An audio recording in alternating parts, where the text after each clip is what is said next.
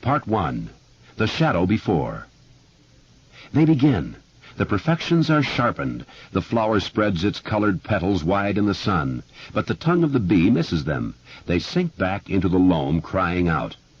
You may call it a cry that creeps over them, a shiver, as they wilt and disappear. William Carlos Williams, Patterson. Born down in a dead man's town. Bruce Springsteen. Chapter 1. After the Flood, 1957. 1. The terror, which would not end for another 28 years, if it ever did end, began, so far as I know or can tell, with a boat made from a sheet of newspaper floating down a gutter swollen with rain. The boat bobbed, listed, righted itself again, dived bravely through treacherous whirlpools, and continued on its way down Witcham Street toward the traffic light which marked the intersection of Witcham and Jackson. The 3 vertical lenses on all sides of the traffic light were dark this afternoon in the fall of 1957, and the houses were all dark too. There had been steady rain for a week now, and 2 days ago the winds had come as well. Most sections of Derry had lost their power then, and it was not back on yet. A small boy in a yellow slicker and red galoshes ran cheerfully along beside the newspaper boat. The rain had not stopped, but it was finally slackening. It tapped on the yellow hood of the boy's slicker, sounding to his ears like rain on a shed roof. A comfortable, almost cozy sound. The boy in the yellow slicker was George Denbrough. He was 6. His brother, William, known to most of the kids at Derry Elementary School, and even to the teachers, who would never have used the nickname to his face, as Stuttering Bill, was at home hacking out the last of a nasty case of influenza. In that autumn of 1957, 8 months before the real horrors began, and 28 years before the final showdown, Stuttering Bill was 10 years old. Bill had made the boat beside which George now ran. He had made it sitting up in bed, his back propped against a pile of pillows, while their mother played Für Elise on the piano in the parlor, and rain swept restlessly against his bedroom window. About 3/4 of the way down the block, as one headed toward the intersection and the dead traffic light, Witcham Street was blocked to motor traffic by smudge pots and 4 orange sawhorses. Stenciled across each of the horses was Derry Department of Public Works. Beyond them, the rain had spilled out of gutters clogged with branches and rocks and big sticky piles of autumn leaves. The water had first pried finger holes in the paving and then snatched whole greedy handfuls. All of this by the 3rd day of the rains. By noon of the 4th day, big chunks of the street surface were boating through the intersection of Jackson and Witcham like miniature whitewater rafts. By that time, many people in Derry had begun to make nervous jokes about arcs. The Public Works Department had managed to keep Jackson Street open, but Witcham was impassable from the sawhorses all the way to the center of town. But everyone agreed the worst was over. The Kenduskeag stream had crested just below its banks in the barrens and bare inches below the concrete sides of the canal which channeled it tightly as it passed through downtown. Right now a gang of men, Zach Denbrough, George's and Bill's father among them, were removing the sandbags they had thrown up the day before with such panicky haste. Yesterday, overflow and expensive flood damage had seemed almost inevitable. God knew it had happened before. The flooding in 1931 had been a disaster which had cost millions of dollars and almost 24 lives. That was a long time ago, but there were still enough people around who remembered it to scare the rest. One of the flood victims had been found 25 miles east in Bucksport. The fish had eaten this unfortunate gentleman's eyes, 3 of his fingers, his penis, and most of his left foot. Clutched in what remained of his hands had been a Ford steering wheel. Now, though the river was receding, and when the new Bangor Hydro Dam went in upstream, the river would cease to be a threat. Or so said Zach Denbrough, who worked for Bangor Hydroelectric. As for the rest, well, future floods could take care of themselves. The thing was to get through this one, to get the power back on, and then to forget it. In Derry, such forgetting of tragedy and disaster was almost an art, as Bill Denbrough would come to discover in the course of time. George paused just beyond the sawhorses at the edge of a deep ravine that had been cut through the tar surface of Witcham Street. This ravine ran on an almost exact diagonal. It ended on the far side of the street, roughly 40 feet farther down the hill from where he now stood, on the right. He laughed aloud, the sound of solitary, childish glee, a bright runner in that gray afternoon. As a vagary of the flowing water took his paper boat into a scale model rapids which had been formed by the break in the tar. The urgent water had cut a channel which ran along the diagonal, and so his boat traveled from one side of Witcham Street to the other, the current carrying it so fast that George had to sprint to keep up with it. Water sprayed out from beneath his galoshes in muddy sheets. Their buckles made a jolly jingling as George Denbrough ran toward his strange death. And the feeling which filled him at that moment was clear and simple love for his brother Bill. Love and a touch of regret that Bill couldn't be here to see this and be a part of it. Of course, he would try to describe it to Bill when he got home, but he knew he wouldn't be able to make Bill see it, the way Bill would have been able to make him see it if their positions had been reversed. Bill was good at reading and writing, but even at his age, George was wise enough to know that wasn't the only reason why Bill got all A's on his report cards, or why his teachers liked his composition so well. Telling was only part of it. Bill was good at seeing. The boat nearly whistled along the diagonal channel, just a page torn from the classified section of the Derry News, but now George imagined it as a PT boat in a war movie, like the ones he sometimes saw down at the Derry Theater with Bill at Saturday matinees. A war picture with John Wayne fighting the Japs. The prow of the newspaper boat threw sprays of water to either side as it rushed along, and then it reached the gutter on the left side of Witcham Street. A fresh streamlet rushed over the break in the tar at this point, creating a fairly large whirlpool, and it seemed to him that the boat must be swamped and capsized. It leaned alarmingly, and then George cheered as it righted itself, turned, and went racing on down toward the intersection. George sprinted to catch up. Over his head, a grim gust of October wind rattled the trees, now almost completely unburdened of their freight of colored leaves by the storm, which had been this year a reaper of the most ruthless sort. 2. Sitting up in bed, his cheek still flushed with heat, but his fever, like the Kentuskegee, finally receding, Bill had finished the boat. But when George reached for it, Bill held it out of reach. "Now get me the paraffin." "What's that? Where is it?" "It's on the cellar shelf as you go downstairs," Bill said, "in a box that says Gulf. Bring that to me, and a knife, and a bowl, and a pack of matches." George had gone obediently to get these things. He could hear his mother playing the piano, not for Elise now, but something else he didn't like so well. Something that sounded dry and fussy. He could hear rain flicking steadily against the kitchen windows. These were comfortable sounds, but the thought of the cellar was not a bit comfortable. He did not like the cellar, and he did not like going down the cellar stairs because he always imagined there was something down there in the dark. That was silly, of course. His father said so, and his mother said so, and even more important, Bill said so, but still. He did not even like opening the door to flick on the light because he always had the idea, this was so exquisitely stupid he didn't dare tell anyone, that while he was feeling for the light switch, some horrible clawed paw would settle lightly over his wrist and then jerk him down into the darkness that smelled of dirt and wet and dim-rotted vegetables. Stupid. There were no things with claws, all hairy and full of killing spite. Every now and then someone went crazy and killed a lot of people. Sometimes Chet Huntley told about such things on the evening news. And, of course, there were commies. But there was no weirdo monster living down in their cellar. Still, this idea lingered. In those interminable moments while he was groping for the switch with his right hand, his left arm curled around the door jamb in a death grip, that cellar smell seemed to intensify until it filled the world. Smells of dirt and wet and long-gone vegetables would merge into one unmistakable, ineluctable smell. The smell of the monster.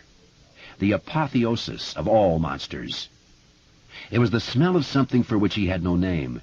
The smell of it, crouched and lurking and ready to spring. A creature which would eat anything, but which was especially hungry for boy meat. He had opened the door that morning and had groped interminably for the switch, holding the jamb in his usual death grip, his eyes squinched shut, The tip of his tongue poked from the corner of his mouth like an agonized rootlet searching for water in a place of drought. Funny? Sure, you betcha. Look at you, Georgie. Georgie's scared of the dark. What a baby.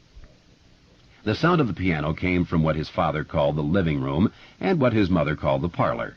It sounded like music from another world, far away, the way talk and laughter on a summer-crowded beach must sound to an exhausted swimmer who struggles with the undertow.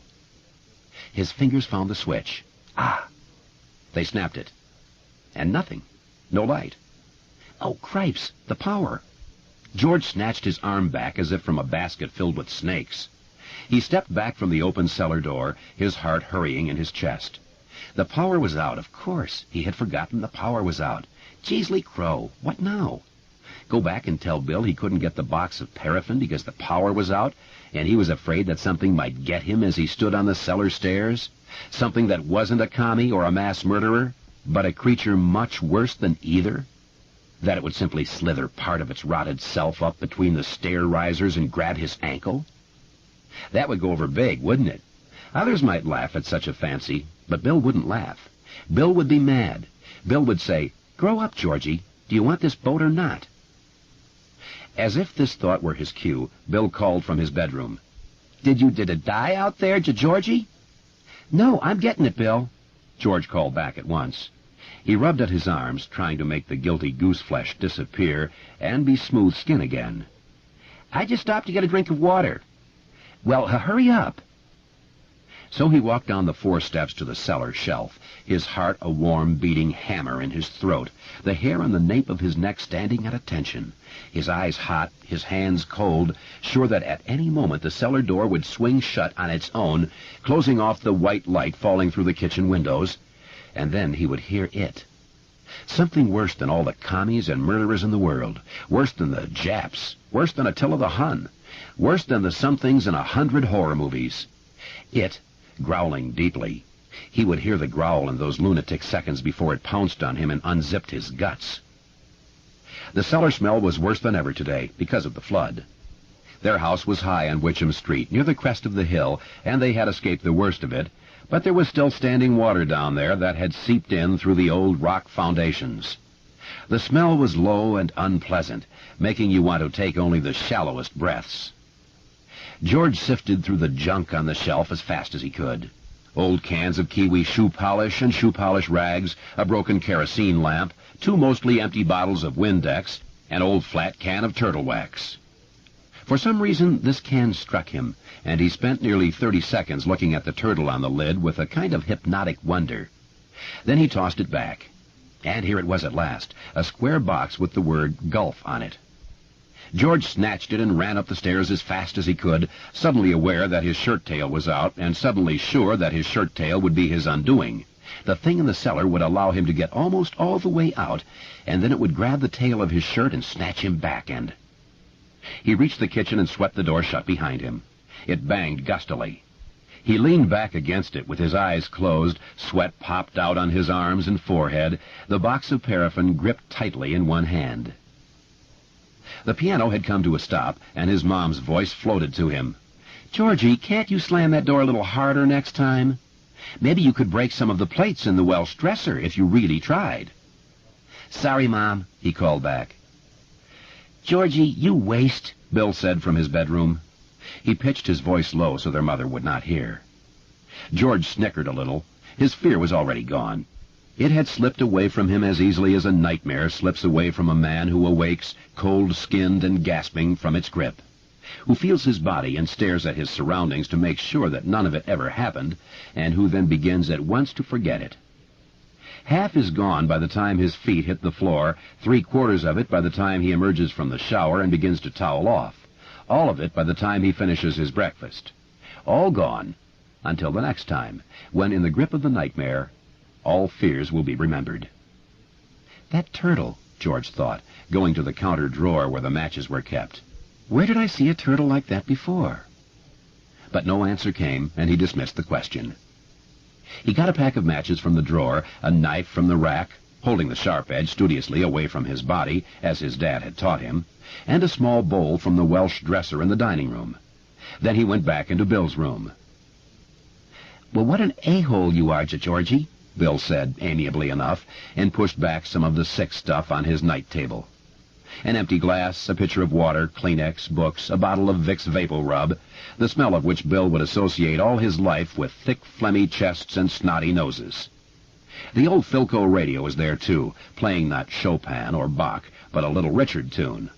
Very softly, however, so softly that Little Richard was robbed of all his raw and elemental power. Their mother, who had studied classical piano at Juilliard, hated rock and roll.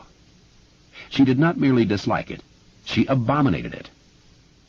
"I know, a-hole," George said, sitting on the edge of Bill's bed and putting the things he had gathered on the night table.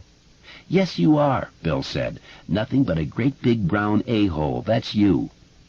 George tried to imagine a kid who was nothing but a great big a-hole on legs and began to giggle. "Your a-hole is bigger than Augusta," Bill said, beginning to giggle too. "Your a-hole is bigger than the whole state," George replied. This broke both boys up for nearly 2 minutes. There followed a whispered conversation of the sort which means very little to anyone save small boys. Accusations of who was the biggest a-hole, who had the biggest a-hole, which a-hole was the brownest, and so on. Finally, Bill said one of the forbidden words. He accused George of being a big, brown, shitty a-hole. And they both got laughing hard. Bill's laughter turned into a coughing fit. As it finally began to taper off, by then Bill's face had gone a plummy shade which George regarded with some alarm, the piano stopped again. They both looked in the direction of the parlor, listening for the piano bench to scrape back, listening for their mother's impatient footsteps. Bill buried his mouth in the crook of his elbow, stifling the last of the coughs, pointing at the pitcher at the same time. George poured him a glass of water, which he drank off. The piano began once more, for Elise again. Stuttering Bill never forgot that piece, and even many years later it never failed to bring gooseflesh to his arms and back. His heart would drop, and he would remember, "My mother was playing that the day Georgie died." "You gonna cough any more, Bill?" "No." Bill pulled a Kleenex from the box, made a rumbling sound in his chest, spat phlegm into the tissue, screwed it up, and tossed it into the wastebasket by his bed, which was filled with similar twists of tissue. Then he opened the box of paraffin and dropped a waxy cube of the stuff into his palm. George watched him closely, but without speaking or questioning. Bill didn't like George talking to him while he did stuff, but George had learned that if he just kept his mouth shut, Bill would usually explain what he was doing. Bill used the knife to cut off a small piece of the paraffin cube. He put the piece in the bowl, then struck a match and put it on top of the paraffin. The two boys watched the small yellow flame as the dying wind drove rain against the window in occasional spatters. "Got to waterproof the boat, or it'll just get wet and sink," Bill said. When he was with George, his stutter was light. Sometimes he didn't stutter at all. In school, however, it could become so bad that talking became impossible for him. Communication would cease, and Bill's schoolmates would look somewhere else, while Bill clutched the sides of his desk, his face growing almost as red as his hair, his eyes squeezed into slits as he tried to winch some word out of his stubborn throat. Sometimes, most times, the word would come. Other times it simply refused. He had been hit by a car when he was 3 and knocked into the side of a building. He had remained unconscious for 7 hours. Mom said it was that accident which had caused the stutter. George sometimes got the feeling that his dad, and Bill himself, was not so sure. The piece of paraffin in the bowl was almost entirely melted.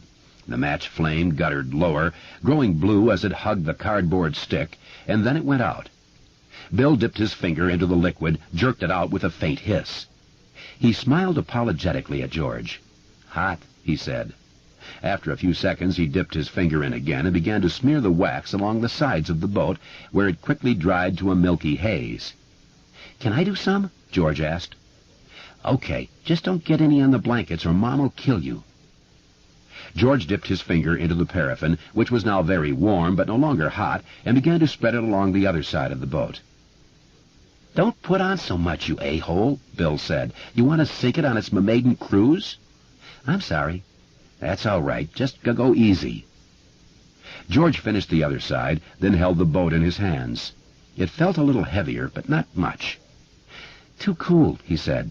"I'm going to go out and sail it." Yeah, you do that, Bill said. He suddenly looked tired and still not very well.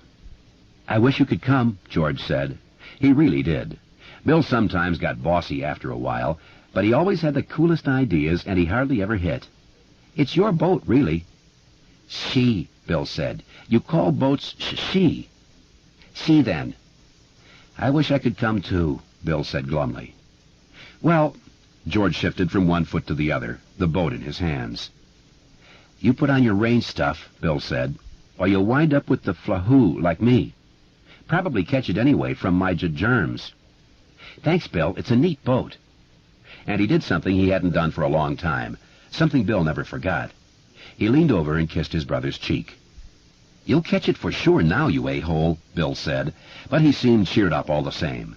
He smiled at George. Put all this stuff back, too, or Mom'll have up a bird. Sure. He gathered up the waterproofing equipment and crossed the room, the boat perched precariously on top of the paraffin box, which was sitting askew in the little bowl. Georgie? George turned back to look at his brother. Be careful. Sure. His brow creased a little. That was something your mom said, not your big brother. It was as strange as him giving Bill a kiss. Sure I will. He went out. Bill never saw him again. 3. Now here he was, chasing his boat down the left side of Witcham Street. He was running fast, but the water was running faster, and his boat was pulling ahead. He heard a deepening roar and saw that 50 yards farther down the hill, the water in the gutter was cascading into a storm drain that was still open. It was a long, dark semicircle cut into the curbing, and as George watched, a stripped branch, its bark as dark and glistening as sealskin, shot into the storm drain's maw. It hung up there for a moment and then slipped down inside. That was where his boat was headed. Oh, shit and Shinola, he yelled, dismayed. He put on speed, and for a moment he thought he would catch the boat. Then one of his feet slipped and he went sprawling, skinning one knee and crying out in pain. From his new pavement-level perspective, he watched his boat swing around twice, momentarily caught in another whirlpool, and then disappear. Shit and Shinola, he yelled again, and slammed his fist down on the pavement. That hurt, too, and he began to cry a little. What a stupid way to lose the boat. He got up and walked over to the storm drain. He dropped to his knees and peered in. The water made a dank, hollow sound as it fell into the darkness. It was a spooky sound. It reminded him of... Huh? The sound was jerked out of him as if on a string, and he recoiled. There were yellow eyes in there, the sort of eyes he had always imagined but never actually seen down in the basement. It's an animal, he thought incoherently. That's all it is, some animal. Maybe a house cat that got stuck down in there. Still, he was ready to run. Would run in a second or two when his mental switchboard had dealt with the shock those two shiny yellow eyes had given him. He felt the rough surface of the macadam under his fingers and the thin sheet of cold water flowing around them. He saw himself getting up and backing away. And that was when a voice, a perfectly reasonable and rather pleasant voice, spoke to him from inside the storm drain. Hi, Georgie, it said. George blinked and looked again. He could barely credit what he saw. It was like something from a made-up story, or a movie where you know the animals will talk and dance. If he had been 10 years older, he would not have believed what he was seeing. But he was not 16. He was 6. There was a clown in the storm drain. The light in there was far from good, but it was good enough so that George Denbrough was sure of what he was seeing. It was a clown, like in the circus or on TV. In fact, he looked like a cross between Bozo and Clarabelle, who talked by honking his, or was it her? George was never really sure of the gender, horn on Howdy Doody Saturday mornings. Buffalo Bob was just about the only one who could understand Clarabelle, and that always cracked George up. The face of the clown in the storm drain was white. There were funny tufts of red hair on either side of his bald head, and there was a big clown smile painted over his mouth. If George had been inhabiting a later year, he would have surely thought of Ronald McDonald before Bozo or Clarabelle. The clown held a bunch of balloons, all colors, like gorgeous ripe fruit in one hand. In the other he held George's newspaper boat. Want your boat, Georgie? The clown smiled. George smiled back. He couldn't help it. It was the kind of smile you just had to answer. "I sure do," he said. The clown laughed. "I sure do. That's good. That's very good. And how about a balloon?" "Well, sure." He reached forward and then drew his hand reluctantly back. "I'm not supposed to take stuff from strangers. My dad said so." "Very wise of your dad," the clown in the storm drain said, smiling. How, George wondered, could I have thought his eyes were yellow? They were a bright dancing blue, the color of his mom's eyes and Bill's. "Very wise indeed. Therefore I will introduce myself. I, Georgie, am Mr. Bob Gray, also known as Pennywise the Dancing Clown. Pennywise, meet George Denbrough. George, meet Pennywise. And now we know each other. I'm not a stranger to you, and you're not a stranger to me. Correct?" George giggled. "I guess so." He reached forward again and drew his hand back again. "How did you get down there?" "Storm just blew me away," Pennywise the Dancing Clown said. "It blew the whole circus away. Can you smell the circus, Georgie?" George leaned forward. Suddenly he could smell peanuts, hot roasted peanuts, and vinegar, the white kind you put on your French fries through a hole in the cap. He could smell cotton candy and frying doughboys and the faint but thunderous odor of wild animal shit. He could smell the cheery aroma of Midway sawdust, and yet under it all was the smell of flood and decomposing leaves and dark storm-drained shadows. That smell was wet and rotten. The cellar smell. But the other smells were stronger. "You bet I can smell it," he said. "Want your boat, Georgie?" Pennywise asked. "I only repeat myself because you really do not seem that eager." He held it up, smiling. He was wearing a baggy silk suit with great big orange buttons. A bright tie, electric blue, flopped down his front, and on his hands were big white gloves, like the kind Mickey Mouse and Donald Duck always wore. "Yes, sure," George said, looking into the storm drain. "And a balloon? I've got red and green and yellow and blue." "Do they float?" "Float?" The clown's grin widened. "Oh, yes, indeed they do. They float. And there's cotton candy." George reached. The clown seized his arm. And George saw the clown's face change. What he saw then was terrible enough to make his worst imaginings of the thing in the cellar look like sweet dreams. What he saw destroyed his sanity in one clawing stroke. "They float," the thing in the drain crooned in a clotted, chuckling voice. It held George's arm in its thick and wormy grip. It pulled George toward that terrible darkness where the water rushed and roared and bellowed as it bore its cargo of storm debris toward the sea. George craned his neck away from that final blackness and began to scream into the rain, to scream mindlessly into the white autumn sky which curved above Derry on that day in the fall of 1957. His screams were shrill and piercing, and all up and down Witcham Street people came to their windows or bolted out onto their porches. "They float," it growled. "They float, Georgie, and when you're down here with me, you'll float too." George's shoulders socked against the cement of the curb, and Dave Gardner, who had stayed home from his job at the shoe boat that day because of the flood, saw only a small boy in a yellow rain slicker, a small boy who was screaming and writhing in the gutter with muddy water surfing over his face and making his scream sound bubbly. "Everything down here floats," that chuckling, rotten voice whispered, and suddenly there was a ripping noise and a flaring sheet of agony. And George Denbrough knew no more. Dave Gardner was the first to get there, and although he arrived only 45 seconds after the first scream, George Denbrough was already dead. Gardner grabbed him by the back of the slicker, pulled him into the street, and began to scream himself as George's body turned over in his hands. The left side of George's slicker was now bright red. Blood flowed into the storm drain from the tattered hole where the left arm had been.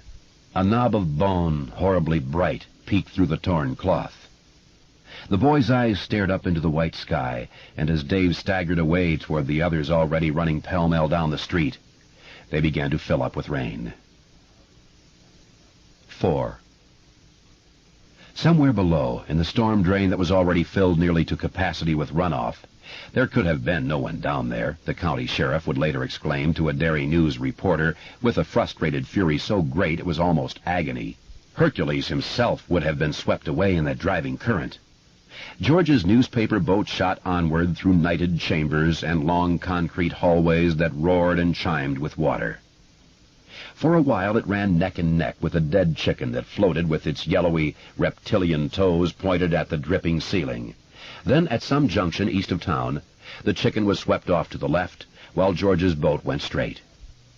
An hour later, while George's mother was being sedated in the emergency room at Derry Home Hospital, and while stuttering Bill sat stunned and white and silent in his bed, listening to his father sob hoarsely in the parlor where his mother had been playing Fur Elise when George went out, the boat shot out through a concrete loophole like a bullet exiting the muzzle of a gun and ran at speed down a sluiceway and into an unnamed stream.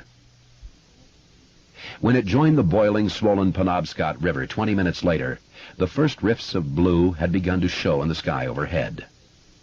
The storm was over. The boat dipped and swayed and sometimes took on water, but it did not sink. The two brothers had waterproofed it well. I do not know where it finally fetched up, if ever it did. Perhaps it reached the sea and sails there forever, like a magic boat in a fairy tale.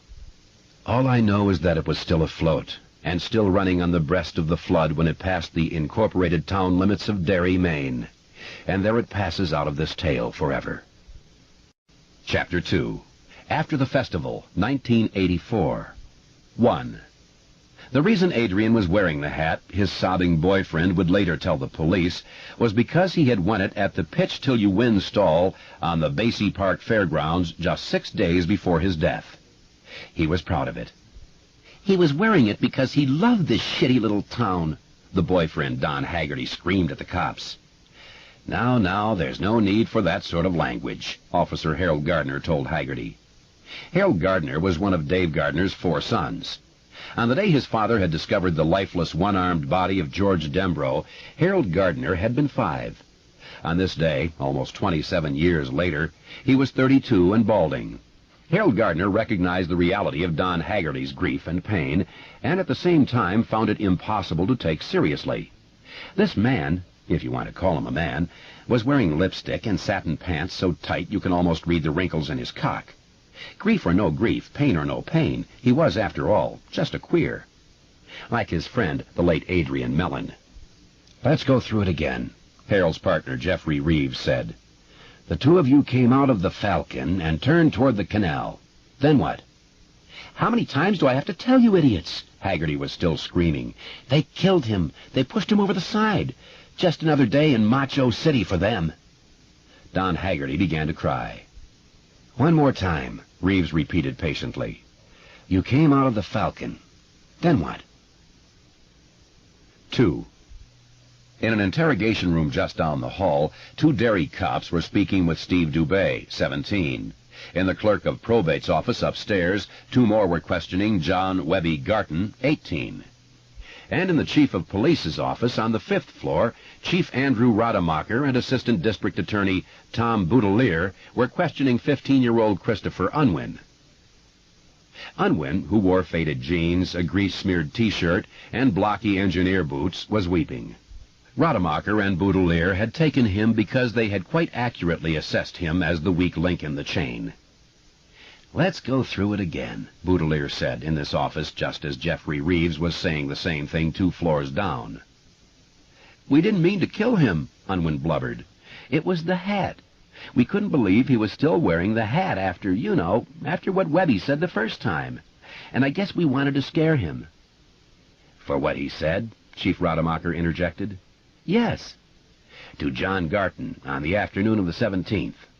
"Yes, to Webby." Unwin burst into fresh tears. "But we tried to save him when we saw he was in trouble. At least me and Stevie Dubé did. We didn't mean to kill him." "Come on, Chris, don't shit us," Boudelier said. "You threw the little queer into the canal."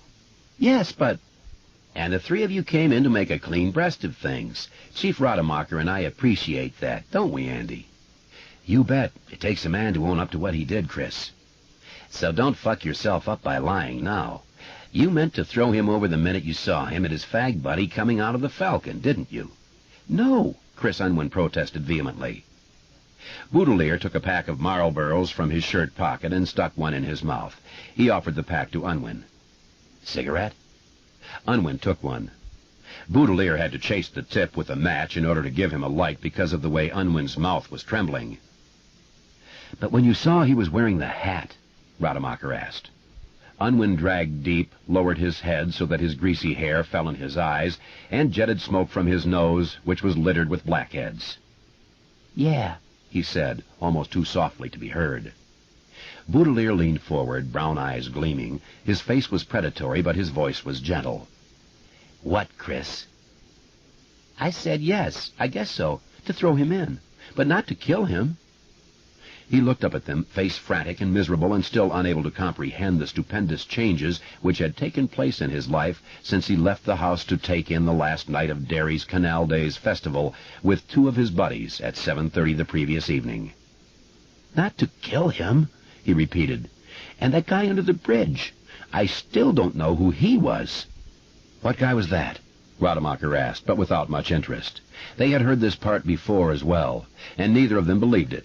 Sooner or later, men accused of murder almost always drag out that mysterious other guy. Boudelier even had a name for it.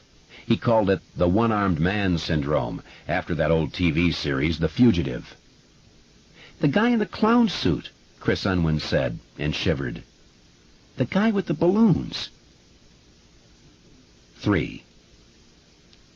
The Canal Days Festival, which ran from July 15th to July 21st, had been a rousing success, most Derry residents agreed.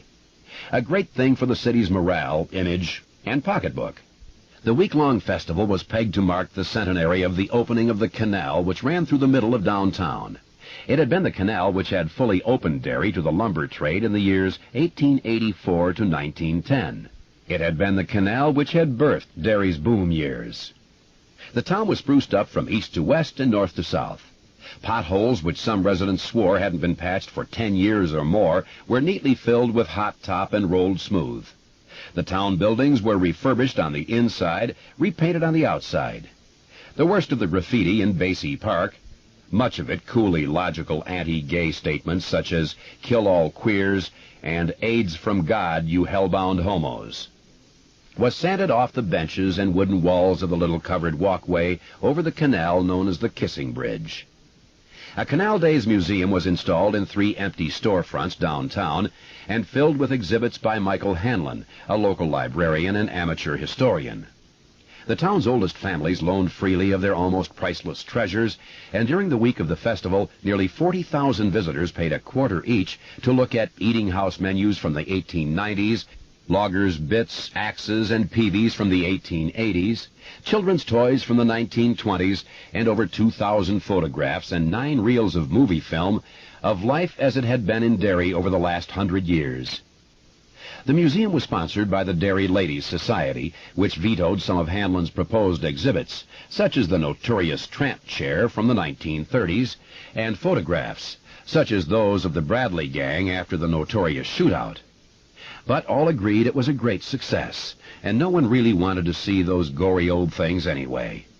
It was so much better to accentuate the positive and eliminate the negative, as the old song said.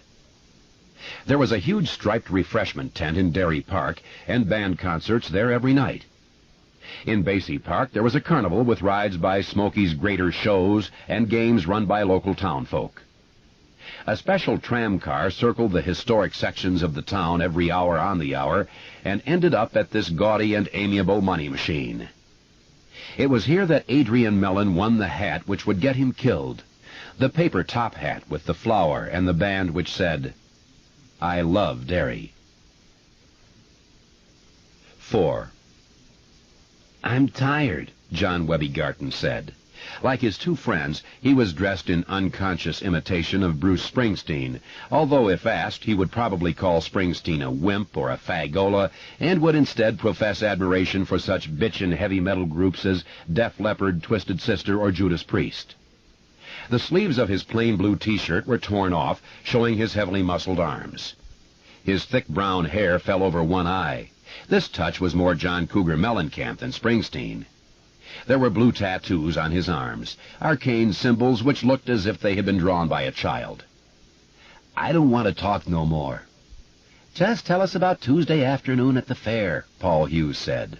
Hughes was tired and shocked and dismayed by this whole sordid business. He thought again and again that it was as if Derry Canal days ended with one final event which everyone had somehow known about, but which no one had quite dared to put down on the daily program of events. If they had, it would have looked like this. Saturday, 9 p.m. Final band concert featuring the Derry High School Band and the Barbershop Mellow Men. Saturday, 10 p.m. Giant fireworks show. Saturday, 10:35 p.m. Ritual sacrifice of Adrian Mellon officially ends Canal Days. "Fuck the fair," Webby replied. "Just what you said to Mellon and what he said to you." "Oh, Christ."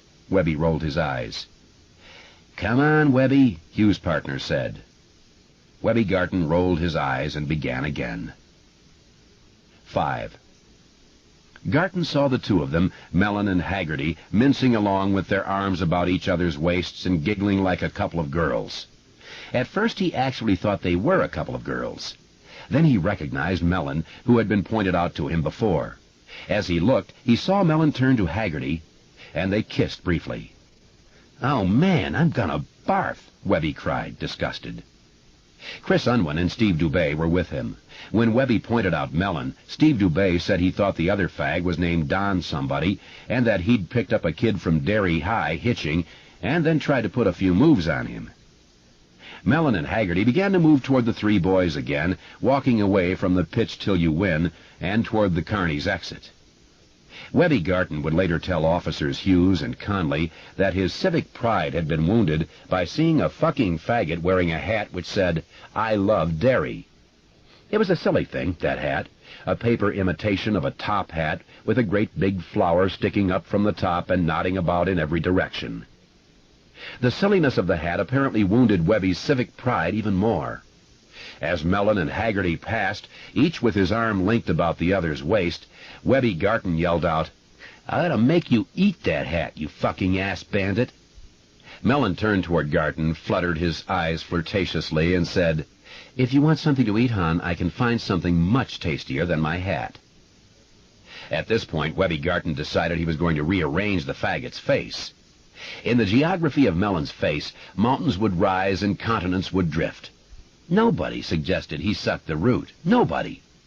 He started toward Mellon. Mellon's friend, Haggerty, alarmed, attempted to pull Mellon away, but Mellon stood his ground, smiling. Garton would later tell officers Hughes and Conley that he was pretty sure Mellon was high on something. So he was, Haggerty would agree, when this idea was passed on to him by officers Gardner and Reeves. He was high on 2 fried doughboys smeared with honey, on the carnival, on the whole day. He had been consequently unable to recognize the real menace which Webby Garton represented. "But that was Adrian," Don said, using a tissue to wipe his eyes and smearing the spangled eyeshadow he was wearing. "He didn't have much in the way of protective coloration. He was one of those fools who think things really are going to turn out all right." He might have been badly hurt there and then if Garton hadn't felt something tap his elbow. It was a nightstick. He turned his head to see Officer Frank Machin, another member of Derry's finest. "Never mind, little buddy," Machin told Garton. "Mind your business and leave those little gay boyos alone. Have some fun." "Did you hear what he called me?" Garton asked hotly. He was now joined by Unwin and Dubé. The two of them, smelling trouble, tried to urge Garton on up the midway, but Garton shrugged them away, would have turned on them with his fists if they had persisted. His masculinity had borne an insult which he felt must be avenged. Nobody suggested he suck the root. Nobody. "I don't believe he called you anything," Machin replied. "And you spoke to him first, I believe. Now move on, Sonny. I don't want to have to tell you again." "He called me a queer." "Are you worried you might be, then?" Machin asked, seeming to be honestly interested. And Garton flushed a deep, ugly red. During this exchange, Haggerty was trying with increasing desperation to pull Adrian Mellon away from the scene. Now at last Mellon was going. "Ta-ta, love," Adrian called cheekily over his shoulder. "Shut up, candy ass," Machin said. "Get out of here." Garton made a lunge at Mellon, and Machin grabbed him. "I can run you in, my friend," Machin said, "and the way you're acting, it might not be such a bad idea." "Next time I see you, I'm going to hurt you," Garton bellowed after the departing pair, and heads turned to stare at him. And if you're wearing that hat, I'm gonna kill you. This town don't need no faggots like you. Without turning, Mellon waggled the fingers of his left hand, the nails were painted cerise, and put an extra little wiggle in his walk. Garton lunged again. One more word, or one more move, and in you go, Machen said mildly. Trust me, my boy, for I mean exactly what I say. Come on, Webby, Chris Unwin said uneasily. Mellow out. You guys like that? Webby asked Machen, ignoring Chris and Steve completely. Huh? About the bum punchers, I'm neutral, Machen said. What I'm really in favor of is peace and quiet, and you are upsetting what I like, Pizza Face. Now do you want to go around with me or what? Come on, Webby, Steve Dubé said quietly. Let's go get some hot dogs. Webby went, straightening his shirt with exaggerated moves and brushing the hair out of his eyes. Machen, who also gave a statement on the morning following Adrian Mellon's death, said, The last thing I heard him say as him and his buddies walked off was, Next time I see him, he's going to be in serious hurt. 6. Please, I got to talk to my mother, Steve Dubé said for the third time. I've got to get her to mellow out my stepfather, or there is going to be one hell of a punching match when I get home. In a little while, Officer Charles Averino told him. Both Averino and his partner, Barney Morrison, knew that Steve Dubé would not be going home tonight, and maybe not for many nights to come. The boy did not seem to realize just how heavy this particular bust was, and Averino would not be surprised when he learned later on that Dubé had left school at age 16. At that time, he had still been in Water Street Junior High. His IQ was 68, according to the Wechsler he had taken during one of his 3 trips through the 7th grade. Tell us what happened when you saw Mellon coming out of the Falcon, Morrison invited. No, man, I better not. Well, why not? Averino asked. I already talked too much, maybe. You came in to talk, Averino said. Isn't that right? Well, yeah, but... Listen, Morrison said warmly, sitting down next to Dubé and shooting him a cigarette. You think me and Chick here like fags? I don't know. Do we look like we like fags? No, but... We're your friends, Steve-O, Morrison said solemnly. And believe me, you and Chris and Webby need all the friends you can get just about now. Because tomorrow, every bleeding heart in this town is going to be screaming for you guys' blood. Steve Dubé looked dimly alarmed. Averino, who could almost read this hairbag's pussy little mind, suspected he was thinking about his stepfather again. And although Averino had no liking for Derry's small gay community, like every other cop on the force, he would enjoy seeing the Falcon shut up forever. He would have been delighted to drive Dubé home himself. He would, in fact, have been delighted to hold Dubé's arms while Dubé's stepfather beat the creep to oatmeal. Averino did not like gays, but this did not mean he believed they should be tortured and murdered. Mellon had been savaged. When they brought him up from under the canal bridge, his eyes had been open, bulging with terror. And this guy here had absolutely no idea of what he had helped do. We didn't mean to hurt him, Steve repeated. This was his fallback position when he became even slightly confused. That's why you want to get out front with us, Averino said earnestly. Get the true facts of the matter out in front, and this maybe won't amount to a piss hole in the snow. Isn't that right, Barney? As rain, Morrison agreed. One more time, what do you say? Averino coaxed. Well, Steve said, and then slowly began to talk. 7. When the Falcon was opened in 1973, Elmer Curdy thought his clientele would consist mostly of bus riders. The terminal next door serviced 3 different lines, Trailways, Greyhound, and Aroostook County. What he failed to realize was how many of the passengers who ride buses are women or families with small children in tow. Many of the others kept their bottles in brown bags and never got off the bus at all.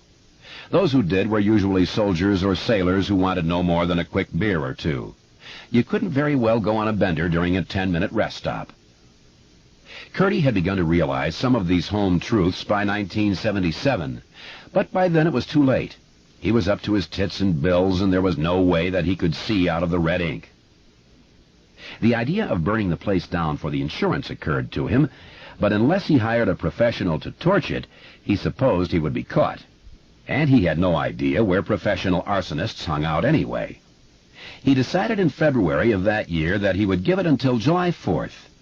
If things didn't look as if they were turning around by then, he would simply walk next door, get on a hound, and see how things looked down in Florida.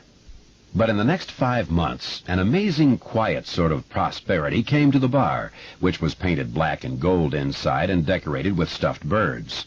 Elmer Curdy's brother had been an amateur taxidermist who specialized in birds, and Elmer had inherited the stuff when he died. Suddenly, instead of drawing 60 beers and pouring maybe 20 drinks a night, Elmer was drawing 80 beers and pouring 100 drinks, 120, sometimes 160. His clientele was young, polite, almost exclusively male. Many of them dressed outrageously, but those were years when outrageous dress was still almost the norm, and Elmer Curdy did not realize that his patrons were just about almost exclusively gay until 1981 or so. If Derry residents had heard him say this, they would have laughed and said that Elmer Curdy must think they had all been born yesterday. But his claim was perfectly true. Like the man with the cheating wife, he was practically the last to know. And by the time he didn't care. The bar was making money, and while there were 4 other bars in Derry which turned a profit, the Falcon was the only one where rambunctious patrons did not regularly demolish the whole place. There were no women to fight over, for one thing, and these men, fags or not, seemed to have learned a secret of getting along with each other which their heterosexual counterparts did not know. Once he became aware of the sexual preference of his regulars, he seemed to hear lurid stories about the Falcon everywhere. These stories had been circulating for years, but until '81, Curdy simply hadn't heard them. The most enthusiastic tellers of these tales, he came to realize, were men who wouldn't be dragged into the Falcon with a chain fall for fear all the muscles would go out of their wrists or something. Yet they seemed privy to all sorts of information. According to the stories, you could go in there any night and see men close dancing, rubbing their cocks together right out on the dance floor.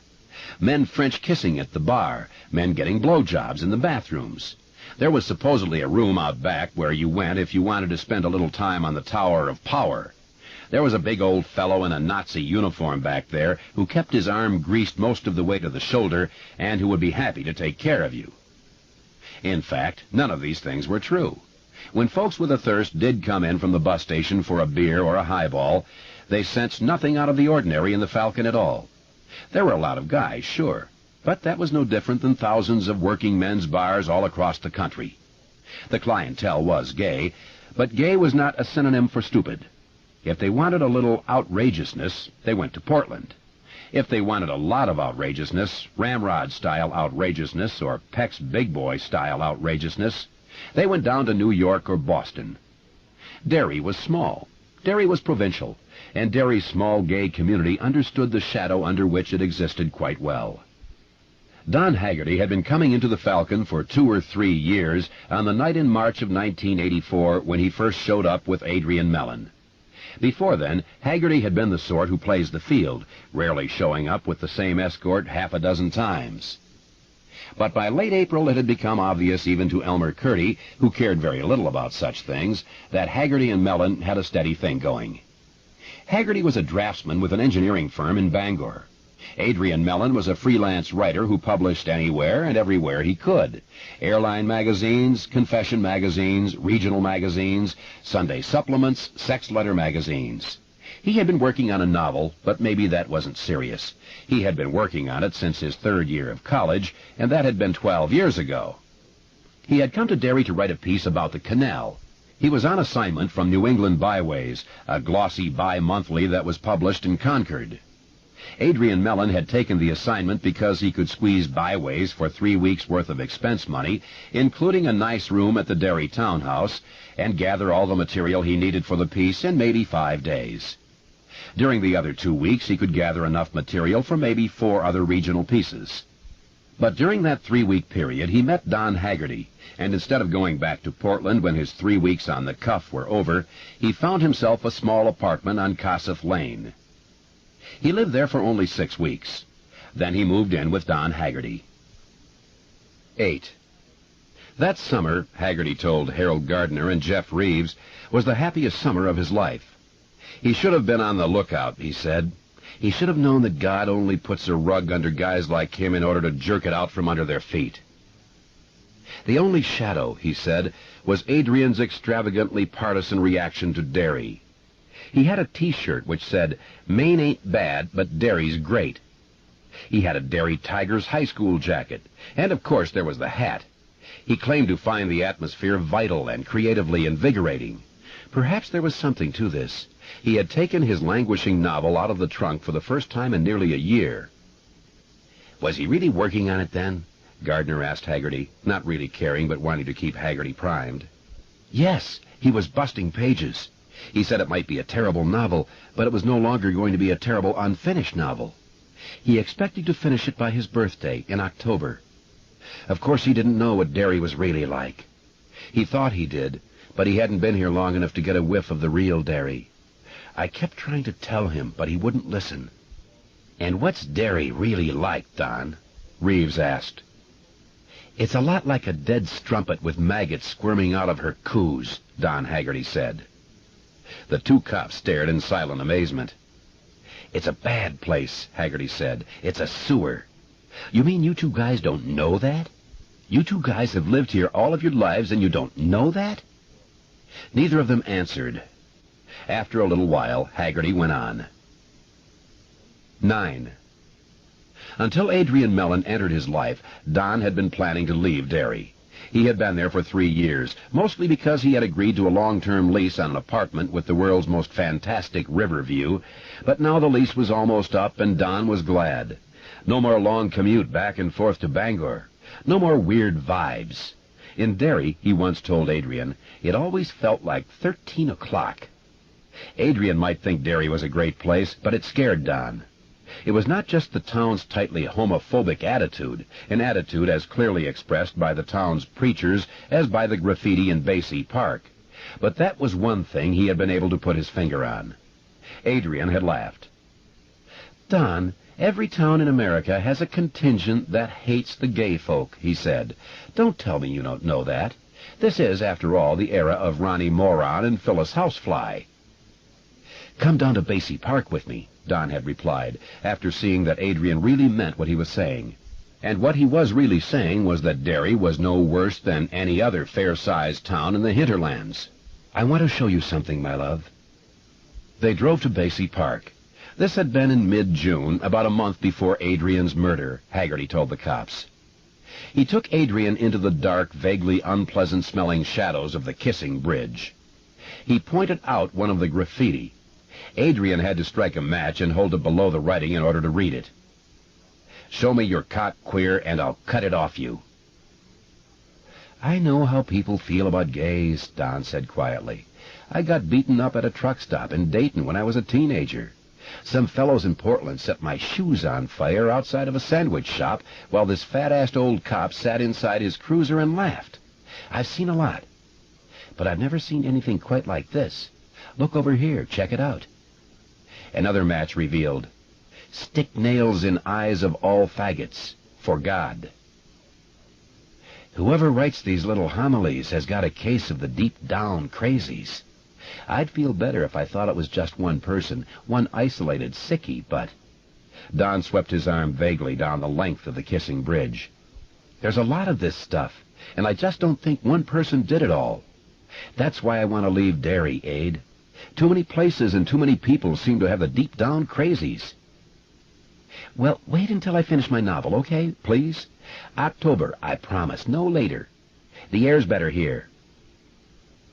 He didn't know it was the water he was going to have to watch out for, Don Haggerty said bitterly. 10. Tom Boudelier and Chief Rademacher leaned forward, neither of them speaking. Chris Unwin sat with his head down, talking monotonously to the floor. This was the part they wanted to hear. This was the part that was going to send at least 2 of these assholes to Thomaston. "The fare wasn't no good," Unwin said. "They was already taking down all the bitchin' rides, you know, like the Devil Dish and the Parachute Drop. They already had a sign in the bumper cars that said closed. Wasn't nothing open but baby rides. So we went down by the games, and Webby saw the Pitch Till You Win, and he paid 50 cents, and he seen that hat the Queer was wearing, and he pitched at that. But he kept missing it. And every time he missed, he got more in a bad mood, you know. And Steve, He's the guy who usually goes around saying, mellow out, like mellow out this and mellow out that, and why don't you fucking mellow out, you know? Only he was in a real piss-up-a-rope mood because he took this pill, you know? I don't know what kind of a pill, a red pill. Maybe it was even legal. But he keeps after Webby until I thought Webby was gonna hit him, you know? He goes, you can't even win that queer's hat. You must really be wasted if you can't even win that queer's hat. So finally the lady gives him a prize, even though the ring wasn't over it, 'cause I think she wanted to get rid of us. I don't know, maybe she didn't, but I think she did. It was this noisemaker thing, you know? You blow it, and it puffs up and unrolls and makes a noise like a fart, you know? I used to have one of those. I got it for Halloween or New Year's or some fucking holiday. I thought it was pretty good, only I lost it. Or maybe somebody hawked it out of my pocket in the fucking play yard at school, you know? So then the fair's closing, and we're walking out, and Steve's still on Webby about not being able to win that queer's hat, you know, and Webby ain't saying much. And I know that's a bad sign, but I was pretty faced, you know? So I knew I ought to, like, change the subject, only I couldn't think of no subject, you know? So when we get into the parking lot, Steve says, where you want to go, home? And Webby goes, let's cruise by the Falcon first and see if that queer's around. Boudelier and Rademacher exchanged a glance. Boudelier raised a single finger and tapped it against his cheek. Although this doofus in the engineer boots didn't know it, he was now talking about first-degree murder. So I goes, no, I gotta get home. And Webby goes, you scared to go by that queer bar? And I go, fuck no. And Steve still hires something, and he says, let's go grease some queer meat. Let's go grease some queer meat. Let's go grease. 11. The timing was just right enough so that things worked out wrong for everyone. Adrian Mellon and Don Haggerty came out of the Falcon after 2 beers, walked up past the bus station, and then linked hands. Neither of them thought about it. It was just something they did. It was 10:20. They reached the corner and turned left. The Kissing Bridge was almost half a mile upriver from here. They meant to cross Main Street Bridge, which was much less picturesque. The Kenduskeag was summer low, no more than 4 feet of water sliding listlessly around the concrete pilings. When the duster drew abreast of them, Steve Dubé had spotted the 2 of them coming out of the Falcon and gleefully pointed them out. They were on the edge of the span. Cut in, Webby Garton screamed. The 2 men had just passed under a street light, and he had spotted the fact that they were holding hands. This infuriated him, but not as much as the hat infuriated him. The big paper flower was nodding crazily this way and that. Cut in, goddammit! And Steve did. Chris Unwin would deny active participation in what followed, but Don Haggerty told a different story. He said that Garton was out of the car almost before it stopped, and that the other 2 quickly followed. There was talk, not good talk. There was no attempt at flippancy or false coquetry on Adrian's part this night. He recognized that they were in a lot of trouble. Give me that hat, Garton said. Give it to me, queer. If I do, will you leave us alone? Adrian was wheezing with fright, almost crying, looking from Unwin to Dubé to Garton with terrified eyes. Just give me the fucker. Adrian handed it over. Garton produced a switch knife from the left front pocket of his jeans and cut it into 2 pieces. He rubbed the pieces against the seat of his jeans, then he dropped them to his feet and stomped them. Don Haggerty backed away a little while their attention was divided between Adrian and the hat. He was looking, he said, for a cop. Now will you let us out? Adrian Mellon began, and that was when Garton punched him in the face, driving him back against the waist-high pedestrian railing of the bridge. Adrian screamed, clapping his hands to his mouth. Blood poured through his fingers. Aid! Haggerty cried, and ran forward again. Dubé tripped him. Garton booted him in the stomach, knocking him off the sidewalk and into the roadway. A car passed. Haggerty rose to his knees and screamed at it. It didn't slow. The driver, he told Gardner and Reeves, never even looked around. Shut up, queer, Dubé said, and kicked him in the side of the face. Haggerty fell on his side in the gutter, semi-conscious. A few moments later, he heard a voice, Chris Unwin's, telling him to get away before he got what his friend was getting. In his own statement, Unwin verified giving this warning. Haggerty could hear thudding blows and the sound of his lover screaming. Adrian sounded like a rabbit in a snare, he told the police. Haggerty crawled back toward the intersection and the bright lights of the bus station, and when he was a distance away, he turned back to look. Adrian Mellon, who stood about 5'5" and might have weighed 135 pounds soaking wet, was being pushed from Garton to Dubé to Unwin in a kind of triple play. His body jittered and flopped like the body of a rag doll. They were punching him, pummeling him, ripping at his clothes. As he watched, he said, Garton punched Adrian in the crotch. Adrian's hair hung in his face, blood poured out of his mouth and soaked his shirt. Webby Garton wore 2 heavy rings on his right hand. One was a Derry high school ring, the other one he had made in shop class. An intertwined brass DB stood out 3 inches from this latter. The letters stood for the Dead Bugs, a metal band he particularly admired. The rings had torn Adrian's upper lip open and shattered 3 of his upper teeth at the gum line. "Help!" Haggerty shrieked. "Help! Help! They're killing him! Help!" The buildings of Main Street loomed dark and secret. No one came to help, not even from the one white island of light which marked the bus station, and Haggerty did not see how that could be. There were people in there. He had seen them when he and Abe walked past. Would none of them come to help? None at all? "Help! Help! They're killing him! Help! Please, for God's sake!" "Help!" a very small voice whispered from Don Haggerty's left. And then there was a giggle. "Bums rush!" Garton was yelling now, yelling and laughing. All 3 of them, Haggerty told Gardner and Reeves, had been laughing while they beat Adrian up. "Bums rush! Over the side!" "Bums rush! Bums rush! Bums rush!" Dubé chanted, laughing. "Help!" the small voice said again. And although the voice was grave, that little giggle followed again. It was like the voice of a child who cannot help itself.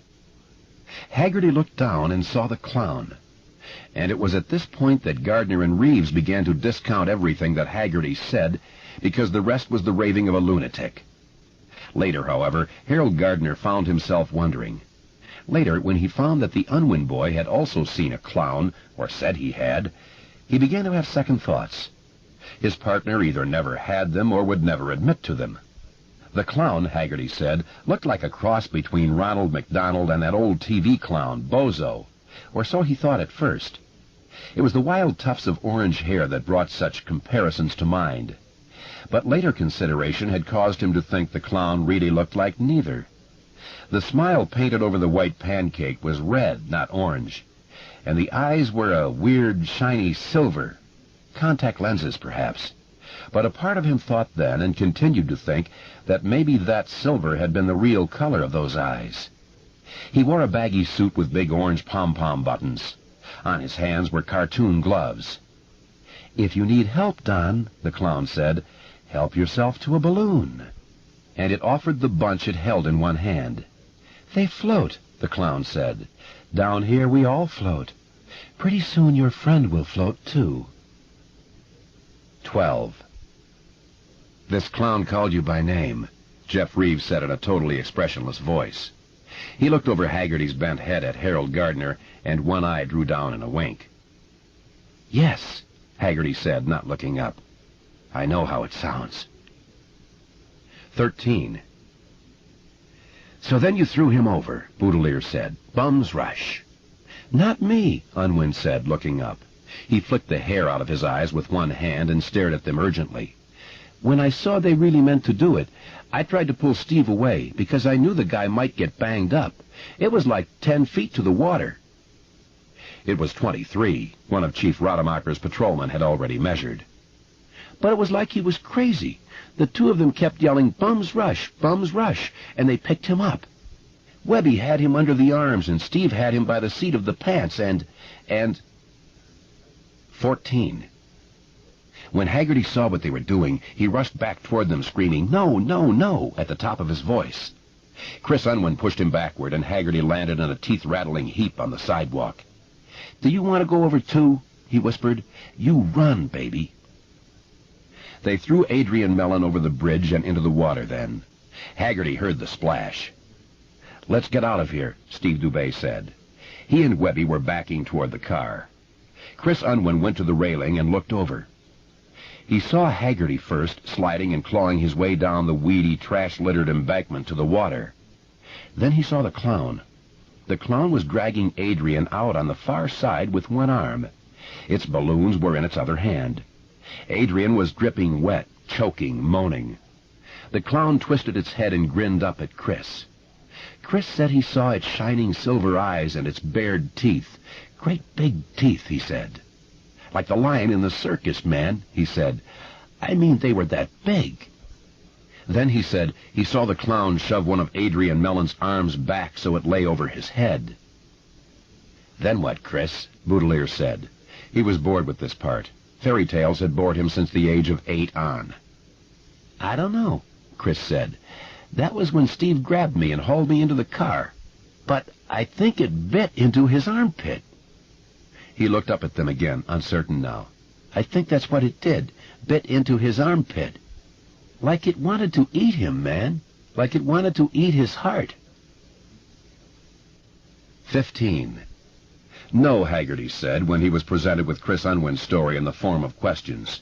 The clown did not drag Aid up on the far bank, at least not that he saw, and he would grant that he had been something less than a disinterested observer by that point. By that point, he had been out of his fucking mind.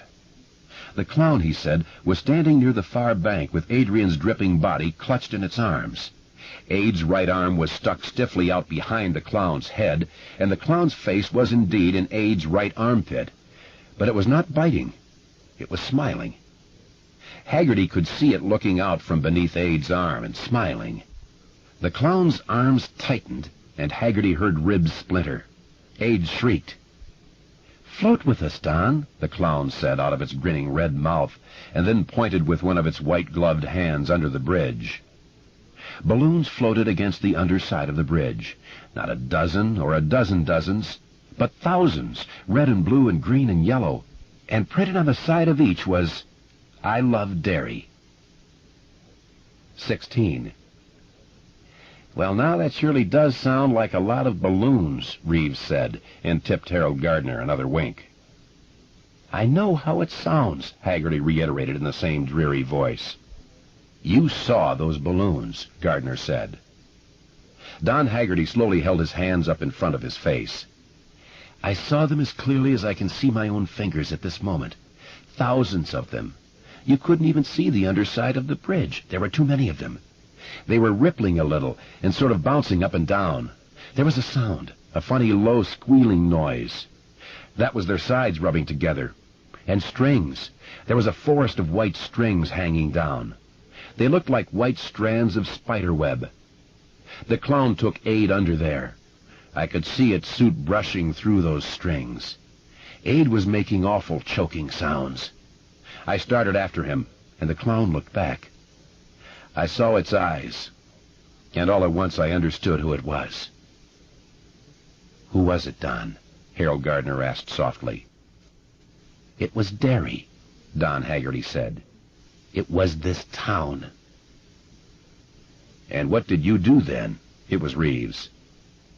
I ran, you dumb shit, Haggerty said, and burst into tears. 17. Harold Gardner kept his peace until November 13th, the day before John Garton and Stephen Dubé were to go on trial in Derry District Court for the murder of Adrian Mellon. Then he went to see Tom Boudelier. He wanted to talk about the clown. Boudelier didn't, but when he saw Gardner might do something stupid without a little guidance, he did. There was no clown, Harold. The only clowns out that night were those 3 kids. You know that as well as I do. We have 2 witnesses. Oh, that's crap. Unwin decided to bring on the one-armed man, as in, we didn't kill the poor little faggot, it was the one-armed man, as soon as he understood he'd really gotten his buns into some hot water this time.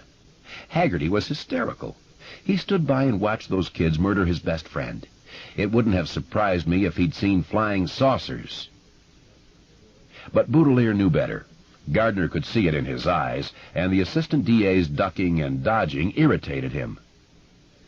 Come on, he said. We're talking about independent witnesses here. Don't bullshit me. Oh, you want to talk bullshit? Are you telling me you believe there was a vampire clown under the Main Street Bridge? Because that's my idea of bullshit. No, not exactly, but Or that Haggerty saw 1 billion balloons under there, each imprinted with exactly the same thing as what was written on his lover's hat? Because that is also my idea of bullshit. No, but... Then why are you bothering with this? Stop cross-examining me, Gardner roared. They both described it the same, and neither knew what the other one was saying.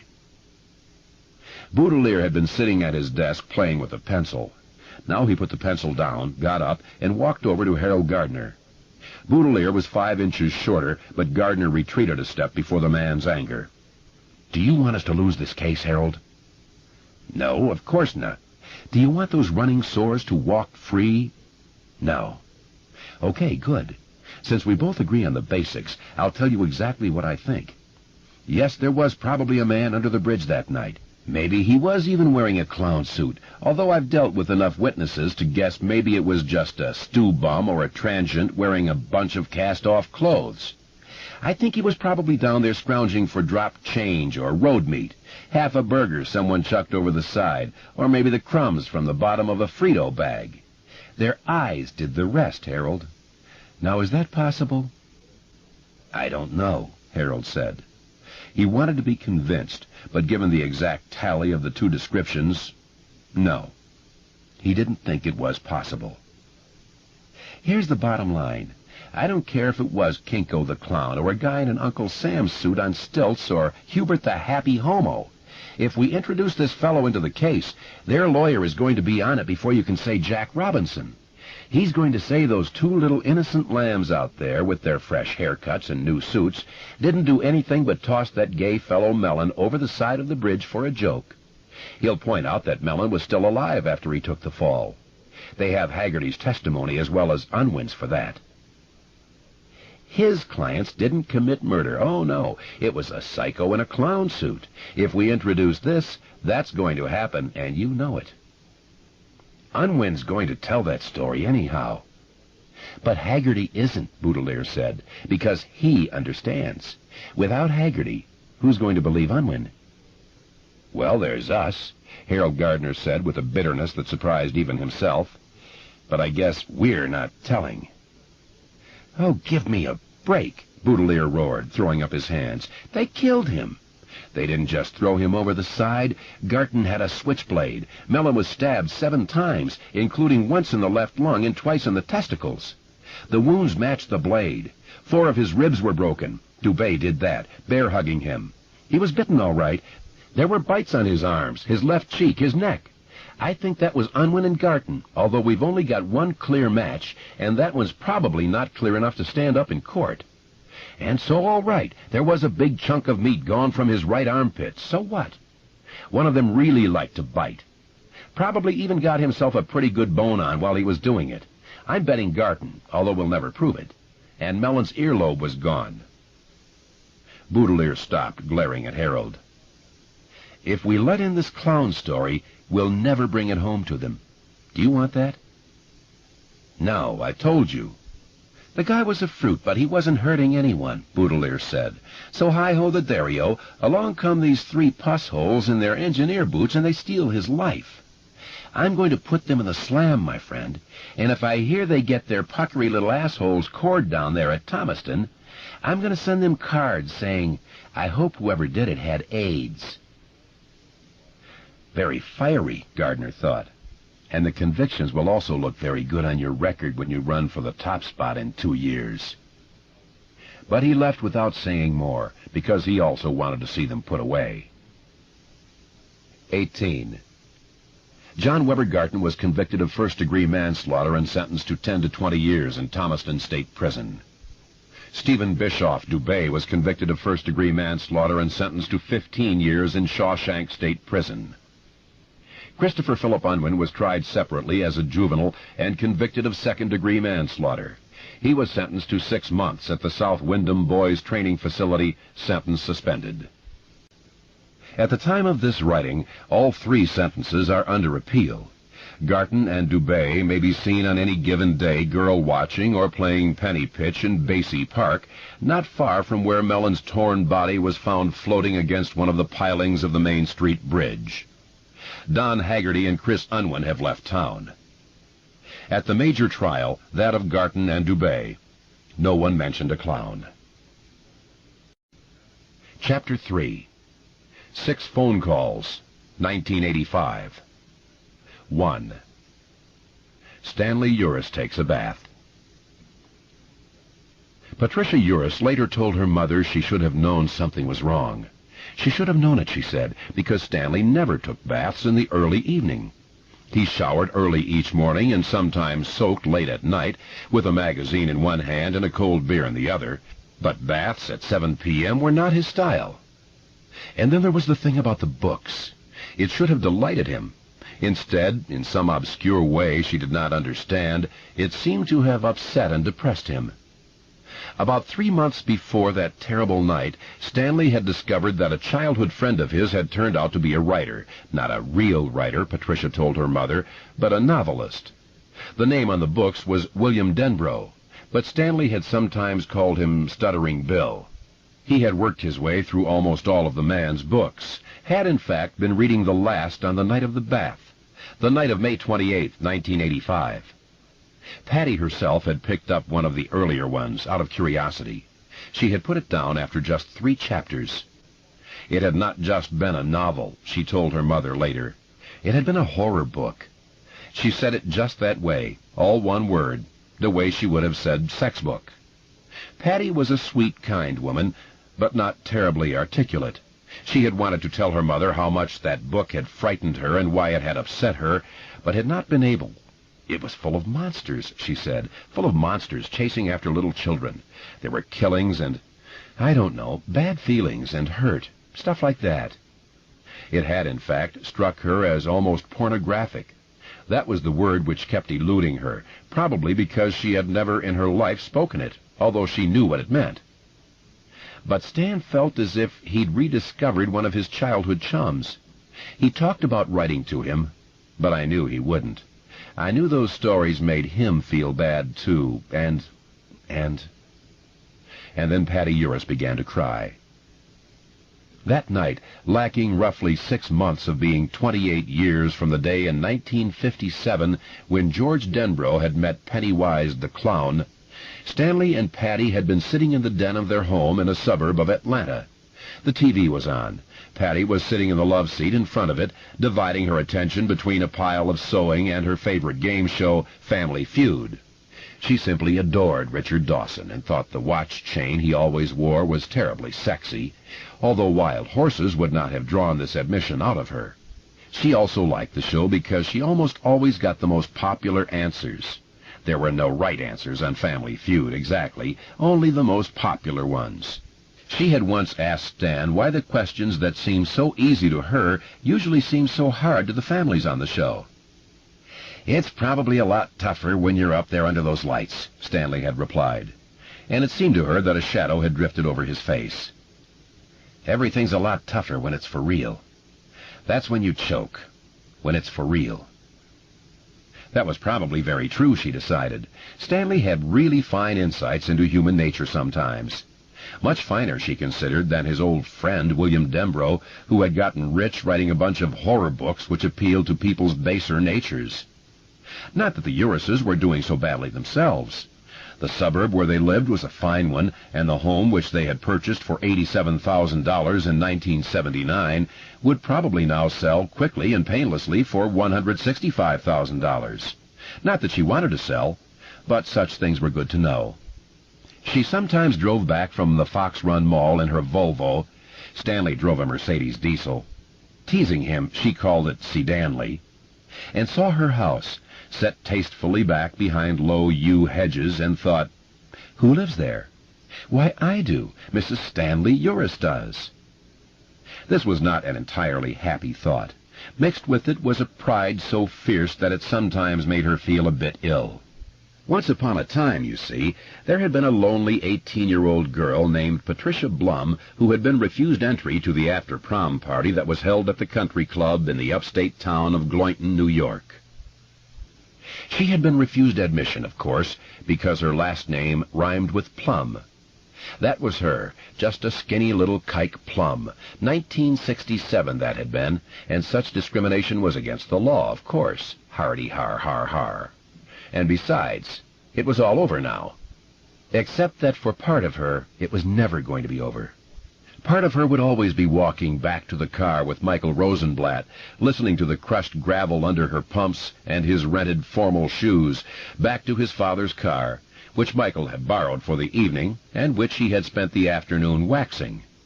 Part of her would always be walking next to Michael in his rented white dinner jacket. How it had glimmered in the soft spring night. She had been in a pale green evening gown, which her mother declared made her look like a mermaid, and the idea of a kike mermaid was pretty funny. Hardy har har har. They had walked with their heads up, and she had not wept. Not then. But she had understood they weren't walking back. No, not really. What they had been doing was slinking back. Slinking rhymes with stinking. Both of them feeling more Jewish than they had ever felt in their lives. Feeling like pawnbrokers, feeling like cattle car riders, feeling oily, long-nosed, sallow-skinned, feeling like Mackies, Sheenies, kikes, wanting to feel angry and not being able to feel angry. The anger came only later, when it didn't matter. At that moment she had only been able to feel ashamed, had only been able to ache. And then someone had laughed. A high, shrill, tittering laugh, like a fast run of notes on a piano, and in the car she had been able to weep. Oh, you bet. Here is the kike mermaid whose name rhymes with plum just weeping away like crazy. Mike Rosenblatt had put a clumsy, comforting hand on the back of her neck, and she had twisted away from it, feeling ashamed, feeling dirty, feeling Jewish. The house set so tastefully back behind the yew hedges made that better, but not all better. The hurt and shame were still there, and not even being accepted in this quiet, sleekly, well-to-do neighborhood could quite make that endless walk with the sound of grating stones beneath their shoes stop happening. Not even being members of this country club, where the maitre d' always greeted them with the quietly respectful, "Good evening, Mr. and Mrs. Uris." She would come home, cradled in her 1984 Volvo, and she would look at her house sitting on its expanse of green lawn, and she would often, all too often, she supposed, think of that shrill titter. And she would hope that the girl who had tittered was living in a shitty tract house with a goy husband who beat her, that she had been pregnant 3 times and had miscarried each time, that her husband cheated on her with diseased women, that she had slipped discs and fallen arches and cysts on her dirty, tittering tongue. She would hate herself for these thoughts, these uncharitable thoughts, and promise to do better, to stop drinking these bitter gall and wormwood cocktails. Months would go by when she did not think such thoughts. She would think, maybe all of that is finally past me. I'm not that girl of 18 anymore. I am a woman of 36. The girl who heard the endless click and grate of those driveway stones, the girl who twisted away from Mike Rosenblatt's hand when he tried to comfort her because it was a Jewish hand, was half a life ago. That silly little mermaid is dead. I can forget her now and just be myself. Okay, good, great. But then she would be somewhere, at the supermarket maybe, and she would hear sudden tittering laughter from the next aisle, and her back would prickle, her nipples would go hard and hurtful, her hands would tighten on the bar of the shopping cart or just on each other, and she would think, someone just told someone else that I'm Jewish, that I'm nothing but a big-nosed Mackie kike, that Stanley's nothing but a big-nosed Mackie kike. He's an accountant, sure. Jews are good with numbers. We let them into the country club. We had to, back in 1981 when that big-nosed Mackie gynecologist won his suit. But we laugh at them. We laugh and laugh and laugh. Or she would simply hear the phantom click and grate of stones and think, mermaid, mermaid. Then the hate and shame would come flooding back like a migraine headache, and she would despair not only for herself, but for the whole human race. Werewolves. The book by Denbrough, the one she had tried to read and then put aside, was about werewolves. Werewolves shit. What did a man like that know about werewolves? Most of the time, however, she felt better than that. Felt she was better than that. She loved her man, she loved her house, and she was usually able to love her life and herself. Things were good. They had not always been that way, of course. Were things ever? When she accepted Stanley's engagement ring, her parents had been both angry and unhappy. She had met him at a sorority party. He had come over to her school from New York State University, where he was a scholarship student. They had been introduced by a mutual friend, and by the time the evening was over, she suspected that she loved him. By the midterm break, she was sure. When spring came around and Stanley offered her a small diamond ring with a daisy pushed through it, she had accepted it. In the end, in spite of their qualms, her parents had accepted it as well. There was little else they could do, although Stanley Uris would soon be sallying forth into a job market glutted with young accountants, and when he went into that jungle, he would do so with no family finances to backstop him, and with their only daughter as his hostage to fortune. But Patty was 22, a woman now, and would herself soon graduate with a B.A. "I'll be supporting that four-eyed son of a bitch for the rest of my life," Patty had heard her father say one night. Her mother and father had gone out for dinner, and her father had drunk a little too much. "Shh, she'll hear you," Ruth Blum said. Patty had lain awake that night until long after midnight, dry-eyed, alternately hot and cold, hating them both. She had spent the next 2 years trying to get rid of that hate. There was too much hate inside her already. Sometimes when she looked into the mirror, she could see the things it was doing to her face, the fine lines it was drawing there. That was a battle she won. Stanley had helped her. His own parents had been equally concerned about the marriage. They did not, of course, believe their Stanley was destined for a life of squalor and poverty, but they thought the kids were being hasty. Donald Uris and Andrea Bertoli had themselves married in their early 20s, but they seemed to have forgotten the fact. Only Stanley had seemed sure of himself, confident of the future, unconcerned with the pitfalls their parents saw strewn all about the kids. And in the end it was his confidence rather than their fears which had been justified. In July of 1972, with the ink barely dry on her diploma, Patty had landed a job teaching shorthand and business English in Trainer, a small town 40 miles south of Atlanta. When she thought of how she had come by that job, it always struck her as a little, eerie. She had made a list of 40 possibles from the ads in the teachers' journals, then had written 40 letters over 5 nights, 8 each evening, requesting further information on the job and an application for each. 22 replies indicated that the positions had been filled. In other cases, a more detailed explanation of the skills needed made it clear she wasn't in the running. Applying would only be a waste of her time and theirs. She had finished with a dozen possibles. Each looked as likely as any other. Stanley had come in while she was puzzling over them and wondering if she could possibly manage to fill out a dozen teaching applications without going totally bonkers. He looked at the strew of papers on the table and then tapped the letter from the Trainer Superintendent of Schools, a letter which to her looked no more or less encouraging than any of the others. "There," he said. She looked up at him, startled by the simple certainty in his voice. "Do you know something about Georgia that I don't?" "Nope. Only time I was ever there was at the movies." She looked at him, an eyebrow cocked. "Gone with the Wind, Vivian Leigh, Clark Gable." "I will think about it tomorrow, for tomorrow is another day." "Do I sound like I come from the South, Patty?" "Yes, South Bronx. If you don't know anything about Georgia and you've never been there, then why?" "Because it's right." "You can't know that, Stanley." "Sure I can," he said simply. "I do." Looking at him, she had seen he wasn't joking. He really meant it. She had felt a ripple of unease go up her back. "How do you know?" He had been smiling a little. Now the smile faltered, and for a moment he had seemed puzzled. His eyes had darkened, as if he looked inward, consulting some interior device which ticked and whirred correctly, but which, ultimately, he understood no more than the average man understands the workings of the watch on his wrist. "The turtle couldn't help us," he said suddenly. He said that quite clearly. She heard it. That inward look, that look of surprised musing, was still on his face, and it was starting to scare her. "Stanley? What are you talking about? Stanley!" He jerked. She had been eating peaches as she went over the applications, and his hand struck the dish. It fell on the floor and broke. His eyes seemed to clear. "Oh, shit, I'm sorry." "It's all right, Stanley. What were you talking about?" "I forget," he said, "but I think we ought to think Georgia, baby love." "But—" "Trust me," he said. So she did. Her interview had gone smashingly. She had known she had the job when she got on the train back to New York. The head of the business department had taken an instant liking to Patty, and she to him. She had almost heard the click.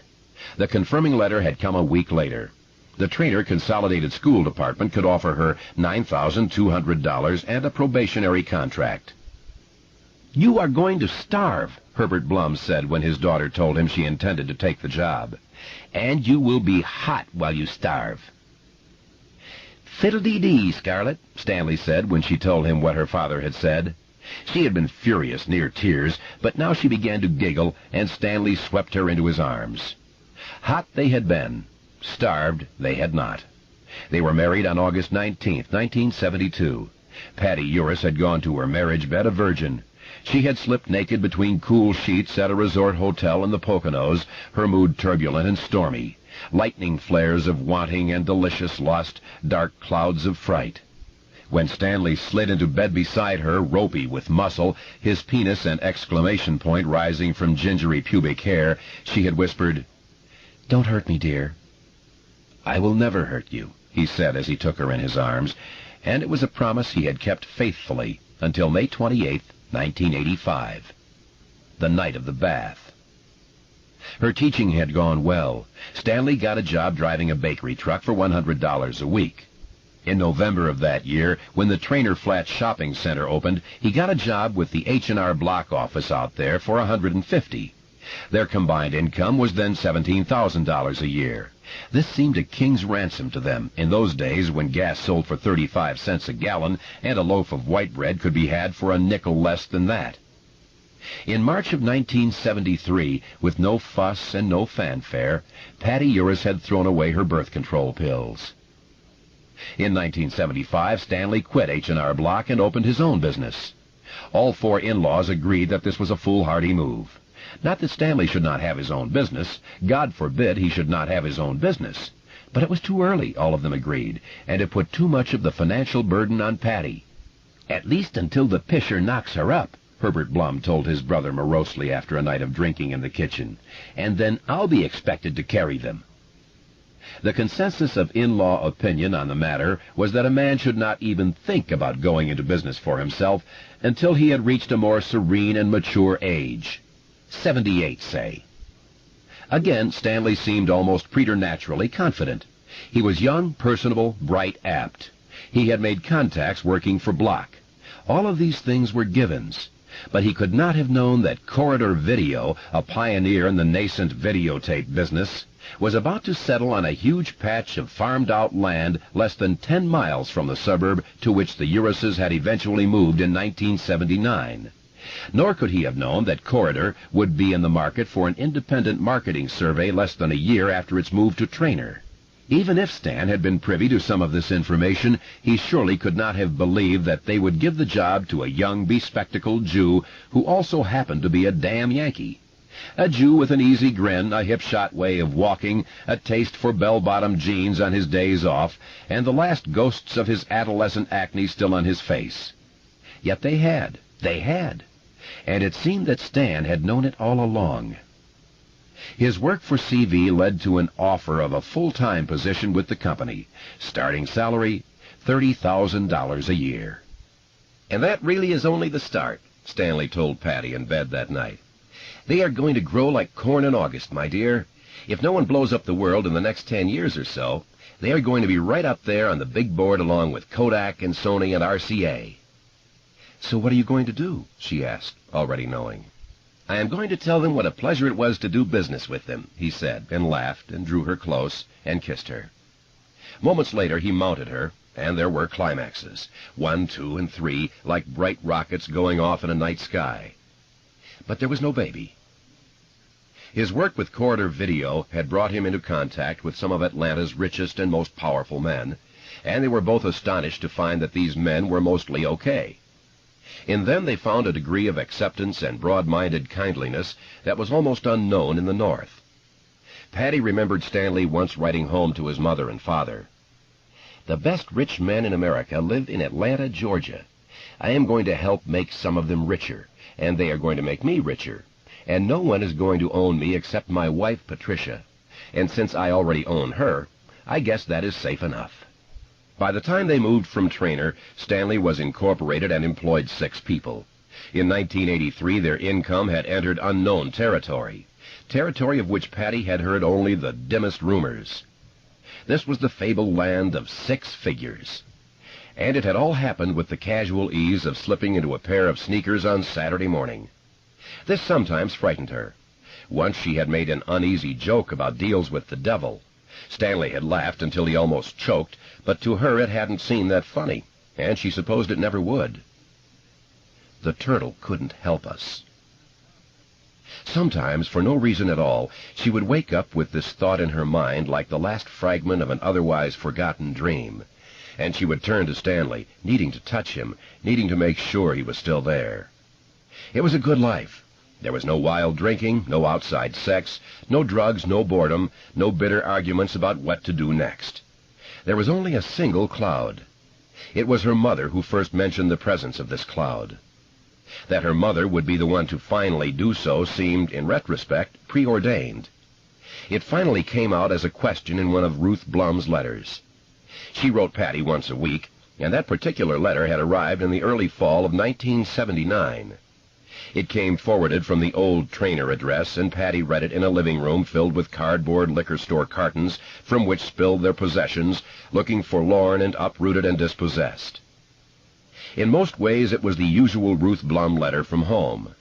4 closely written blue pages, each one headed, "Just a Note from Ruth." Her scrawl was nearly illegible, and Stanley had once complained that he could not read a single word his mother-in-law wrote. "Why would you want to?" Patty had responded. This one was full of Mom's usual brand of news. For Ruth Blum, recollection was a broad delta, spreading out from the moving point of the now in an ever-widening fan of interlocking relationships. Many of the people of whom her mother wrote were beginning to fade in Patty's memory like photographs in an old album, but to Ruth all of them remained fresh. Her concerns for their health and her curiosity about their various doings never seemed to wane, and her prognoses were unfailingly dire. Her father was still having too many stomach aches. He was sure it was just dyspepsia. The idea that he might have an ulcer, she wrote, would not cross his mind until he actually began coughing up blood, and probably not even then. "You know your father, dear. He works like a mule, and he also thinks like one sometimes. God should forgive me for saying so." Randy Harlingen had gotten her tubes tied. They took cysts as big as golf balls out of her ovaries. No malignancy, thank God, but 27 ovarian cysts. Could you die? It was the water in New York City. She was quite sure of that.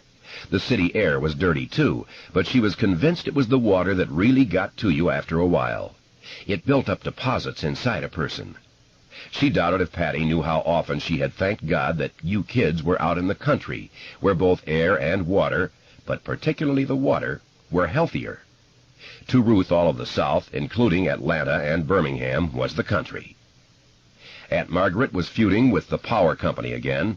Stella Flanagan had gotten married again. Some people never learned. Richie Huber had been fired again. And in the middle of this chatty, often catty, outpouring, in the middle of a paragraph, apropos of nothing which had gone before or which came after, Ruth Blum had casually asked the dreaded question. "So when are you and Stan going to make us grandparents? We're all ready to start spoiling him, or her, rotten. And in case you hadn't noticed, Patsy, we're not getting any younger." And then on to the Bruckner girl from down the block who had been sent home from school because she was wearing no bra and a blouse that you could see right through. Feeling low and homesick for their old place and Trainer, feeling unsure and more than a little afraid of what might be ahead, Patty had gone into what was to become their bedroom and had lain down upon the mattress. The box spring was still out in the garage, and the mattress, lying all by itself on the big carpetless floor, looked like an artifact cast up on a strange yellow beach. She put her head in her arms and lay there weeping for nearly 20 minutes. She supposed that cry had been coming anyway. Her mother's letter had just brought it on sooner, the way dust hurries the tickle in your nose into a sneeze. Stanley wanted kids. She wanted kids.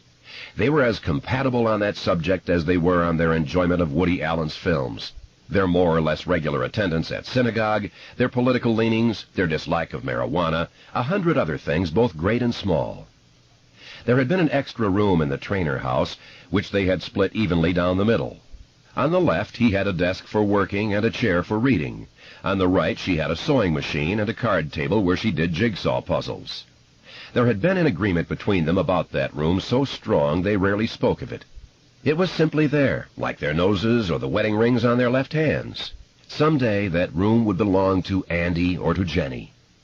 But where was that child? The sewing machine and the baskets of fabric and the card table and the desk and the lazy boy all kept their places, seeming each month to solidify their holds on their respective positions in the room and to further establish their legitimacy. So she thought, although she never could quite crystallize the thought, like the word pornographic, it was a concept that danced just beyond her ability to quantify. But she did remember one time when she got her period, sliding open the cupboard under the bathroom sink to get a sanitary napkin. She remembered looking at the box of stay-free pads and thinking that the box looked almost smug, seemed almost to be saying, "Hello, Patty, we are your children. We are the only children you will ever have, and we are hungry. Nurse us on blood." In 1976, 3 years after she had thrown away the last cycle of Overall tablets, they saw a doctor named Harkavy in Atlanta. "We want to know if there is something wrong," Stanley said, "and we want to know if we can do anything about it if there is." They took the tests. They showed that Stanley's sperm was perky, that Patty's eggs were fertile, that all the channels that were supposed to be open were open. Harkavy, who wore no wedding ring and who had the open, pleasant, ruddy face of a college grad student just back from a midterm skiing vacation in Colorado, told them that maybe it was just nerves. He told them that such a problem was by no means uncommon. He told them that there seemed to be a psychological correlative in such cases that was in some ways similar to sexual impotency. The more you wanted to, the less you could. They would have to relax. They ought, if they could, to forget all about procreation when they had sex. Stan was grumpy on the way home. Patty asked him why. "I never do," he said. "Do what?" "Think of procreation during." She began to giggle, even though she was by then feeling a bit lonesome and frightened. And that night, lying in bed, long after she believed that Stanley must be asleep, he had frightened her by speaking out in the dark. His voice was flat, but nevertheless choked with tears. "It's me," he said. "It's my fault." She rolled toward him, groped for him, held him. "Don't be stupid," she said. But her heart was beating fast, much too fast. It wasn't just that he had startled her. It was as if he had looked into her mind and read a secret conviction she held there, but of which she had not known until this minute. With no rhyme, no reason, she knew that he was right. There was something wrong, and it wasn't her. It was him. Something in him. "Don't be such a klutz," she whispered fiercely against his shoulder. He was sweating lightly, and she became suddenly aware that he was afraid. The fear was coming off him in cold waves. Lying naked with him was suddenly like lying naked in front of an open refrigerator.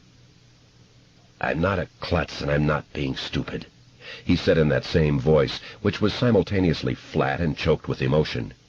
"And you know it. It's me. But I don't know why." "You can't know any such thing."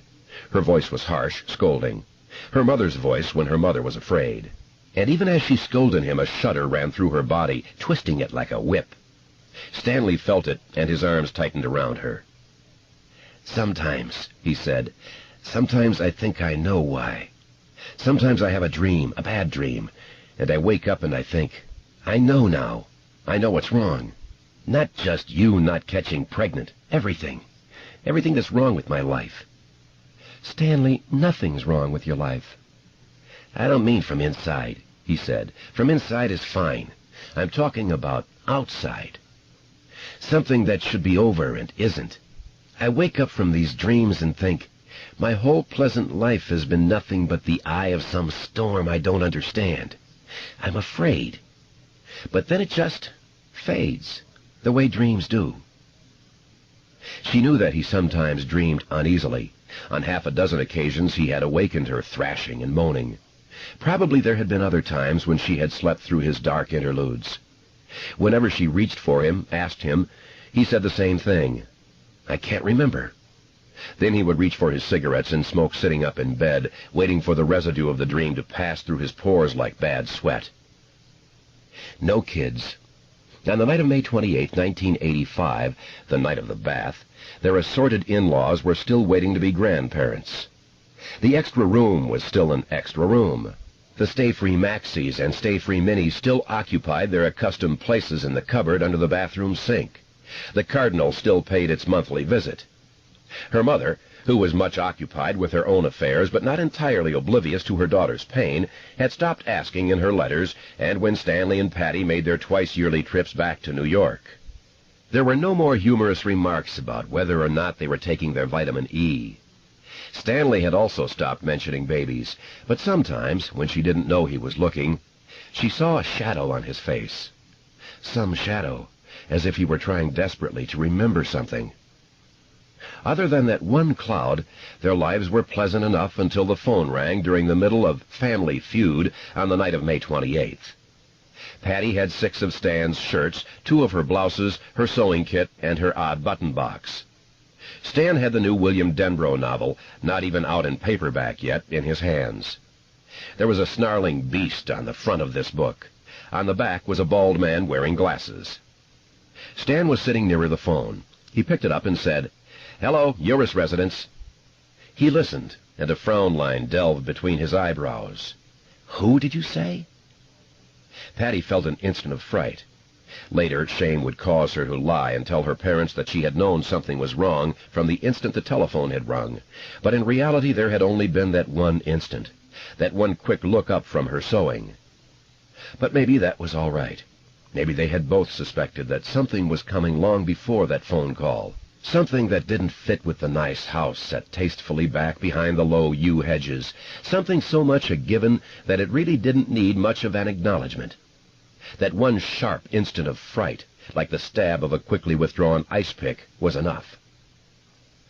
"Is it Mom?" she mouthed at him in that instant, thinking that perhaps her father, 20 pounds overweight and prone to what he called the bellyache since his early 40s, had had a heart attack. Stan shook his head at her, and then smiled a bit at something the voice on the phone was saying. You... Well, I'll be goddamned. Mike, how did you... He fell silent again, listening.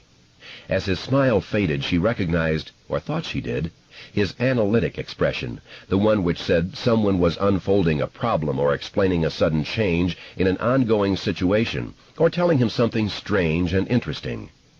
This last was probably the case, she gathered. A new client? An old friend? Perhaps. She turned her attention back to the TV, where a woman was flinging her arms around Richard Dawson and kissing him madly. She thought that Richard Dawson must get kissed even more than the Blarney Stone. She also thought she wouldn't mind kissing him herself. As she began searching for a black button to match the ones on Stanley's blue denim shirt, Patty was vaguely aware that the conversation was settling into a smoother groove. Stanley grunted occasionally, and once he asked, "Are you sure, Mike?" Finally, after a very long pause, he said, "All right, I understand. Yes, Yes, everything. I have the picture. What? No, I can't absolutely promise that, but I'll consider it carefully." "You know that." "Oh? He did?" "Well, you bet. Of course I do." "Yes, sure. Thank you." "Yes. Bye-bye." He hung up. Patty glanced at him and saw him staring blankly into space over the TV set. On her show, the audience was applauding the Ryan family, which had just scored 280 points, most of them by guessing that the audience survey would answer math in response to the question, "What class will people say Junior hates most in school?" The Ryans were jumping up and down and screaming joyfully. Stanley, however, was frowning. She would later tell her parents she thought Stanley's face had looked a little off-color, and so she did. But she neglected to tell them she had dismissed it at the time as only a trick of the table lamp with its green glass shade. "Who was that, Stan?" He looked around at her. She thought the look on his face was one of gentle abstraction, perhaps mixed with minor annoyance. It was only later, replaying the scene in her mind again and again, that she began to believe it was the expression of a man who was methodically unplugging himself from reality, one chord at a time. The face of a man who was heading out of the blue and into the black. Who was that on the phone?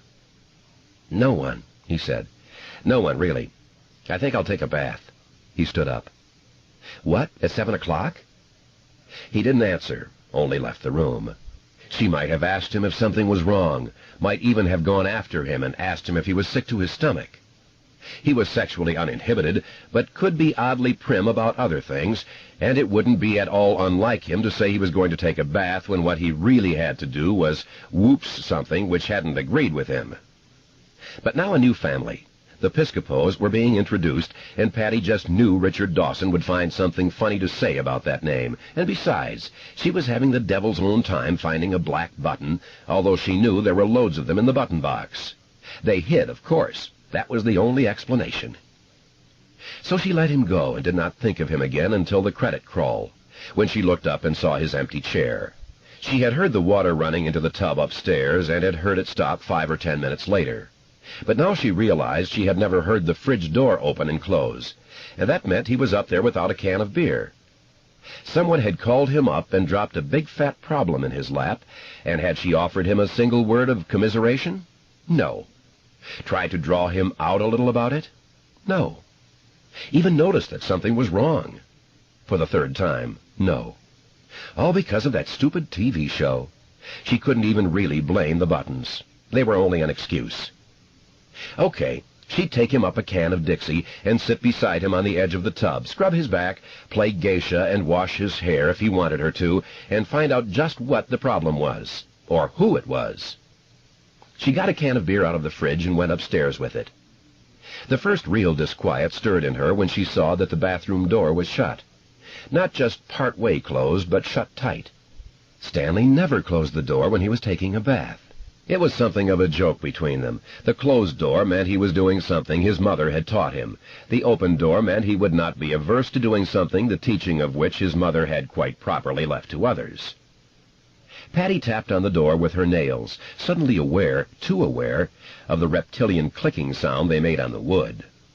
And surely tapping on the bathroom door, knocking like a guest, was something she had never done before in her married life.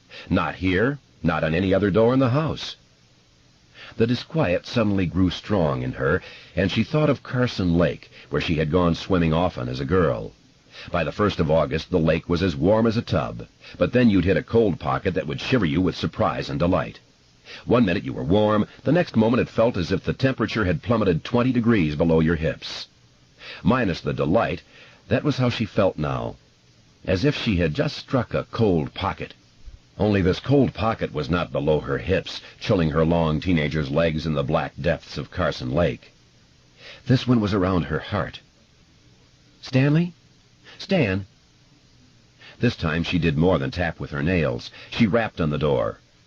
When there was still no answer, she hammered on it. Stanley? Her heart wasn't in her chest anymore. It was beating in her throat, making it hard to breathe. Stanley! In the silence following her shout, and just the sound of herself shouting up here, less than 30 feet from the place where she laid her head down and went to sleep each night, frightened her even more. She heard a sound which brought panic up from the below-stairs part of her mind like an unwelcome guest. Such a small sound, really. It was only the sound of dripping water. Plink, pause. Plink, pause. Plink, pause. Plink. She could see the drops forming on the snout of the faucet, growing heavy and fat there, growing pregnant there, and then falling off. Plink. Just that sound, no other. And she was suddenly terribly sure that it had been Stanley, not her father, who had been stricken with a heart attack tonight. With a moan, she gripped the cut glass doorknob and turned it. Yet still the door would not move. It was locked. And suddenly 3 nevers occurred to Patty Uris in rapid succession. Stanley never took a bath in the early evening. Stanley never closed the door unless he was using the toilet. And Stanley had never locked the door against her at all. Was it possible, she wondered crazily, to prepare for a heart attack? Patty ran her tongue over her lips. It produced a sound in her head like fine sandpaper sliding along a board, and called his name again. There was still no answer except the steady, deliberate drip of the faucet. She looked down and saw she still held the can of Dixie beer in one hand. She gazed at it stupidly, her heart running like a rabbit in her throat. She gazed at it as if she had never seen a can of beer in her whole life before this minute.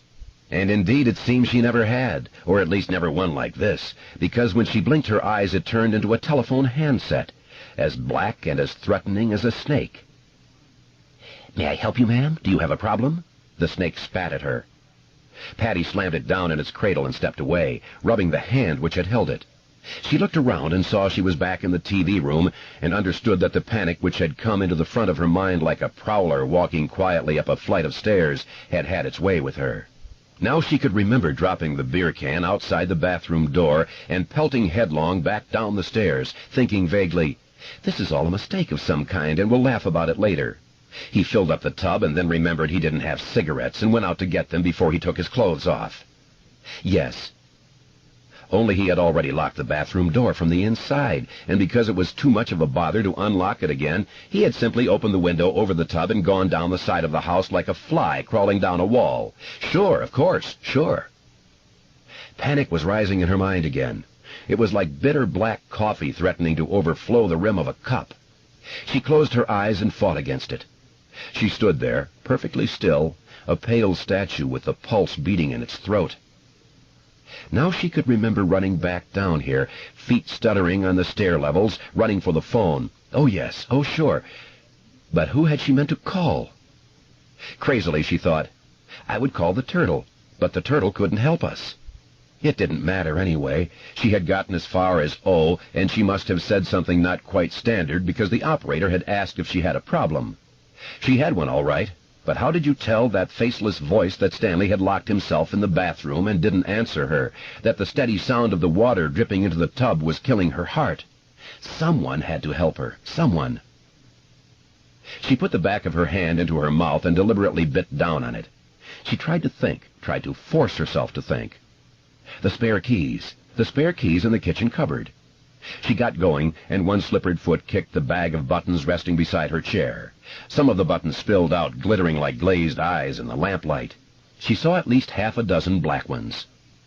Mounted inside the door of the cupboard over the double basin sink was a large varnished board in the shape of a key. One of Stan's clients had made it in his workshop and given it to him 2 Christmases ago. The keyboard was studded with small hooks, and swinging on these were all the keys the house took, 2 duplicates of each to a hook.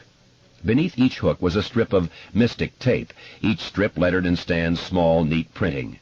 Garage, attic, downstairs bath, upstairs bath, front door, back door.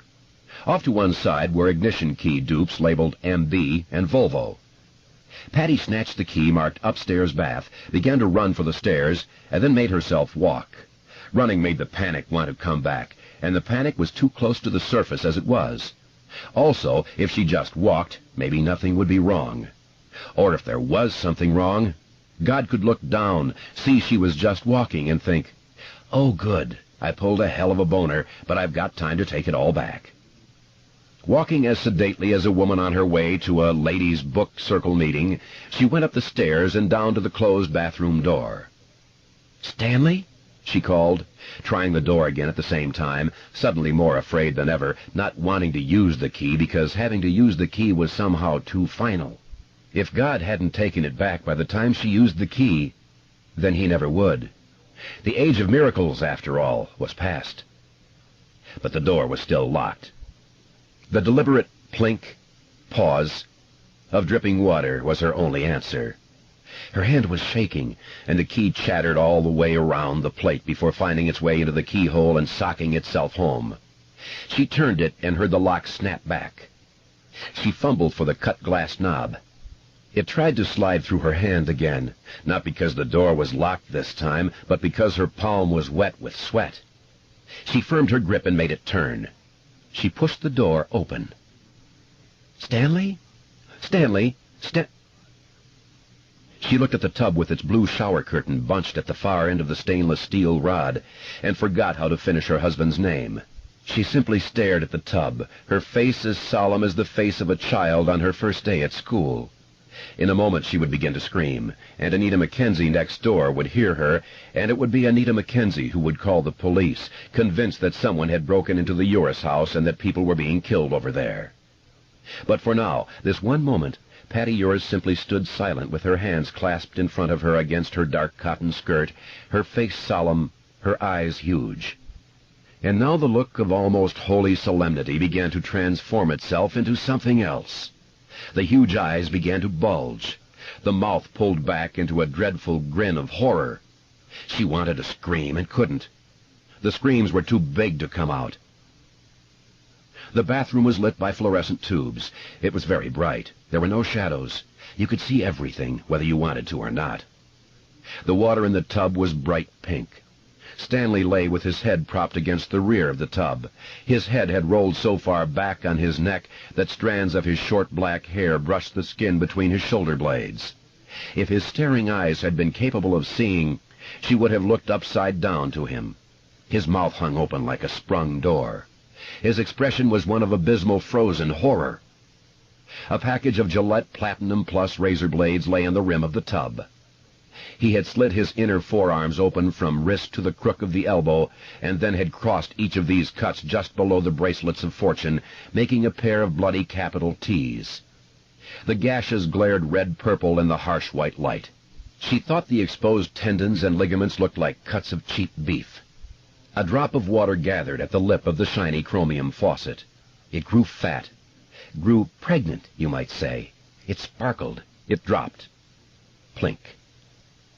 He had dipped his right forefinger in his own blood and had written a single word on the blue tiles above the tub, written it in 2 huge, staggering letters. A zigzagging, bloody finger mark fell away from the second letter of this word.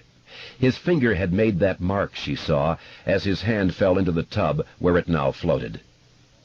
She thought Stanley must have made that mark, his final impression on the world, as he lost consciousness. It seemed to cry out at her. It. Another drop fell into the tub. Plink.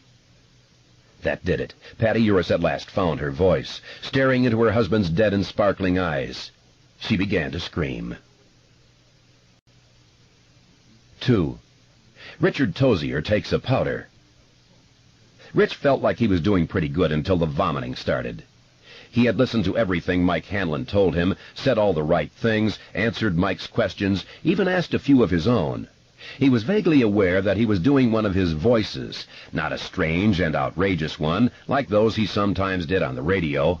Kinky Briefcase, Sexual Accountant was his own personal favorite, at least for the time being, and positive listener response on Kinky was almost as high as for his listeners' all-time favorite, Colonel Buford Kiss Drivel. But a warm, rich, confident voice. An I'm all right voice. It sounded great, but it was a lie. Just like all the other voices were lies. "How much do you remember, Rich?" Mike asked him. "Very little," Rich said, and then paused. "Enough, I suppose." "Will you come?" "I'll come," Rich said, and hung up. He sat in his study for a moment, leaning back in the chair behind his desk, looking out at the Pacific Ocean. A couple of kids were down on the left, horsing around on their surfboards, not really riding them. There wasn't much surf to ride. The clock on the desk, an expensive LED quartz that had been a gift from a record company rep, said that it was 5:09 p.m. on May 28, 1985. It would, of course, be 3 hours later where Mike was calling from. Dark already. He felt a prickle of goose flesh at that, and he began to move, to do things. First, of course, he put on a record. Not hunting, just grabbing blindly among the thousands racked on the shelves.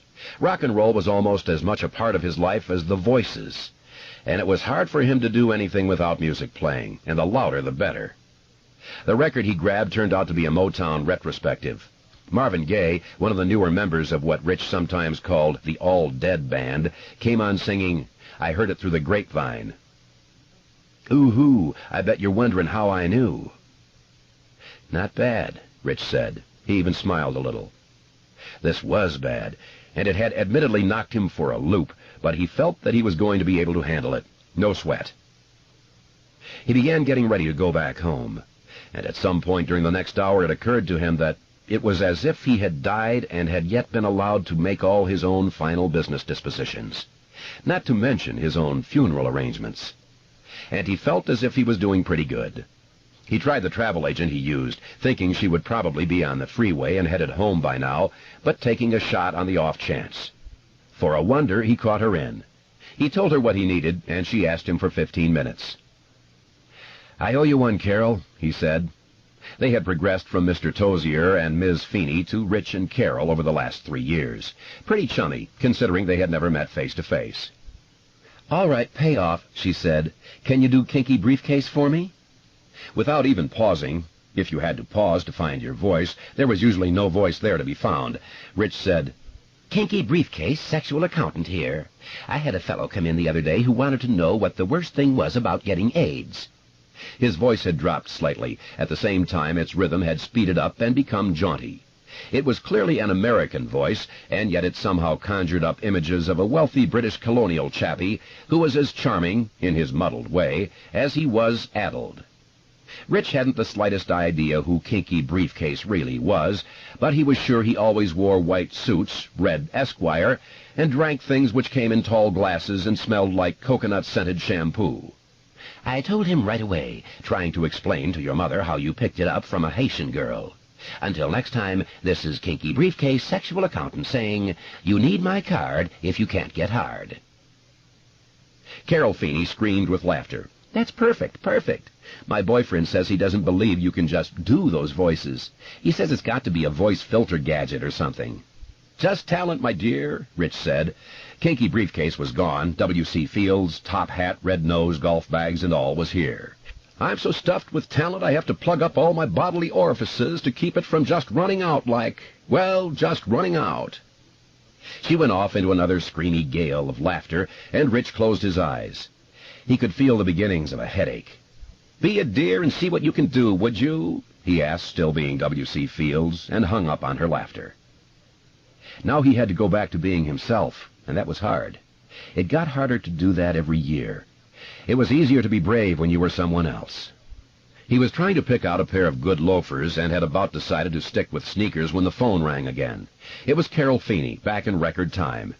He felt an instant urge to fall into the Buford kiss-dribble voice and fought it off. She had been able to get him a first-class seat on the American Airlines red-eye nonstop from LAX to Boston. He would leave L.A. at 9:03 p.m. and arrive at Logan about 5 o'clock tomorrow morning. Delta would fly him out of Boston at 7:30 a.m. and into Bangor, Maine at 8:20.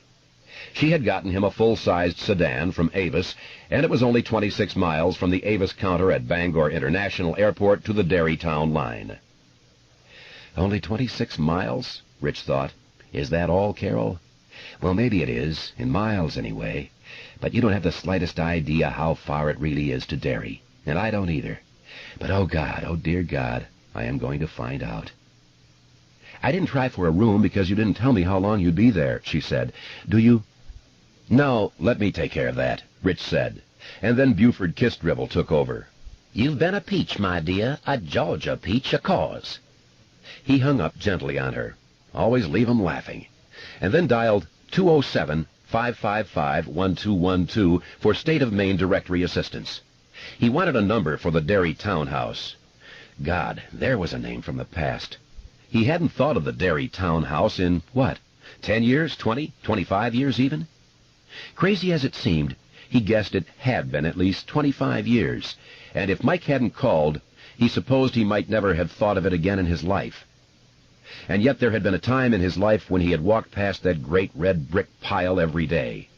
And on more than one occasion he had run past it, with Henry Bowers and Belch Huggins and that other big boy, Victor somebody or other, in hot pursuit, all of them yelling little pleasantries like, "We're gonna get you, fuckface.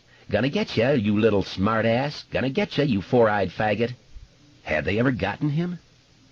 Before Rich could remember, an operator was asking him what city, please. "In Derry, operator." Derry? God. Even the word felt strange and forgotten in his mouth. Saying it was like kissing an antique. "Do you have a number for the Derry Townhouse?" "One moment, sir." No way. It'll be gone. Raised in an urban renewal program, changed into an Elks Hall or a Bowl-O-Drome or an electric Dreamscape video arcade. Or maybe burned down one night when the odds finally ran out on some drunk shoe salesman smoking in bed. All gone, Richie, just like the glasses Henry Bowers always used to rag you about. What's that Springsteen song say? Glory days, gone in the wink of a young girl's eye. What young girl? Why, Bev, of course. Bev. Changed the townhouse might be, but gone it apparently was not, because a blank robotic voice now came on the line and said, "The number is 941-8282. Repeat, the number is..." But Rich had gotten it the first time. It was a pleasure to hang up on that droning voice. It was too easy to imagine some great globular directory assistance monster buried somewhere in the earth, sweating rivets and holding thousands of telephones in thousands of jointed chromium tentacles. The Ma Bell version of Spidey's nemesis, Dr. Octopus. Each year the world Rich lived in felt more and more like a huge electronic haunted house in which digital ghosts and frightened human beings lived in uneasy coexistence. Still standing. To paraphrase Paul Simon, still standing after all these years. He dialed the hotel he had last seen through the horn-rimmed spectacles of his childhood. Dialing that number, 1-207-941-8282, was fatally easy. He held the telephone to his ear, looking out his study's wide picture window. The surfers were gone. A couple was walking slowly up the beach, hand in hand, where they had been.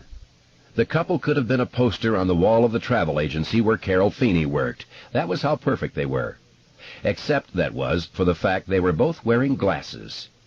"Gonna get you, fuckface. Gonna break your glasses." Chris, his mind sent up abruptly. His last name was Chris. Victor Chris. Oh, Christ, that was nothing he wanted to know, not at this late date. But it didn't seem to matter in the slightest. Something was happening down there in the vaults, down there where Rich Tozier kept his own personal collection of golden oldies. Doors were opening. Only they're not records down there, are they? Down there you're not Rich Records Tozier, hotshot KLAD DJ and the man of 1,000 voices, are you? And those things that are opening, they aren't exactly doors, are they? He tried to shake these thoughts off. Thing to remember is that I'm okay. I'm okay, you're okay. Rich Tozier's okay. Could use a cigarette is all. He had quit 4 years ago, but he could use one now, all right. They're not records, but dead bodies. You buried them deep, but now there's some kind of crazy earthquake going on, and the ground is spitting them up to the surface. You're not Rich Records Tozier down there.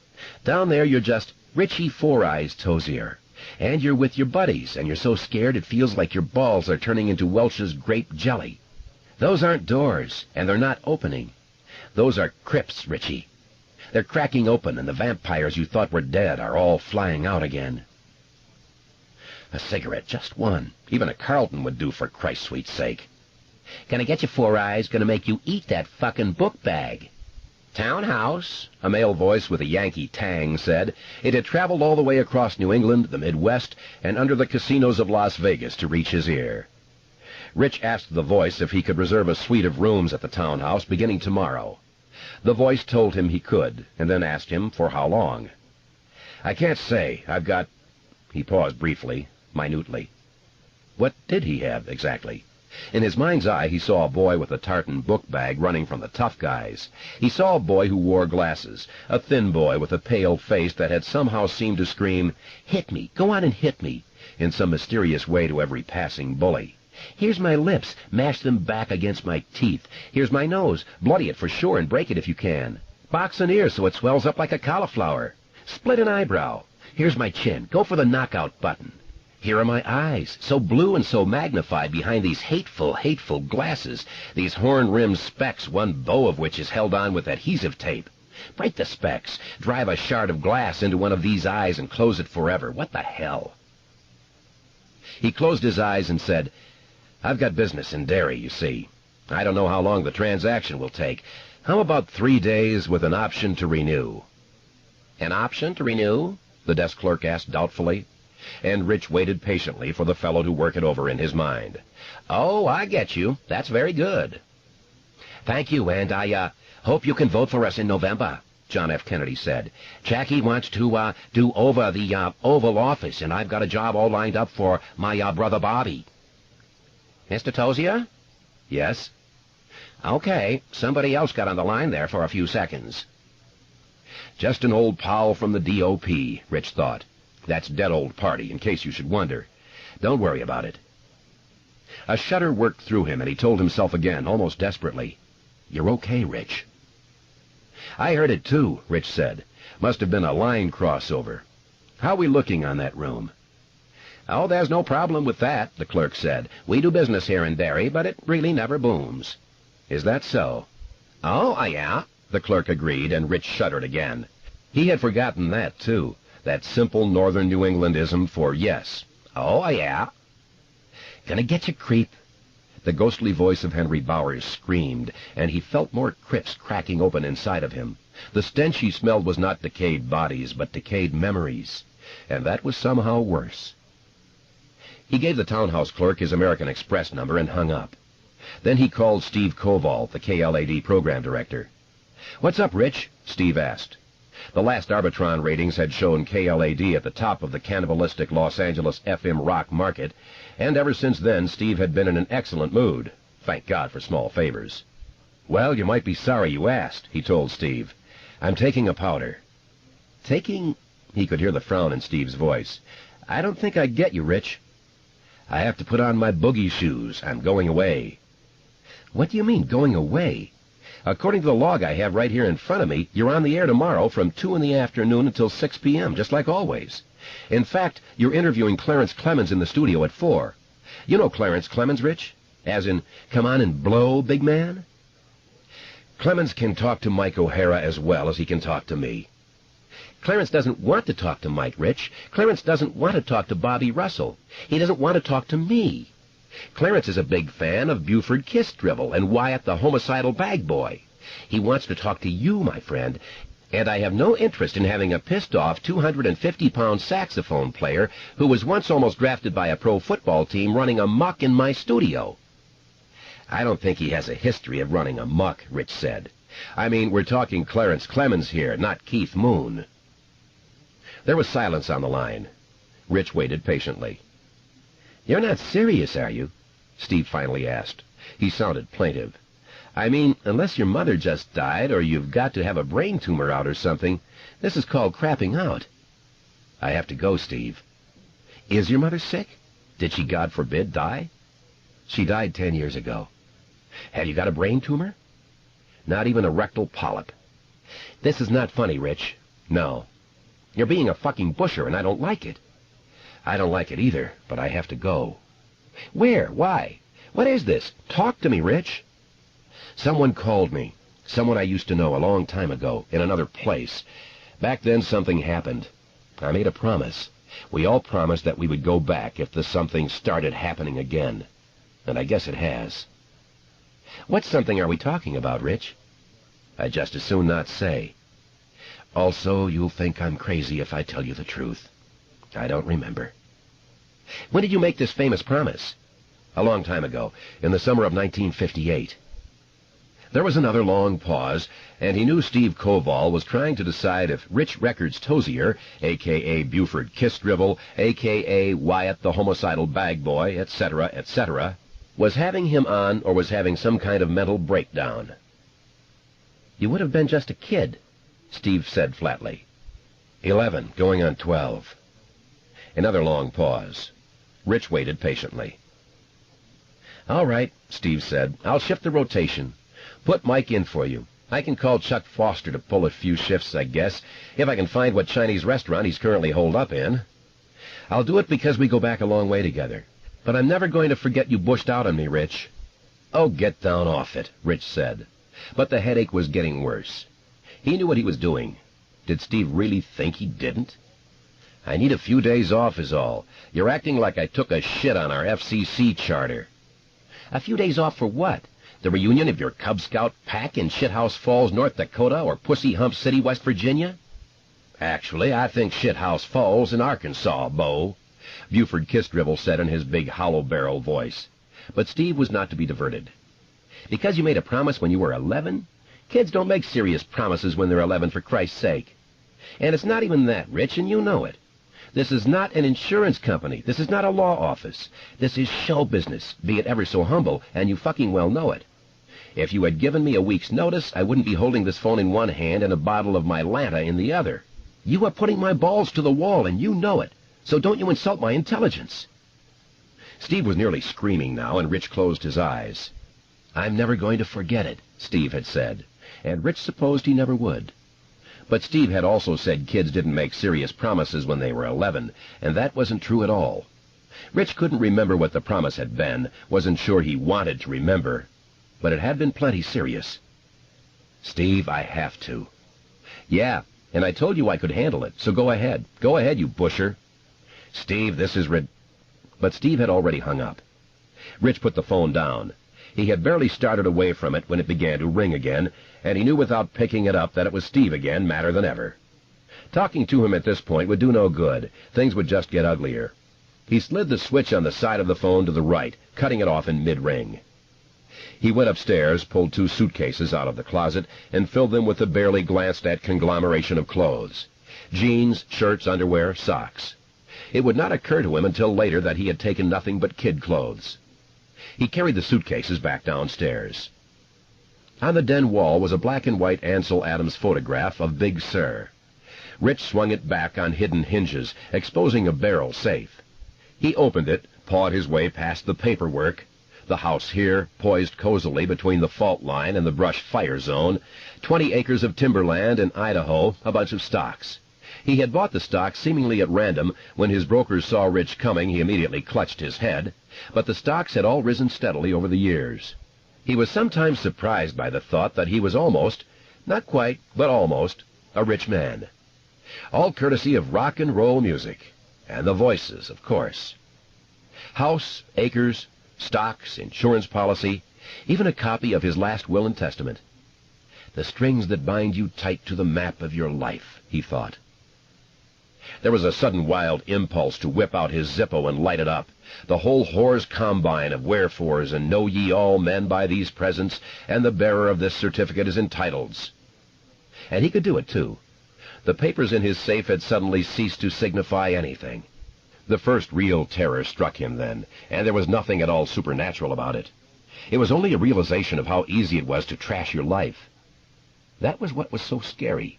You just dragged the fan up to everything you had spent the years raking together, and turn the motherfucker on. Easy. Burn it up or blow it away, then just take a powder. Behind the papers, which were only currency's second cousins, was the real stuff, the cash. $4,000 in 10s, 20s, and 50s. Taking it now, stuffing it into the pocket of his jeans, he wondered if he hadn't somehow known what he was doing when he put the money in here. $50 one month, 120 the next, maybe only 10 the month after that.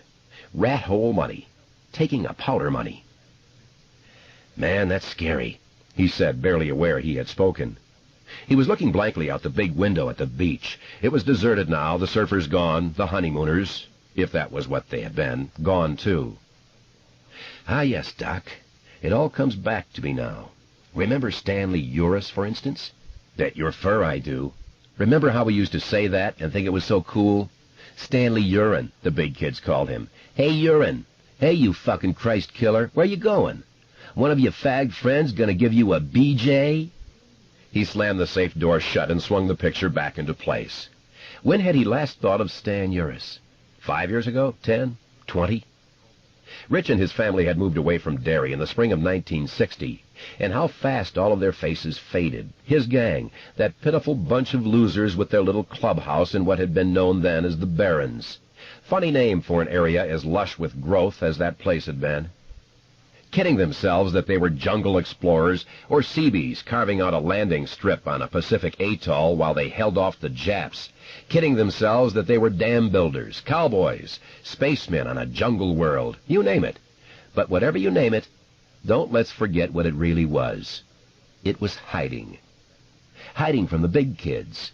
Hiding from Henry Bowers and Victor Criss and Belch Huggins and the rest of them.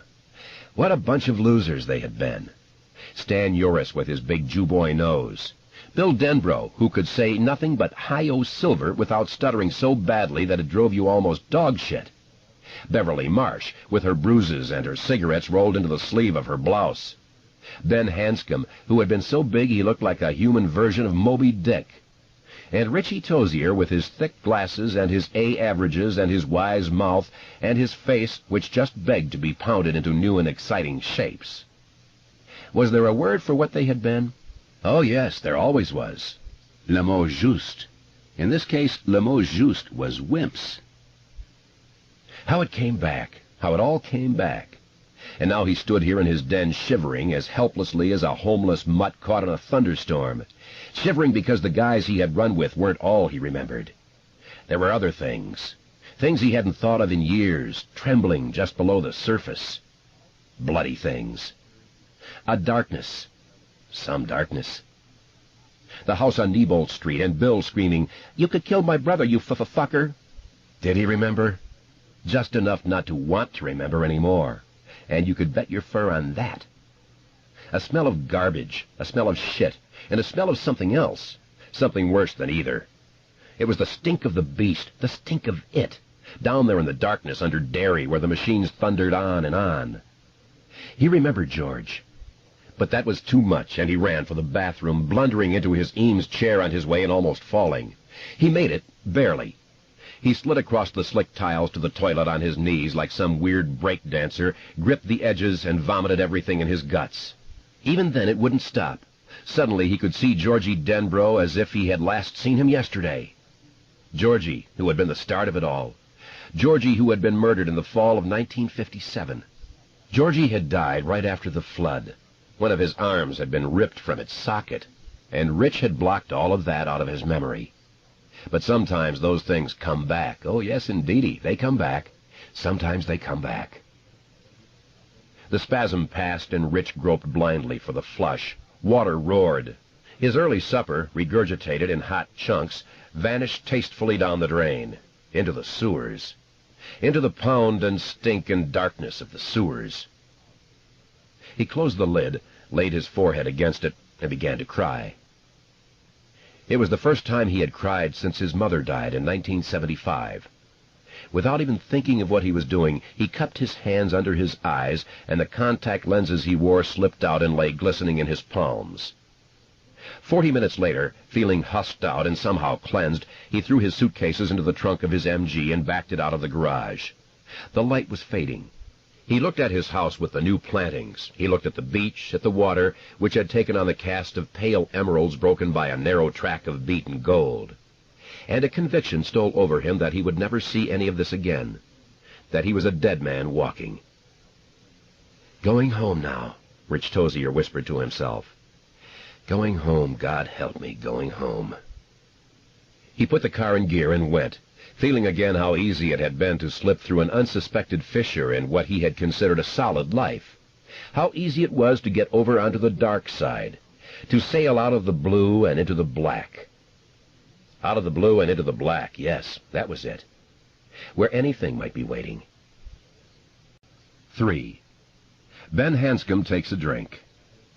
If on that night of May 28, 1985, you had wanted to find the man Time magazine had called perhaps the most promising young architect in America, Urban Energy Conservation and the Young Turks, Time, October 15, 1984, you would have had to drive west out of Omaha on Interstate 80 to do it. You'd have taken the Sweet Home exit and then Highway 81 to downtown Sweet Home, of which there isn't much. There you'd turn off on Highway 92 at Bucky's High Hat Eat-em-Up. Chicken fried steak our specialty. And once out on the country again, you'd hang a right on Highway 63, which runs straight as a string through the deserted little town of Gatlin, and finally into Hemingford Home. Downtown Hemingford Home made downtown Sweet Home look like New York City. The business district consisted of 8 buildings, 5 on one side and 3 on the other. There was the clean-cut barber shop. Propped in the window, a yellowing hand-lettered sign, fully 15 years old, read, "If you're a hippie, get your hair cut somewheres else." The second-run movie house, the Five and Dime. There was a branch of the Nebraska Homeowners Bank, a 76 gas station, a Repsol drug, and the National Farmstead and Hardware Supply. which was the only business in town which looked halfway prosperous.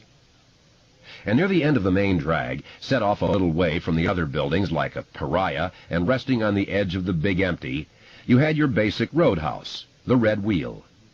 If you had gotten that far, you would have seen in the potholed dirt parking lot an aging 1968 Cadillac convertible with double CB antennas on the back. The vanity plate on the front read simply, Ben's Caddy.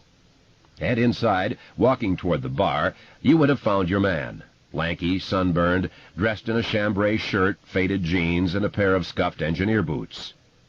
There were faint squint lines around the corners of his eyes, but nowhere else. He looked perhaps 10 years younger than his actual age, which was 38.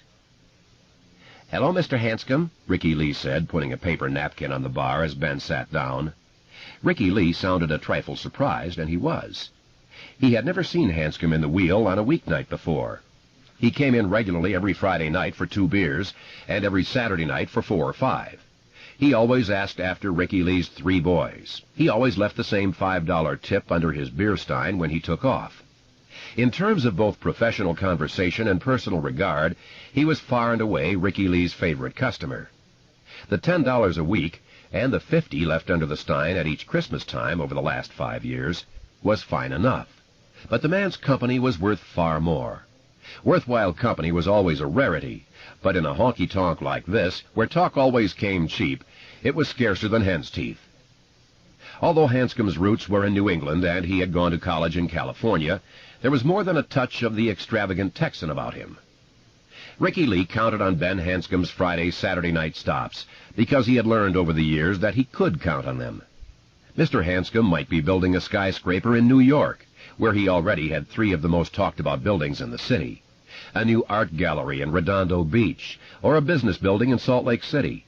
But come Friday night, the door leading to the parking lot would open sometime between 8 o'clock and 9:30, and in he would stroll, as if he lived no farther than the other side of town and had decided to drop in because there was nothing good on TV. He had his own Learjet and a private landing strip on his farm in Junkins. 2 years ago he had been in London, first designing and then overseeing the construction of the new BBC Communications Centre, a building that was still hotly debated pro and con in the British press. The Guardian, perhaps the most beautiful building to be constructed in London over the last 20 years. The Mirror, other than the face of my mother-in-law after a pub crawl, the ugliest thing I have ever seen. When Mr. Hanscom took that job, Ricky Lee had thought, well, I'll see him again sometime, or maybe he'll just forget all about us. And indeed, the Friday night after Ben Hanscom left for England had come and gone with no sign of him, although Ricky Lee found himself looking up quickly every time the door opened between 8 and 9:30. Well, I'll see him again sometime, maybe. Sometime turned out to be the next night. The door had opened at 9:15, and in he had ambled, wearing jeans and a Go Bama t-shirt and his old engineer boots, looking like he'd come from no farther away than cross town. And when Ricky Lee cried almost joyfully, "Hey, Mr. Hanscom, Christ, what are you doing here?" Mr. Hanscom had looked mildly surprised, as if there was nothing in the least unusual about his being here. Nor had that been a one-shot. He had showed up every Saturday during the 2-year course of his active involvement in the BBC job. He left London each Saturday morning at 11 a.m. on the Concorde, he told a fascinated Ricky Lee, and arrived at Kennedy in New York at 10:15 a.m., 45 minutes before he left London, at least by the clock. "God, it's like time travel, ain't it?" an impressed Ricky Lee had said. A limousine was standing by to take him over to Teterboro Airport in New Jersey, a trip which usually took no more than an hour on Saturday morning. He could be in the cockpit of his Lear before noon with no trouble at all, and touching down in Junkins by 2:30. If you head west fast enough, he told Ricky, the day just seems to go on forever. He would take a 2-hour nap, spend an hour with his foreman and half an hour with his secretary. He would eat supper, and then come on over to the Red Wheel for an hour and a half or so. He always came in alone, he always sat at the bar, and he always left the way he had come in, although God knew there were plenty of women in this part of Nebraska who would have been happy to screw the socks off him. Back at the farm, he would catch 6 hours of sleep, and then the whole process would reverse itself. Ricky had never had a customer who failed to be impressed with this story. "Maybe he's gay," a woman had told him once. Ricky Lee glanced at her briefly, taking in the carefully styled hair, the carefully tailored clothes, which undoubtedly had designer labels, the diamond chips at her ears, the look in her eyes, and knew she was from somewhere back east, probably New York, out here on a brief duty visit to a relative or maybe an old school chum, and couldn't wait to get out again. "No," he had replied. "Mr. Hanscom ain't no sissy." She had taken a pack of Doral cigarettes from her purse and held one between her red, glistening lips until he lit it for her. "How do you know?" she had asked, smiling a little. "I just do," he said. And he did. He thought of saying to her, "I think he's the most god-awful lonely man I ever met in my life." But he wasn't going to say any such thing to this New York woman who was looking at him like he was some new and amusing type of life. Tonight Mr. Hanscom looked a little pale, a little distracted. "Hello, Ricky Lee," he said, sitting down, and then fell to studying his hands. Ricky Lee knew he was slated to spend the next 6 or 8 months in Colorado Springs, overseeing the start of the Mountain States Cultural Center, a sprawling 6-building complex which would be cut into the side of a mountain. "When it's done, people are going to say it looks like a giant kid left his toy blocks all over a flight of stairs," Ben had told Ricky Lee. "Some will, anyway, and they'll be at least half right. But I think it's going to work. It's the biggest thing I've ever tried, and putting it up is going to be scary as hell, but I think it's going to work." Ricky Lee supposed it was possible that Mr. Hanscom had a little touch of stage fright. Nothing surprising about that, and nothing wrong about it either. When you got big enough to be noticed, you got big enough to come gunning for. Or maybe he just had a touch of the bug. There was a hell of a lively one going around. Ricky Lee got a beer stein from the back bar and reached for the Olympia tap. "Don't do that, Ricky Lee." Ricky Lee turned back, surprised. And when Ben Hanscom looked up from his hands, he was suddenly frightened. Because Mr. Hanscom didn't look like he had stage fright or the virus that was going around or anything like that. He looked like he had just taken a terrible blow and was still trying to understand whatever it was that had hit him. "Someone died. He ain't married, but every man's got a family. And someone in his just bit the dust. That's what happened, just as sure as shit rolls downhill from a privy." Someone dropped a quarter in the jukebox, and Barbara Mandrell started to sing about a drunk man and a lonely woman. "You okay, Mr. Hanscom?" Ben Hanscom looked at Ricky Lee out of eyes that suddenly looked 10, no 20 years older than the rest of his face, and Ricky Lee was astonished to observe that Mr. Hanscom's hair was graying. He had never noticed any gray in his hair before. Hanscom smiled. The smile was ghastly, horrible. It was like watching a corpse smile. "I don't think I am, Ricky Lee. No, sir, not tonight, not at all." Ricky Lee set the stein down and walked back over to where Hanscom sat. The bar was as empty as a Monday night bar far outside of football season can get. There were fewer than 20 paying customers in the place. Annie was sitting by the door into the kitchen, playing cribbage with the short-order cook. "Bad news, Mr. Hanscom?" "Bad news, that's right. Bad news from home." He looked at Ricky Lee. He looked through Ricky Lee. "I'm sorry to hear that, Mr. Hanscom." "Thank you, Ricky Lee." He fell silent, and Ricky Lee was about to ask him if there was anything he could do when Hanscom said, "What's your bar whiskey, Ricky Lee?" "For everyone else in this dump, it's 4 Roses," Ricky Lee said. "But for you, I think it's Wild Turkey." Hanscom smiled a little at that. "That's good of you, Ricky Lee.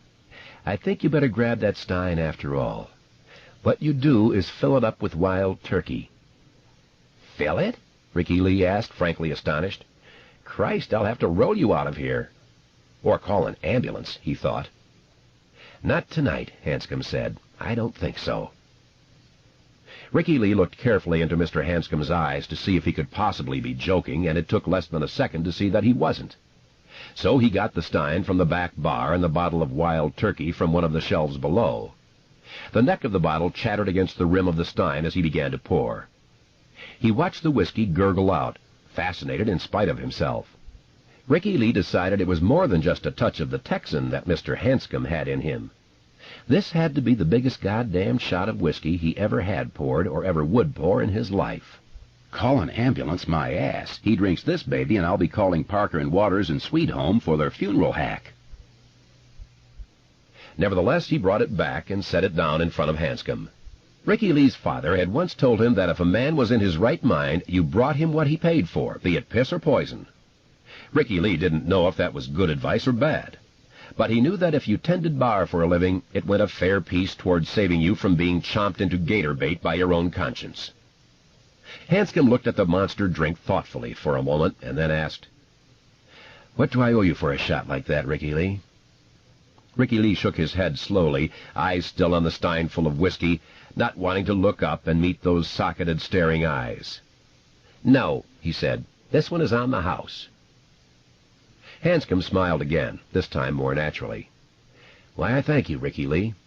Now I am going to show you something I learned about in Peru in 1978. I was working with a guy named Frank Billings, understudying with him, I guess you'd say. Frank Billings was the best damned architect in the world, I think. He caught a fever, and the doctors injected about 1 billion different antibiotics into him, and not a single one of them touched it. He burned for 2 weeks, and then he died. What I'm going to show you I learned from the Indians who worked on the project. The local popskull is pretty potent. You take a slug and you think it's going down pretty mellow, no problem, and then all at once it's like someone lit a blowtorch in your mouth and aimed it down your throat. But the Indians drink it like Coca-Cola, and I rarely saw one drunk, and I never saw one with a hangover. Never had the sack to try it their way myself. But I think I'll give it a go tonight. Bring me some of those lemon wedges there." Ricky Lee brought him 4 and laid them out neatly on a fresh napkin next to the stein of whiskey. Hanscom picked one of them up, tilted his head back like a man about to administer eye drops to himself, and then began to squeeze raw lemon juice into his right nostril. "Holy Jesus!" Ricky Lee cried, horrified. Hanscom's throat worked, his face flushed, and then Ricky Lee saw tears running down the flat planes of his face toward his ears. Now the Spinners were on the juke, singing about the rubber band man. "Oh, Lord, I just don't know how much of this I can stand," the Spinners sang. Hanscom groped blindly on the bar, found another slice of lemon, and squeezed the juice into his other nostril. "You're gonna fucking kill yourself," Ricky Lee whispered. Hanscom tossed both of the wrung-out lemon wedges onto the bar. His eyes were fiery red, and he was breathing in hitching, wincing gasps. Clear lemon juice dripped from both of his nostrils and trickled down to the corners of his mouth. He groped for the stein, raised it, and drank a third of it. Frozen, Ricky Lee watched his Adam's apple go up and down. Hanscom set the stein aside, shuddered twice, then nodded. He looked at Ricky Lee and smiled a little. His eyes were no longer red. "Works about like they said it did. You are so fucking concerned about your nose that you never feel what's going down your throat at all." "You're crazy, Mr. Hanscom," Ricky Lee said. "You bet your fur," Mr. Hanscom said. "You remember that one, Ricky Lee? We used to say that when we were kids. You bet your fur. Did I ever tell you I used to be fat?" "No, sir, you never did," Ricky Lee whispered. He was now convinced that Mr. Hanscom had received some intelligence so dreadful that the man really had gone crazy, or at least taken temporary leave of his senses. "I was a regular butterball. Never played baseball or basketball. Always got caught first when we played tag. Couldn't keep out of my own way. I was fat, all right. And there were these fellows in my hometown who used to take after me pretty regularly. There was a fellow named Reginald Huggins, only everyone called him Belch. A kid named Victor Chris, a few other guys. But the real brains of the combination was a fellow named Henry Bowers. If there has ever been a genuinely evil kid strutting across the skin of the world, Ricky Lee, Henry Bowers was that kid. I wasn't the only kid he used to take after. My problem was, I couldn't run as fast as some of the others." Hanscom unbuttoned his shirt and opened it. Leaning forward, Ricky Lee saw a funny, twisted scar on Mr. Hanscom's stomach, just above his navel, puckered, white, and old. It was a letter, he saw. Someone had carved the letter H into the man's stomach, probably long before Mr. Hanscom had been a man. "Henry Bowers did that to me, about 1,000 years ago. I'm lucky I'm not wearing his whole damn name down there." "Mr. Hanscom." Hanscom took the other 2 lemon slices, one in each hand, tilted his head back, and took them like nose drops. He shuddered rackingly, put them aside, and took 2 big swallows from the stein. He shuddered again, took another gulp, and then groped for the padded edge of the bar with his eyes closed. For a moment he held on like a man on a sailboat clinging to the rail for support in a heavy sea. Then he opened his eyes again and smiled at Ricky Lee. "I could ride this bull all night," he said. "Mr. Hanscom, I wish you wouldn't do that anymore," Ricky Lee said nervously. Annie came over to the waitress's stand with her tray and called for a couple of Millers. Ricky Lee drew them and took them down to her. His legs felt rubbery. "Is Mr. Hanscom all right, Ricky Lee?" Annie asked. She was looking past Ricky Lee, and he turned to follow her gaze. Mr. Hanscom was leaning over the bar, carefully picking lemon slices out of the caddy where Ricky Lee kept the drink garnishes. "I don't know," he said. "I don't think so." "Well, get your thumb out of your ass and do something about it." Annie was, like most other women, partial to Ben Hanscom. "I don't know. My daddy always said that if a man's in his right mind—" "Your daddy didn't have the brains God gave a gopher," Annie said. "Never mind your daddy. You've got to put a stop to that, Ricky Lee. He's going to kill himself." Thus given his marching orders, Ricky Lee went back down to where Ben Hanscom sat. "Mr. Hanscom, I really think you've had an—" Hanscom tilted his head back, squeezed, actually sniffed the lemon juice back this time, as if it were cocaine. He gulped whiskey as if it were water. He looked at Ricky Lee solemnly. "Bing bang, I saw the whole gang dancing on my living room rug," he said, and then laughed. There was maybe 2 inches of whiskey left in the stein. "That is enough," Ricky Lee said, and reached for the stein. Hanscom moved it gently out of his reach. "Damage has been done, Ricky Lee," he said. "The damage has been done, boy." "Mr. Hanscom, please." "I've got something for your kids, Ricky Lee. Damn if I didn't almost forget." He was wearing a faded denim vest, and now he reached something out of one of its pockets. Ricky Lee heard a muted clink. "My dad died when I was 4, Hanscom said. There was no slur at all in his voice. "Left us a bunch of debts and these. I want your kiddos to have them, Ricky Lee." He put 3 cartwheel silver dollars on the bar where they gleamed under the soft lights. Ricky Lee caught his breath. "Mr. Hanscom, that's very kind, but I couldn't.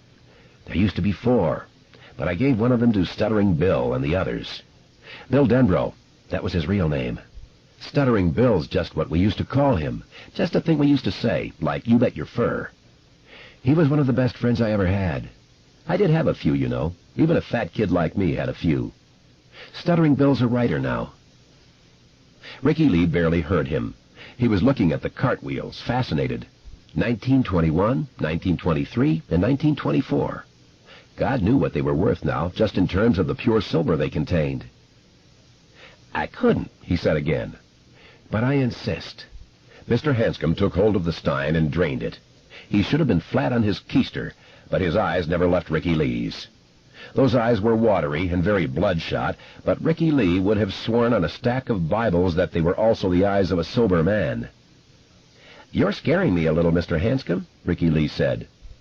2 years ago, Gresham Arnold, a rum-dum of some local repute, had come into the Red Wheel with a roll of quarters in his hand and a $20 bill stuck into the band of his hat. He handed the roll to Annie with instructions to feed the quarters into the jukebox by 4s. He put the 20 on the bar and instructed Ricky Lee to set up drinks for the house. This rum-dum, this Gresham Arnold, had long ago been a star basketball player for the Hemingford Rams, leading them to their first, and most likely last, high school team championship. In 1961 that had been. An almost unlimited future seemed to lie ahead of the young man. But he had flunked out of LSU his first semester, a victim of drink, drugs, and all-night parties. He came home, cracked up the yellow convertible his folks had given him as a graduation present, and got a job as head salesman at his daddy's John Deere dealership.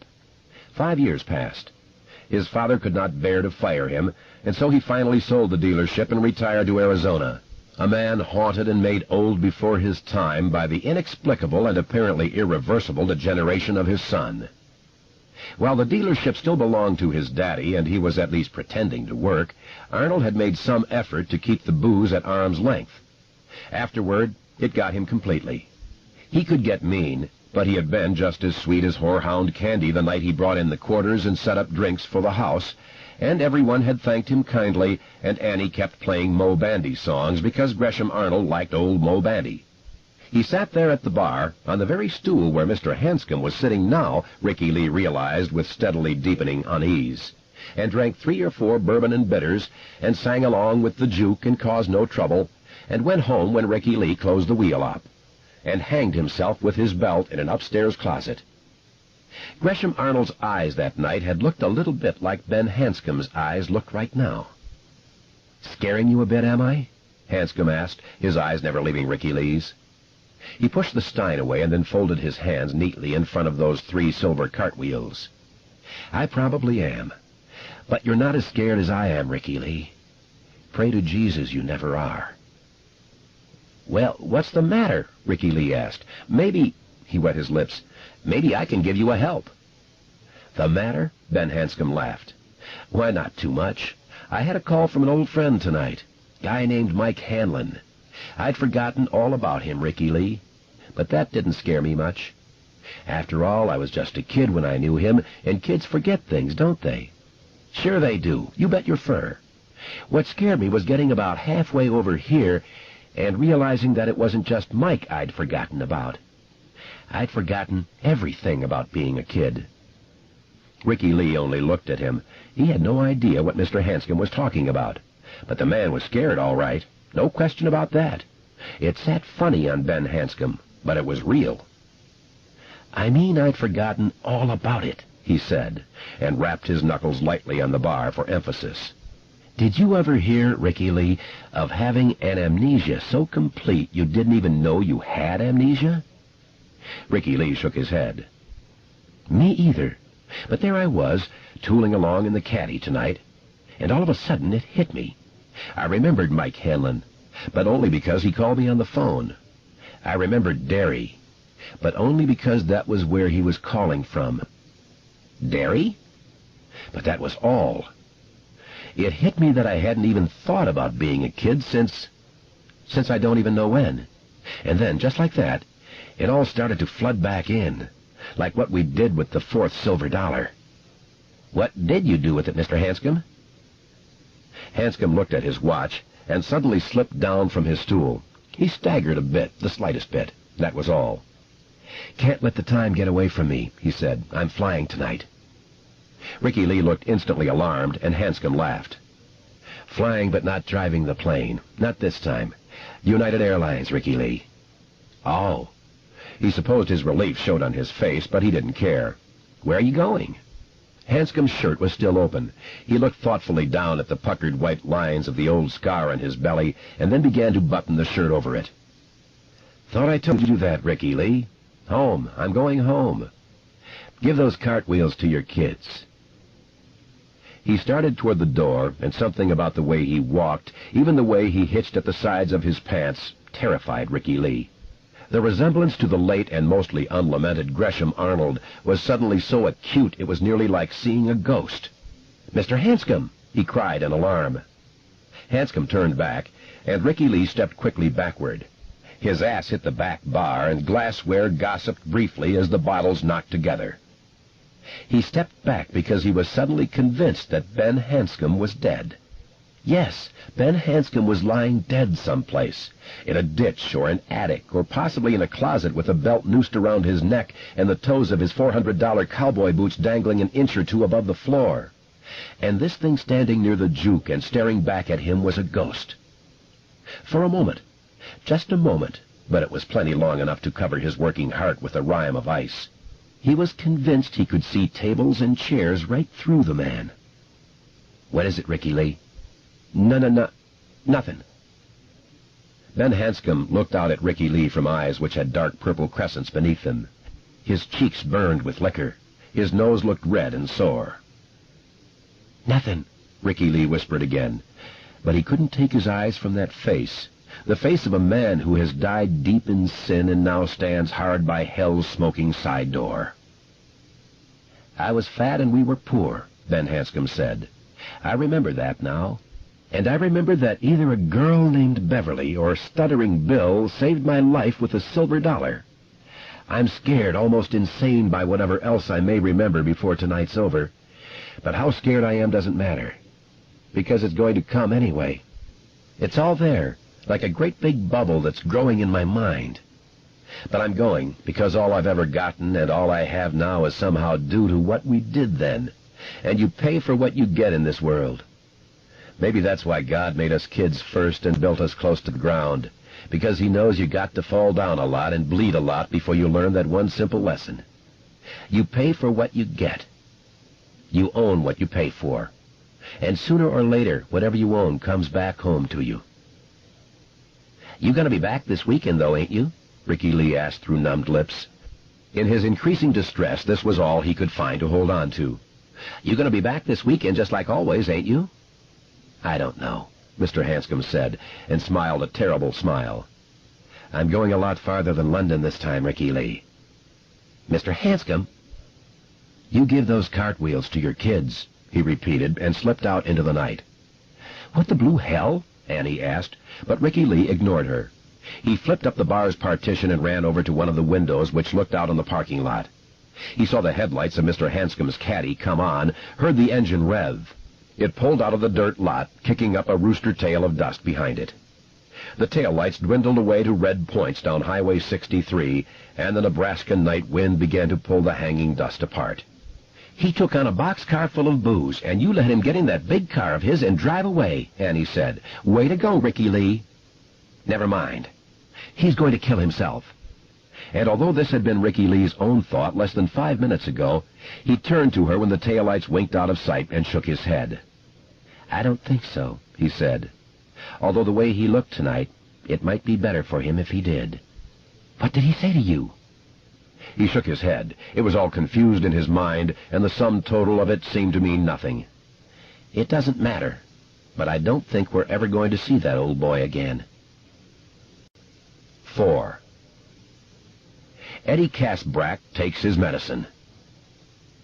If you would know all there is to know about an American man or woman in the middle class as the millennium nears its end, you would need only to look in his or her medicine cabinet. Or so it has been said. But, dear Lord, get a look into this one as Eddie Casbrack slides it open, mercifully sliding aside his white face and wide staring eyes.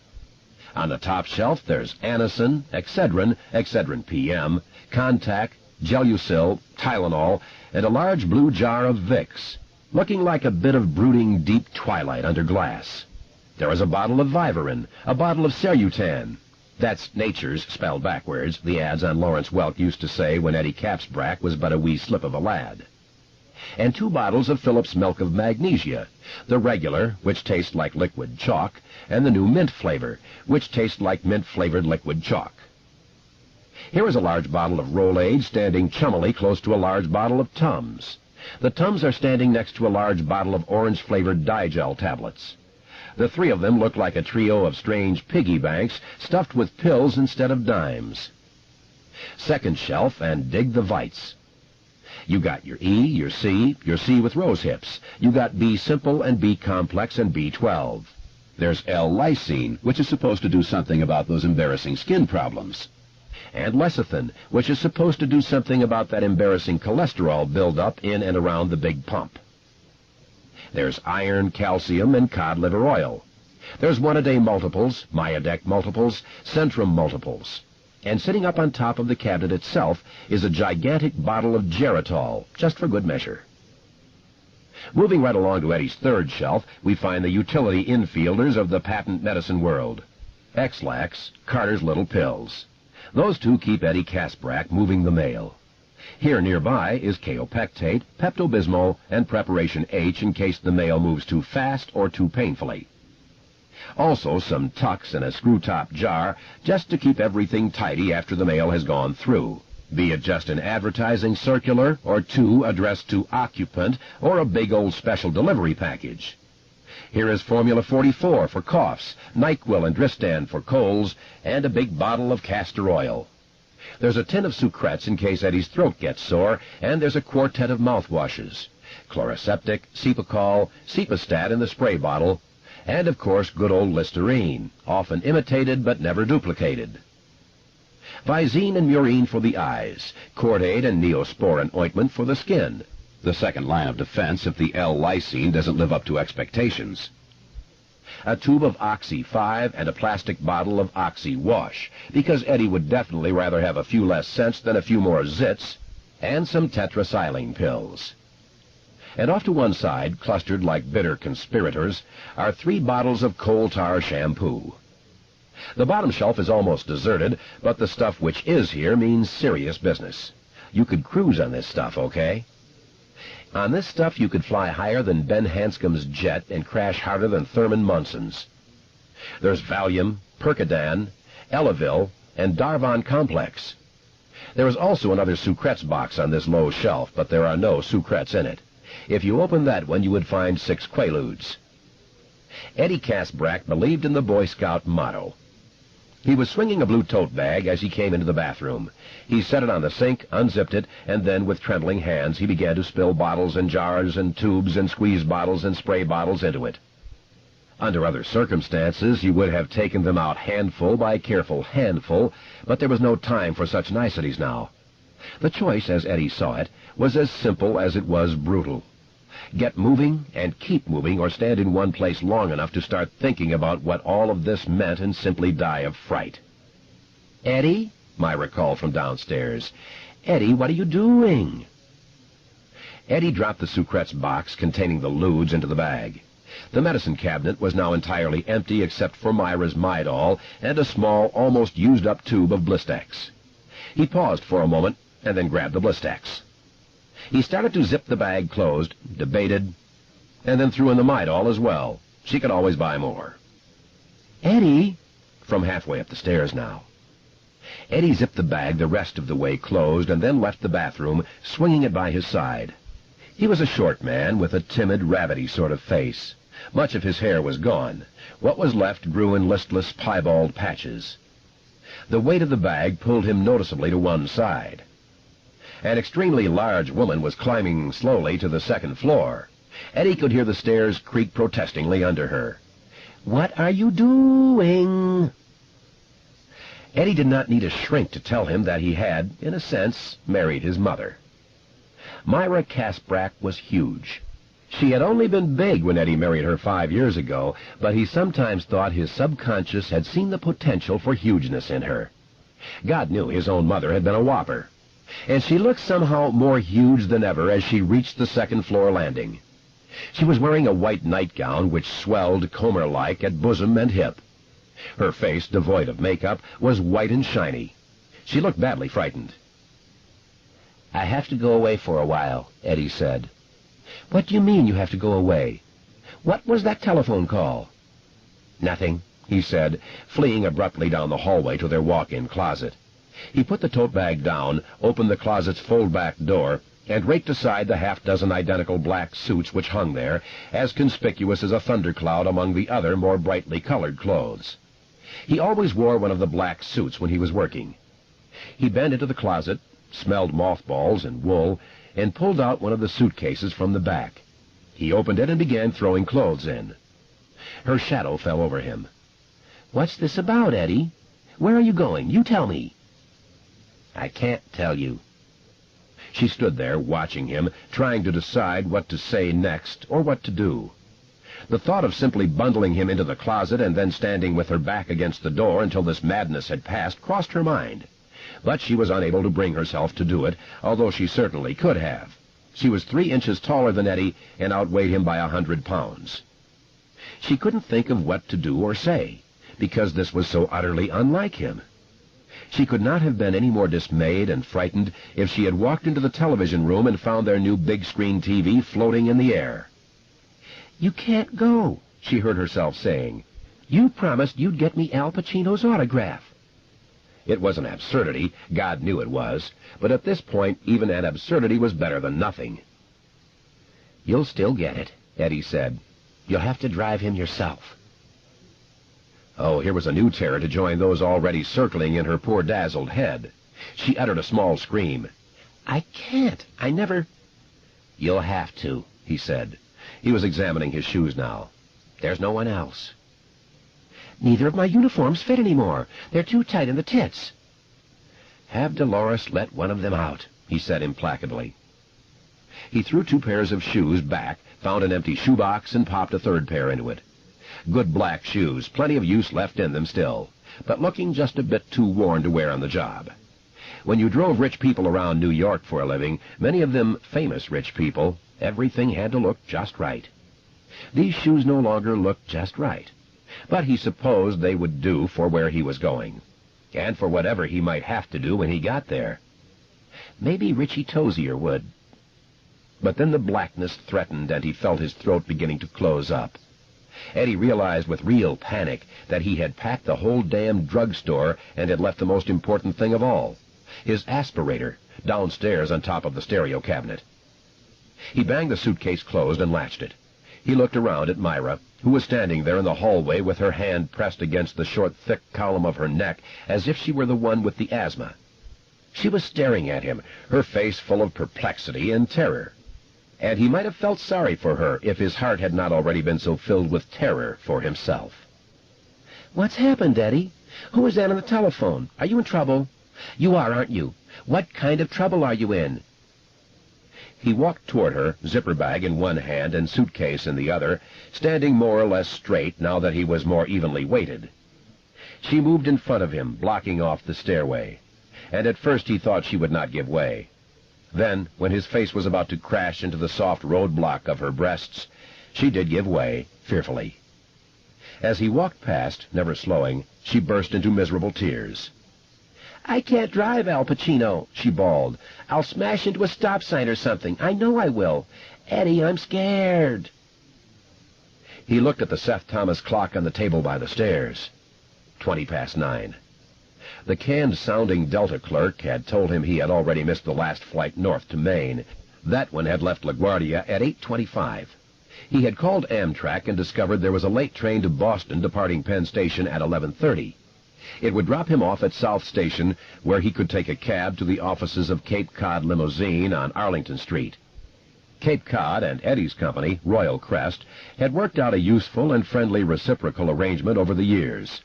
A quick call to Butch Carrington in Boston had taken care of his transportation north. Butch said he would have a Cadillac limo gassed and ready for him. So he would go in style, and with no pain-in-the-ass client sitting in the back seat, stinking the air up with a big cigar and asking if Eddie knew where he could score a broad or a few grams of coke or both. Going in style, all right, he thought. Only way you could go in more style would be if you were going in a hearse. But don't worry, Eddie. That's probably how you'll come back. If there's enough of you left to pick up, that is. Eddie? 9:20. Plenty of time to talk to her, plenty of time to be kind. But it would have been so much better if this had been her whist night, if he could have just slipped out, leaving a note under one of the magnets on the refrigerator door. The refrigerator door was where he left all his notes for Myra, because there she never missed them. Leaving that way, like a fugitive, would not have been good, but this was even worse. This was like having to leave home all over again, and that had been so hard he'd had to do it 3 times. Sometimes home is where the heart is, Eddie thought randomly. I believe that. Old Bobby Frost said home's the place where, when you have to go there, they have to take you in. Unfortunately, it's also the place where, once you're in there, they don't ever want to let you out. He stood at the head of the stairs, forward motion temporarily spent, filled with fear, breath wheezing noisily in and out of the pinhole his throat had become, and regarded his weeping wife. "Come on downstairs with me, and I'll tell you what I can," he said. Eddie put his 2 bags, clothes in one, medicine in the other, by the door in the front hall. He remembered something else then, or rather the ghost of his mother, who had been dead many years, but who still spoke frequently in his mind, remembered for him. "You know when your feet get wet you always get a cold, Eddie. You're not like other people. You have a very weak system. You have to be careful. That's why you must always wear your rubbers when it rains." It rained a lot in Derry. Eddie opened the front hall closet, got his rubbers off the hook where they hung neatly in a plastic bag, and put them in his clothes suitcase. "That's a good boy, Eddie." He and Myra had been watching TV when the shit hit the fan. Eddie went into the television room and pushed the button which lowered the screen of the Muralvision TV. Its screen was so big that it made Freeman McNeil look like a visitor from Brobdingnag on Sunday afternoons. He picked up the telephone and called a taxi. The dispatcher told him it would probably be 15 minutes. Eddie said that was no problem.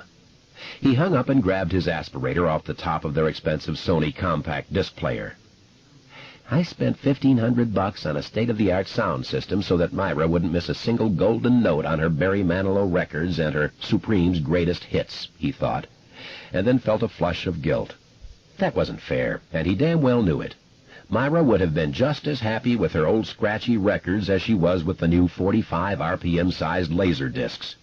Just as she would have been happy to keep on living in the little four-room house in Queens until they were both old and gray. And if the truth were told, there was a little snow on Eddie Casbrack's mountain already. He had bought the luxury sound system for the same reasons that he had bought this low fieldstone house on Long Island, where the two of them often rattled around like the last two peas in a can, because he had been able to, and because they were ways of appeasing the soft, frightened, often bewildered, always implacable voice of his mother. They were ways of saying, "I made it, Ma. Look at all this. I made it. Now will you please, for Christ's sake, shut up a while?" Eddie stuffed the aspirator into his mouth and, like a man miming suicide, pulled the trigger.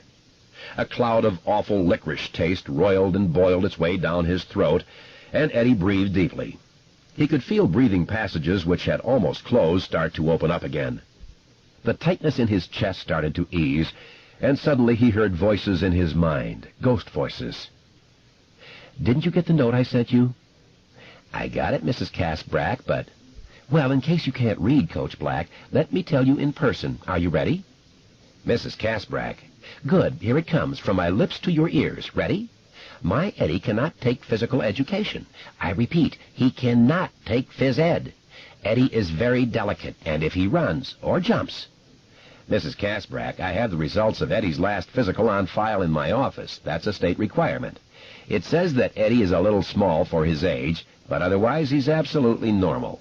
So I called your family physician just to be sure, and he confirmed." "Are you saying I'm a liar, Coach Black? Is that it? Well, here he is. Here's Eddie standing right beside me. Can you hear the way he's breathing? Can you?" "Mom, please, I'm all right." "Eddie, you know better than that. I taught you better than that. Don't interrupt your elders." "I hear him, Mrs. Casbrack, but—" "Do you? Good. I thought maybe you were deaf. He sounds like a truck going uphill in low gear, doesn't he? And if that isn't asthma—" "Mom, I'll be—" "Be quiet, Eddie. Don't interrupt me again. If that isn't asthma, Coach Black, then I'm Queen Elizabeth." "Mrs. Casbrack, Eddie often seems very well and happy in his physical education classes. He loves to play games, and he runs quite fast. In my conversation with Dr. Baines, the word psychosomatic came up. I wonder if you've considered the possibility that—" "That my son is crazy? Is that what you're trying to say? Are you trying to say that my son is crazy?" "No, but—" "He's delicate." "Mrs. Casbrack." "My son is very delicate." "Mrs. Casbrack, Dr. Baines confirmed that he could find nothing at all." "Physically wrong," Eddie finished. The memory of that humiliating encounter, his mother screaming at Coach Black in the Derry Elementary School gymnasium while he gasped and cringed at her side, and the other kids huddled around one of the baskets and watched, had recurred to him tonight for the first time in years. Nor was that the only memory which Mike Hanlon's call was going to bring back, he knew. He could feel many others, as bad or even worse, crowding and jostling like sale-mad shoppers bottlenecked in a department store doorway. But soon the bottleneck would break, and they would be along. He was quite sure of that. And what would they find on sale?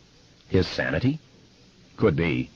Half price. Smoke and water damage. Everything must go.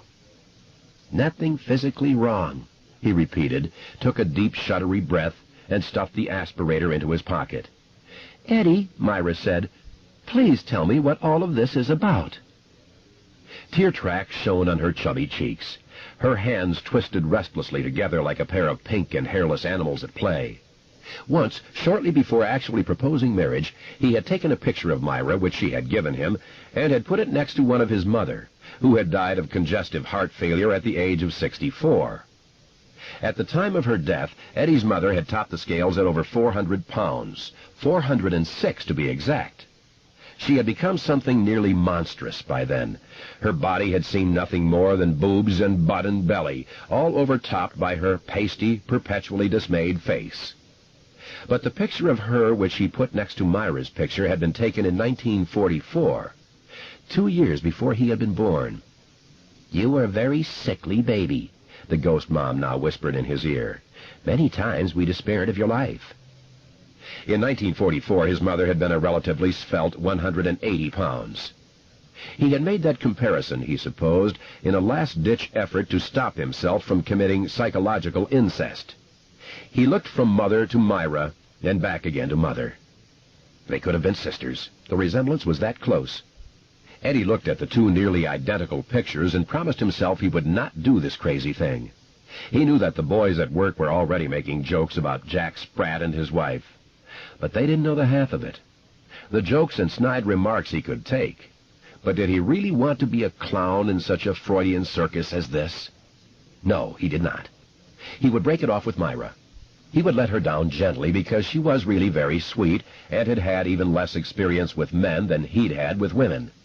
And then, after she had finally sailed over the horizon of his life, he could maybe take those tennis lessons he'd been thinking of for such a long time. Eddie often seems very well and happy in his physical education classes. Or there were the pool memberships they were selling at the UN Plaza Hotel. Eddie loves to play games. Not to mention that health club which had opened up on 3rd Avenue across from the garage. Eddie runs quite fast. He runs quite fast when you're not here, runs quite fast when there's nobody around to remind him of how delicate he is, and I see in his face, Mrs. Casbrack, that he knows even now, at the age of 9, he knows that the biggest favor in the world he could do himself would be to run fast in any direction. You're not going to let him go, Mrs. Casbrack. Let him run. But in the end, he had married Myra anyway. In the end, the old ways and the old habits had simply been too strong. Home was the place where, when you have to go there, they have to chain you up. Oh, he might have beaten his mother's ghost. It would have been hard, but he was quite sure he could have done that much, if that had been all which needed doing. It was Myra herself who had ended up tipping the scales away from independence. Myra had condemned him with solicitude, had nailed him with concern, had chained him with sweetness. Myra, like his mother, had reached the final, fatal insight into his character. Eddie was all the more delicate because he sometimes suspected he was not delicate at all. Eddie needed to be protected from his own dim intimations of possible bravery. On rainy days, Myra always took his rubbers out of the plastic bag in the closet and put them by the coat rack next to the door. Beside his plate of unbuttered wheat toast each morning was a dish of what might have been taken at a casual glance for a multicolored pre-sweetened children's cereal, but which a closer look would have revealed to be a whole spectrum of vitamins, most of which Eddie had in his medicine bag right now. Myra, like Mother, understood, and there had really been no chance for him. As a young unmarried man, he had left his mother 3 times and returned home to her 3 times. Then, 4 years after his mother had died in the front hall of her Queens apartment, blocking the front door so completely with her bulk that the MedQ guys, called by the people downstairs when they heard the monstrous thud of Mrs. Casbrack going down for the final count, had to break in through the locked door between the apartment's kitchen and the service stairwell. He had returned home for a 4th and final time. At least he had believed then it was for the final time. Home again, jiggity-jog. Home again with Myra the hog. A hog she was, but she was a sweet hog, and he loved her, and there had really been no chance for him at all. She had drawn him to her with the fatal, hypnotizing snake's eyes of understanding. Home again forever, he had thought then. But maybe I was wrong, he thought. Maybe this isn't home, nor ever was. Maybe home is where I have to go tonight. Home is the place where, when you go there, you have to finally face the thing in the dark. He shuddered helplessly, as if he had gone outside without his rubbers and caught a terrible chill. "Eddie, please." She was beginning to weep again. Tears were her final defense, just as they had always been his mother's, the soft weapon which paralyzes, which turns kindness and tenderness into fatal chinks in one's armor. Not that he'd ever worn much armor anyway. Suits of armor did not seem to fit him very well. Tears had been more than a defense for his mother. They had been a weapon. Myra had rarely used her own tears so cynically. But cynically or not, he realized she was trying to use them that way now. And she was succeeding. He couldn't let her. It would be too easy to think of how lonely it was going to be, sitting in a seat on that train as it barreled north toward Boston through the darkness, his suitcase overhead and his tote bag full of nostrums between his feet, the fear sitting on his chest like a rancid Vicks pack. Too easy to let Myra take him upstairs and make love to him with aspirins and an alcohol rub, and put him to bed where they might or might not make a franker sort of love. But he had promised. Promised. "Myra, listen to me," he said, making his voice purposely dry, purposely matter-of-fact. She looked at him with wet, naked, terrified eyes. He thought he would try now to explain, as best he could. He would tell her about how Mike Hanlon had called and told him that it had started again, and yes, he thought most of the others were coming. But what came out of his mouth was much saner stuff. "Go down to the office first thing in the morning. Talk to Phil. Tell him I had to take off and that you'll drive Pacino." "Eddie, I just can't," she wailed. "He's a big star. If I get lost, he'll shout at me. I know he will. He'll shout. They all do when the driver gets lost. And I'll cry. There could be an accident. There probably will be an accident. Eddie, you have to stay home." "For God's sake, stop it." She recoiled from his voice, hurt. Although Eddie gripped his aspirator, he would not use it. She would see that as a weakness, one she could use against him. "Dear God, if you are there, please believe me when I say I don't want to hurt Myra. I don't want to cut her, don't even want to bruise her. But I promised, we all promised. We swore in blood. Please help me, God, because I have to do this." "I hate it when you shout at me, Eddie," she whispered. "Myra, I hate it when I have to," he said, and she winced. "There you go, Eddie. You hurt her again. Why don't you just punch her around the room a few times? That would probably be kinder and quicker." Suddenly, probably it was the thought of punching someone around the room which caused the image to come. He saw the face of Henry Bowers. It was the first time he had thought of Bowers in years, and it did nothing for his peace of mind, nothing at all. He closed his eyes briefly, then opened them and said, "You won't get lost, and he won't shout at you. Mr. Pacino is very nice, very understanding." He had never driven Pacino before in his life, but contented himself with knowing that at least the law of averages was on the side of this lie. According to popular myth, most celebrities were shitheels, but Eddie had driven enough of them to know it usually wasn't true. There were, of course, exceptions to the rule, and in most cases the exceptions were real monstrosities. He hoped fervently for Myra's sake that Pacino wasn't one of these. "Is he?" she asked timidly. "Yes, he is." "How do you know?" "Demetrios drove him 2 or 3 times when he worked at Manhattan Limousine," Eddie said glibly. "He said Mr. Pacino always tipped at least $50. "I wouldn't care if he only tipped me 50 cents, as long as he didn't shout at me." "Myra, it's all as easy as 1, 2, 3. 1, you make the pickup at the St. Regis tomorrow at 7 p.m. and take him over to the ABC building. They're retaping the last act of this play Pacino's in. American Buffalo, I think it's called. 2, you take him back to the St. Regis around 11. 3, you go back to the garage, turn in the car, and sign the green sheet." "That's all?" "That's all. You can do it standing on your head, Marty." She usually giggled at this pet name, but now she only looked at him with a painful childlike solemnity. "What if he wants to go out to dinner instead of back to the hotel, or for drinks, or for dancing?" "I don't think he will, but if he does, you take him. If it looks like he's going to party all night, you can call Phil Thomas on the radio phone after midnight. By then he'll have a driver free to relieve you.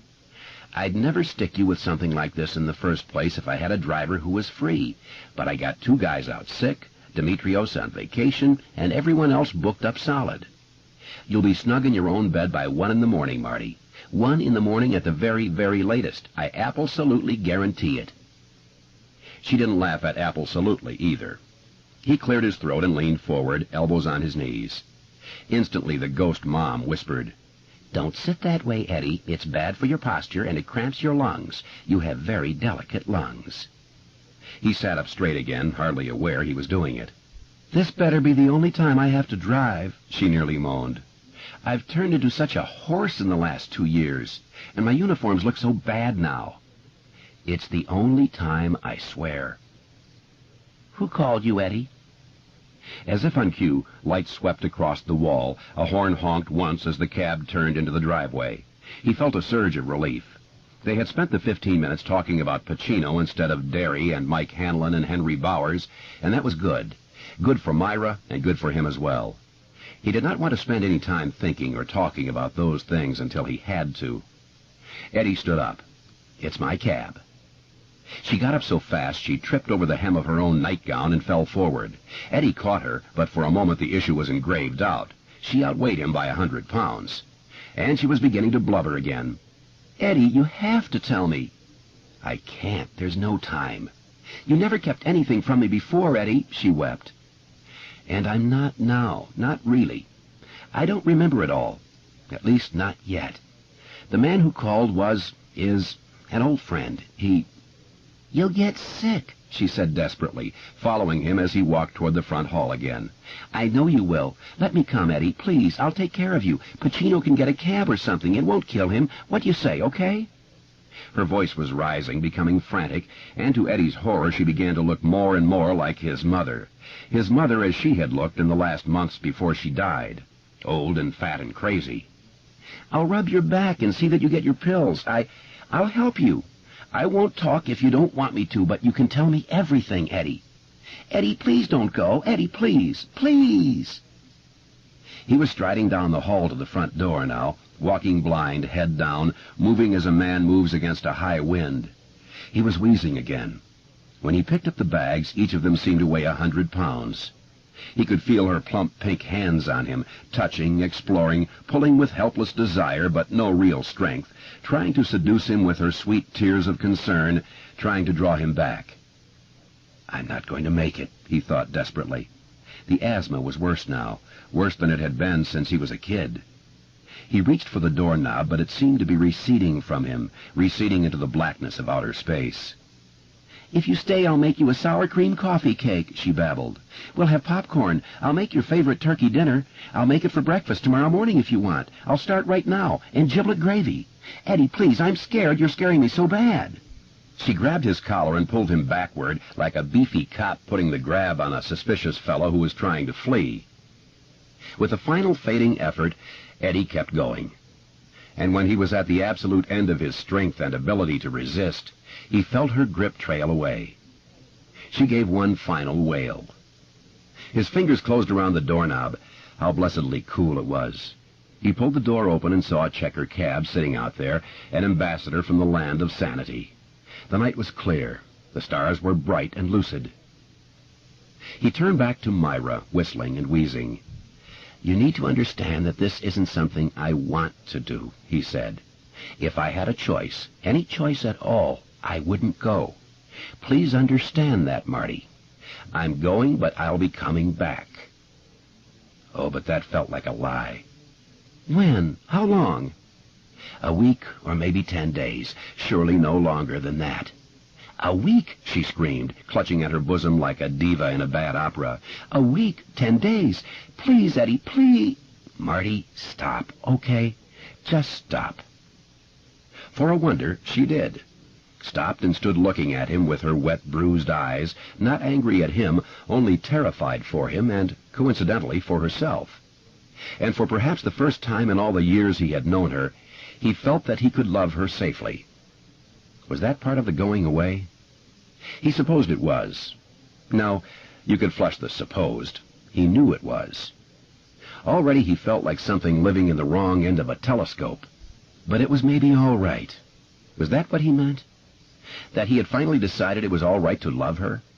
That it was all right even though she looked like his mother when his mother had been younger, and even though she ate brownies in bed while watching Hardcastle and McCormick or Falcon Crest, and the crumbs always got on his side, and even though she wasn't all that bright, and even though she understood and condoned his remedies in the medicine cabinet because she kept her own in the refrigerator? Or was it? Could it be that?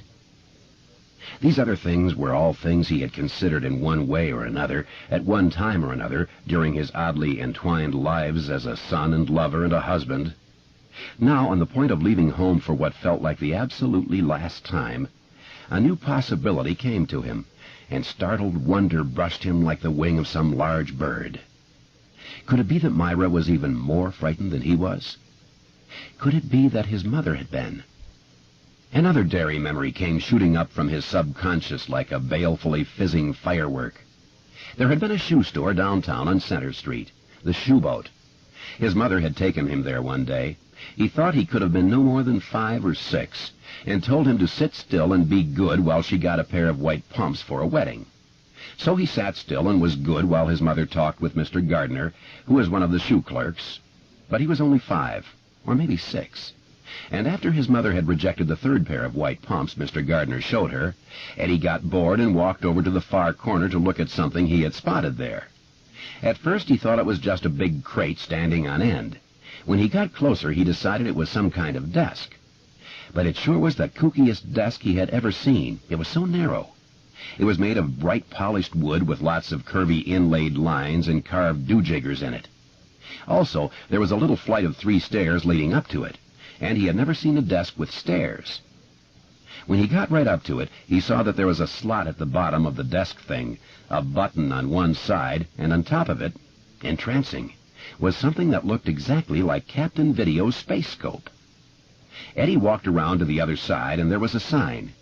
He must have been at least 6, because he had been able to read it, softly whispering each word aloud. "Do your shoes fit right?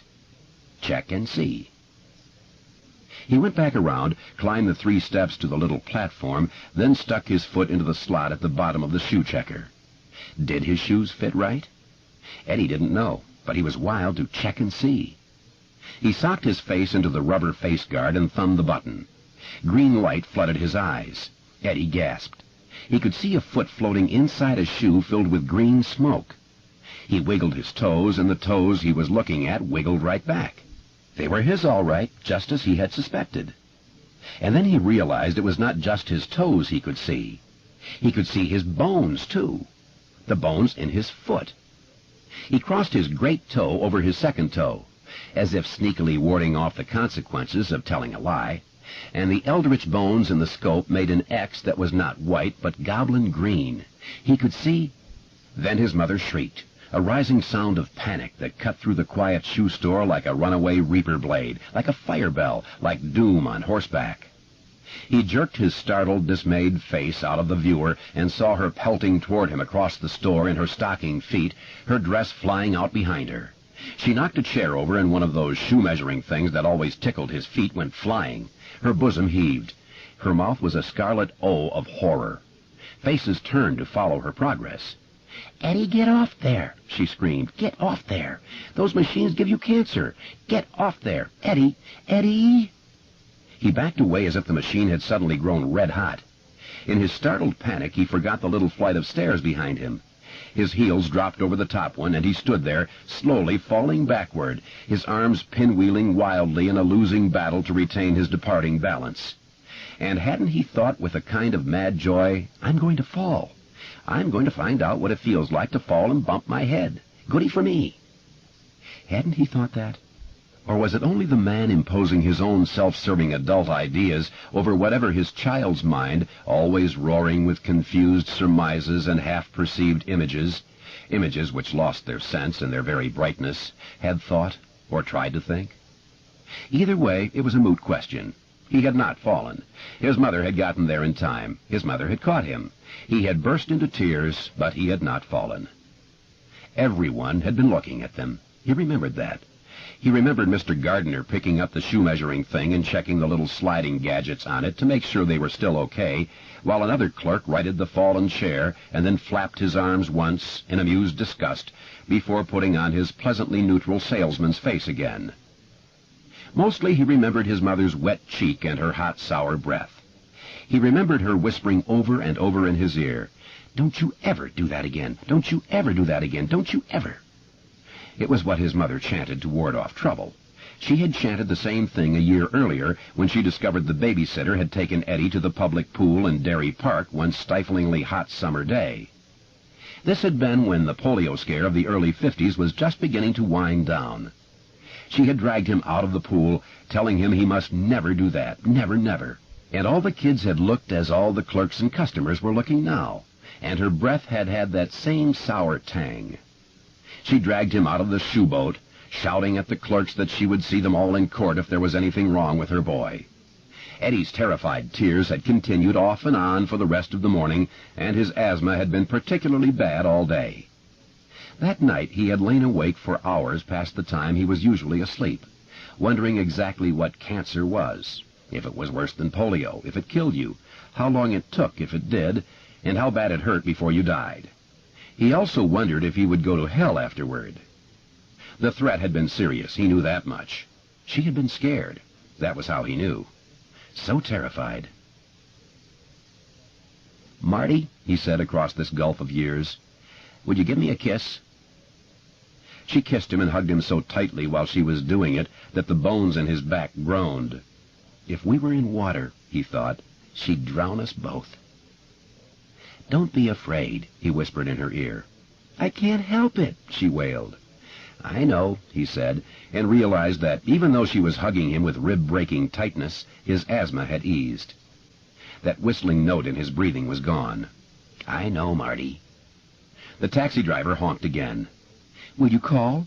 she asked him tremulously. "If I can." "Eddie, can't you please tell me what it is?" And suppose he did, how far would it go toward setting her mind at rest? "Marty, I got a call from Mike Hanlon tonight, and we talked for a while, but everything we said boiled down to two things. 'It started again,' Mike said. 'Will you come?' Mike said. And now I've got a fever, Marty, only it's a fever you can't damp down with aspirin, and I've got a shortness of breath the goddamned aspirator won't touch, because that shortness of breath isn't in my throat or my lungs. It is around my heart. I'll come back to you if I can, Marty, but I feel like a man standing at the mouth of an old mine shaft that is full of cave-ins waiting to happen, standing there and saying goodbye to the daylight." Yes, my yes. That would surely set her mind at rest. "No," he said, "I guess I can't tell you what it is." And before she could say more, before she could begin again, "Eddie, get out of that taxi. They give you cancer." He was striding away from her faster and faster. By the time he got to the cab, he was almost running. She was still standing in the doorway when the cab backed into the street, still standing there when they started for the city. A big black woman's shadow cut out of the light spilling from their house. He waved, and thought she raised her hand in return. "Where are we headed tonight, my friend?" the cabbie asked. "Penn Station," Eddie said, and his hand relaxed on the aspirator. His asthma had gone to wherever it went to brood between its assaults on his bronchial tubes. He felt almost well. But he needed the aspirator worse than ever 4 hours later, coming out of a light doze all in a single spasmodic jerk that caused the fellow in the business suit across the way to lower his paper and look at him with faintly apprehensive curiosity. "I'm back, Eddie," the asthma yelled gleefully. "I'm back, and oh, I don't know, this time I just might kill you. Why not? Gotta do it sometime, you know. Can't fuck around with you forever." Eddie's chest surged and pulled. He groped for the aspirator, found it, pointed it down his throat, and pulled the trigger.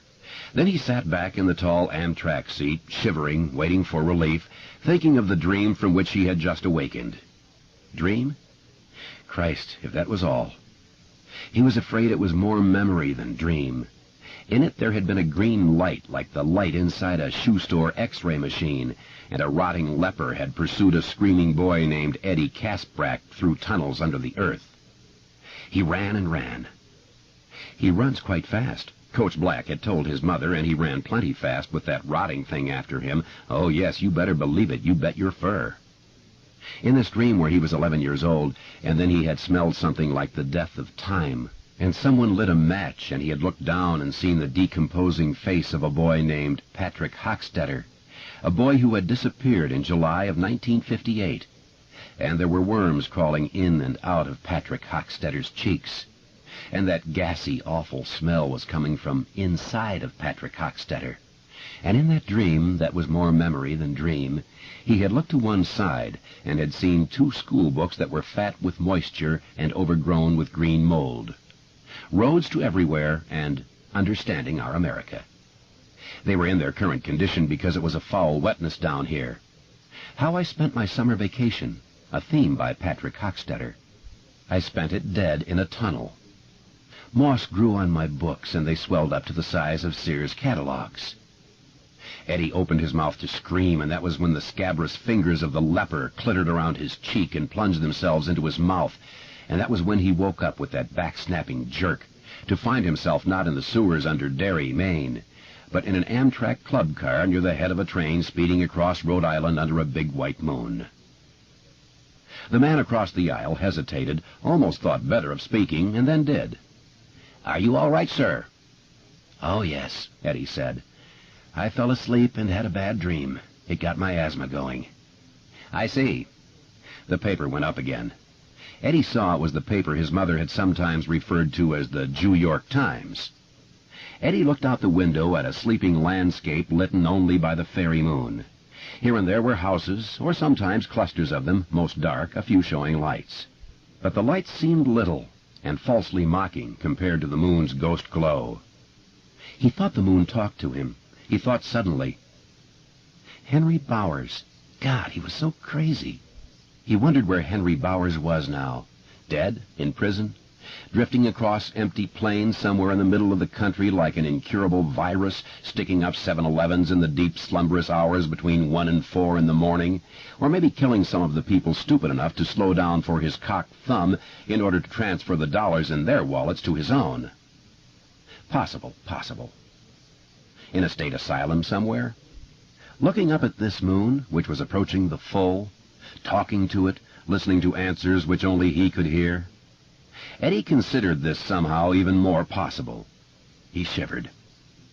"I am remembering my boyhood at last," he thought. "I am remembering how I spent my own summer vacation in that dim, dead year of 1958. He sensed that now he could fix upon almost any scene from that summer he wanted to. But he did not want to.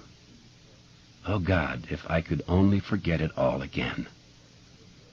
He leaned his forehead against the dirty glass of the window, his aspirator clasped loosely in one hand like a religious artifact, watching as the night flew apart around the train. Going north, he thought. But that was wrong. Not going north, because it's not a train. It's a time machine. Not north. Back. Back in time. He thought he heard the moon mutter. Eddie Casbrack held his aspirator tightly and closed his eyes against sudden vertigo. 5. Beverly Rogan takes a weapon. Tom was nearly asleep when the phone rang. He struggled halfway up, leaning toward it, and then felt one of Beverly's breasts press against his shoulder as she reached over him to get it. He flopped back on his pillow, wondering dully who was calling on their unlisted home phone number at this hour of the night. He heard Beverly say hello, and then he drifted off again. He had put away nearly 3 six-packs during the baseball game, and he was shagged. Then Beverly's voice, sharp and curious. "What?" drilled into his ear like an ice pick, and he opened his eyes again. He tried to sit up, and the phone cord dug into his thick neck. "Get that fucking thing off me, Beverly," he said, and she got up quickly and walked around the bed, holding the phone cord up with tented fingers. Her hair was a deep red, and it flowed over her nightgown in natural waves almost to her waist. Horse hair. Her eyes did not stutter to his face to read the emotional weather there, and Tom Rogan didn't like that. He sat up. His head was starting to ache. Shit, it had probably already been aching, but when you were asleep you didn't know it. He went into the bathroom, urinated for what felt like 3 hours, and then decided that as long as he was up, he ought to get another beer and try to take the curse off the impending hangover. Passing back through the bedroom on his way to the stairs, a man in white boxer shorts that flapped like sails below his considerable belly, his arms like slabs. He looked more like a dock walloper than the president and general manager of Beverly Fashions, Inc. He looked over his shoulder and yelled crossly, "If it's that bull dyke Leslie, tell her to go eat out some model and let us sleep." Beverly glanced up briefly, shook her head to indicate it wasn't Leslie, and then looked back at the phone. Tom felt the muscles at the back of his neck tighten up. It felt like a dismissal. Dismissed by m'lady. Me fucking lady. This was starting to look like it might turn into a situation. It might be that Beverly needed a short refresher course on who was in charge around here. It was possible. Sometimes she did. She was a slow learner. He went downstairs and padded along the hall to the kitchen, absently picking the seat of his shorts out of the crack of his ass, and opened the refrigerator. His reaching hand closed on nothing more alcoholic than a blue Tupperware dish of leftover noodles Romanoff. All the beer was gone. Even the can he kept way in the back, much as he kept a $20 bill folded up behind his driver's license for emergencies, was gone. The game had gone 14 innings and all for nothing. The White Sox had lost. Bunch of candy asses this year. His eyes drifted to the bottles of hard stuff on the glassed-in shelf over the kitchen bar, and for a moment he saw himself pouring a splash of beam over a single ice cube. Then he walked back toward the stairs, knowing that was asking for even more trouble than his head was currently in.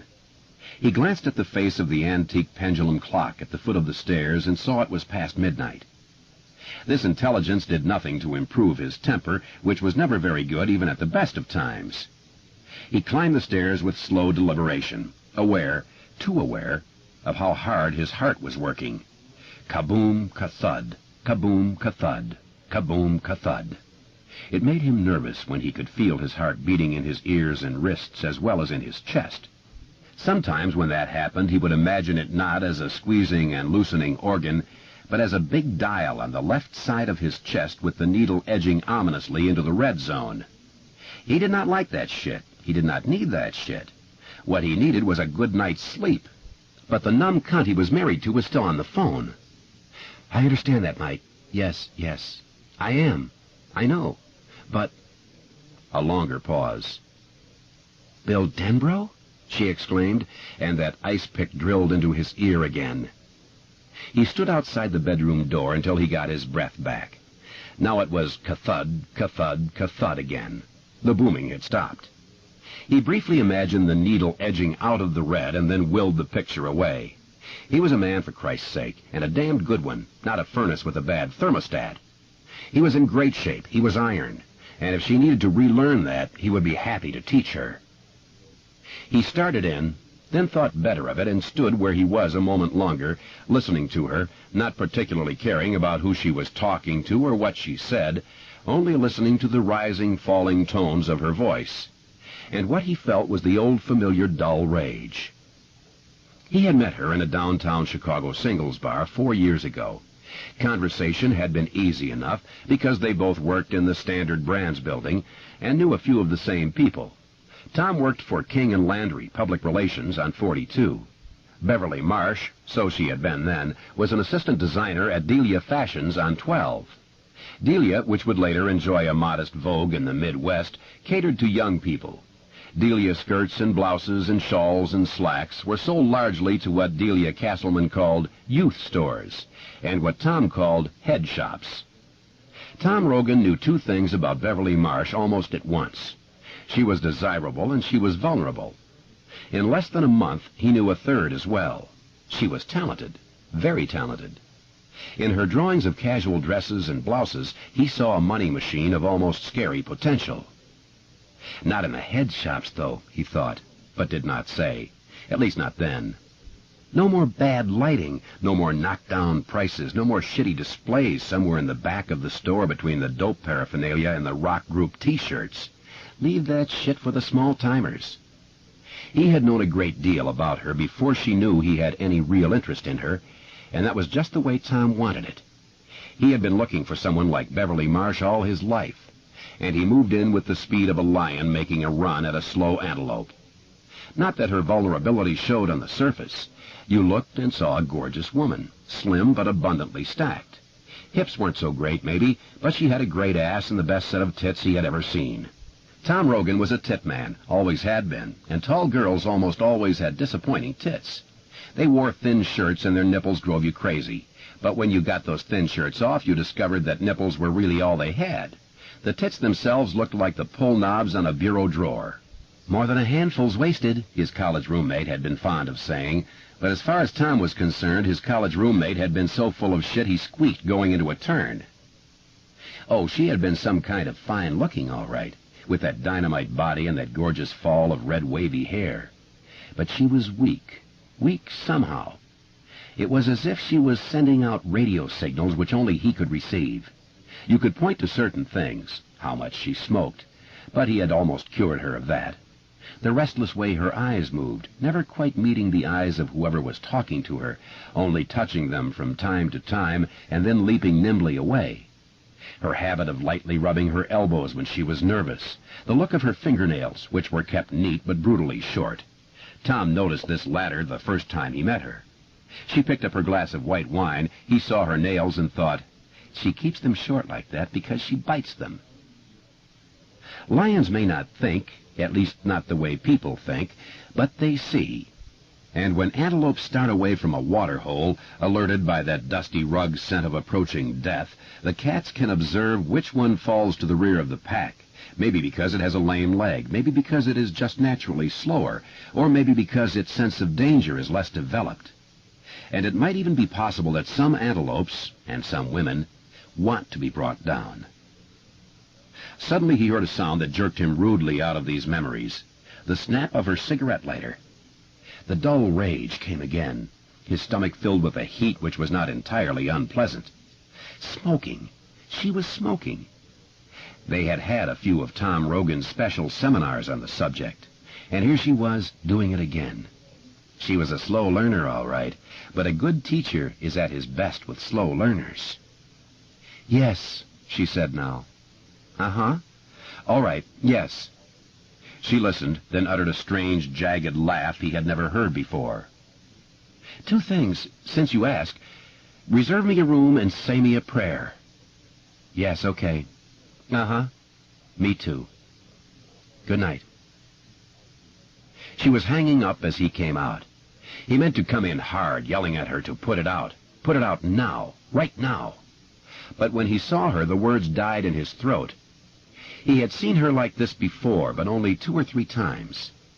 Once before their first big show, once before the first private preview showing for national buyers, and once when they had gone to New York for the International Design Awards. She was moving across the bedroom in long strides, the white lace nightgown molded to her body, the cigarette clamped between her front teeth. God, he hated the way she looked with the butt in her mouth, sending back a little white riband over her left shoulder like smoke from a locomotive stack. But it was her face that really gave him pause, that caused the planned shout to die in his throat.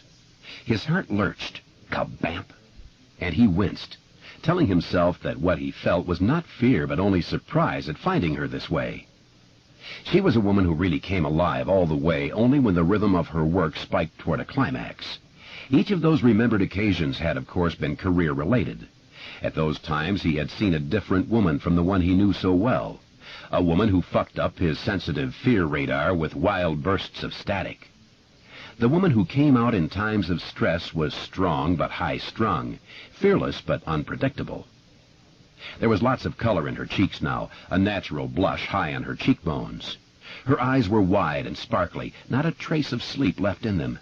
Her hair flowed and streamed, and, oh, looky here, friends and neighbors. Oh, you just looky right here. Is she taking a suitcase out of the closet? A suitcase? By God, she is. Reserve me a room, say me a prayer. Well, she wasn't going to need a room in any hotel, not in the foreseeable future, because little Beverly Rogan was going to be staying right here at home, thank you very much, and taking her meals standing up for the next 3 or 4 days. But she very well might need a prayer or two before he was through with her.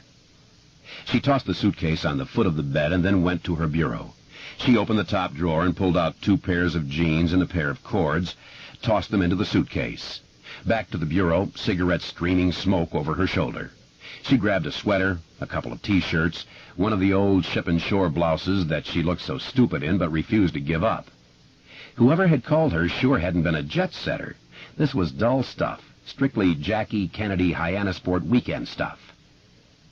Not that he cared about who had called her or where she thought she was going, since she wasn't going anywhere. Those were not the things which pecked steadily at his mind, dull and achy from too much beer and not enough sleep. It was that cigarette. Supposedly she had thrown them all out. But she had held out on him. The proof was clamped between her teeth right now. And because she still had not noticed him standing in the doorway, he allowed himself the pleasure of remembering the 2 nights which had assured him of his complete control over her.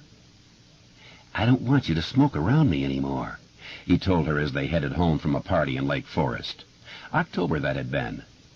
"I have to choke that shit down at parties and at the office, but I don't have to choke it down when I'm with you. You know what it's like? I'm going to tell you the truth. It's unpleasant, but it's the truth. It's like having to eat someone else's snot." He thought this would bring some faint spark of protest, but she had only looked at him in her shy, wanting-to-please way. Her voice had been low and meek and obedient. "All right, Tom." "Pitch it, then." She pitched it. Tom had been in good humor for the rest of that night. A few weeks later, coming out of a movie, she unthinkingly lit a cigarette in the lobby and puffed it as they walked across the parking lot to the car.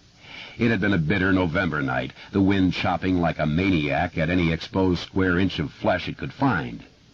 Tom remembered he had been able to smell the lake, as you sometimes could on cold nights, a flat smell that was both fishy and somehow empty. He let her smoke the cigarette. He even opened her door for her when they got to the car. He got in behind the wheel, closed his own door, and then said, "Bev?" She took the cigarette out of her mouth, turned toward him, inquiring, and he unloaded on her pretty good, his hard, open hand stroking across her cheek hard enough to make his palm tingle, hard enough to rock her head back against the headrest. Her eyes widened with surprise and pain, and something else as well. Her own hand flew to her cheek to investigate the warmth and tingling numbness there. She cried out, "Ow, Tom!" He looked at her, eyes narrowed, mouth smiling casually, completely alive, ready to see what would come next, how she would react. His cock was stiffening in his pants, but he barely noticed. That was for later. For now, school was in session. He replayed what had just happened. Her face. What had that third expression been, there for a bare instant and then gone? First the surprise, then the pain, then the nostalgia. Look of a memory, of some memory. It had only been there for a moment. He didn't think she even knew it had been there, on her face or in her mind. Now, it would all be in the first thing she didn't say. He knew that as well as his own name.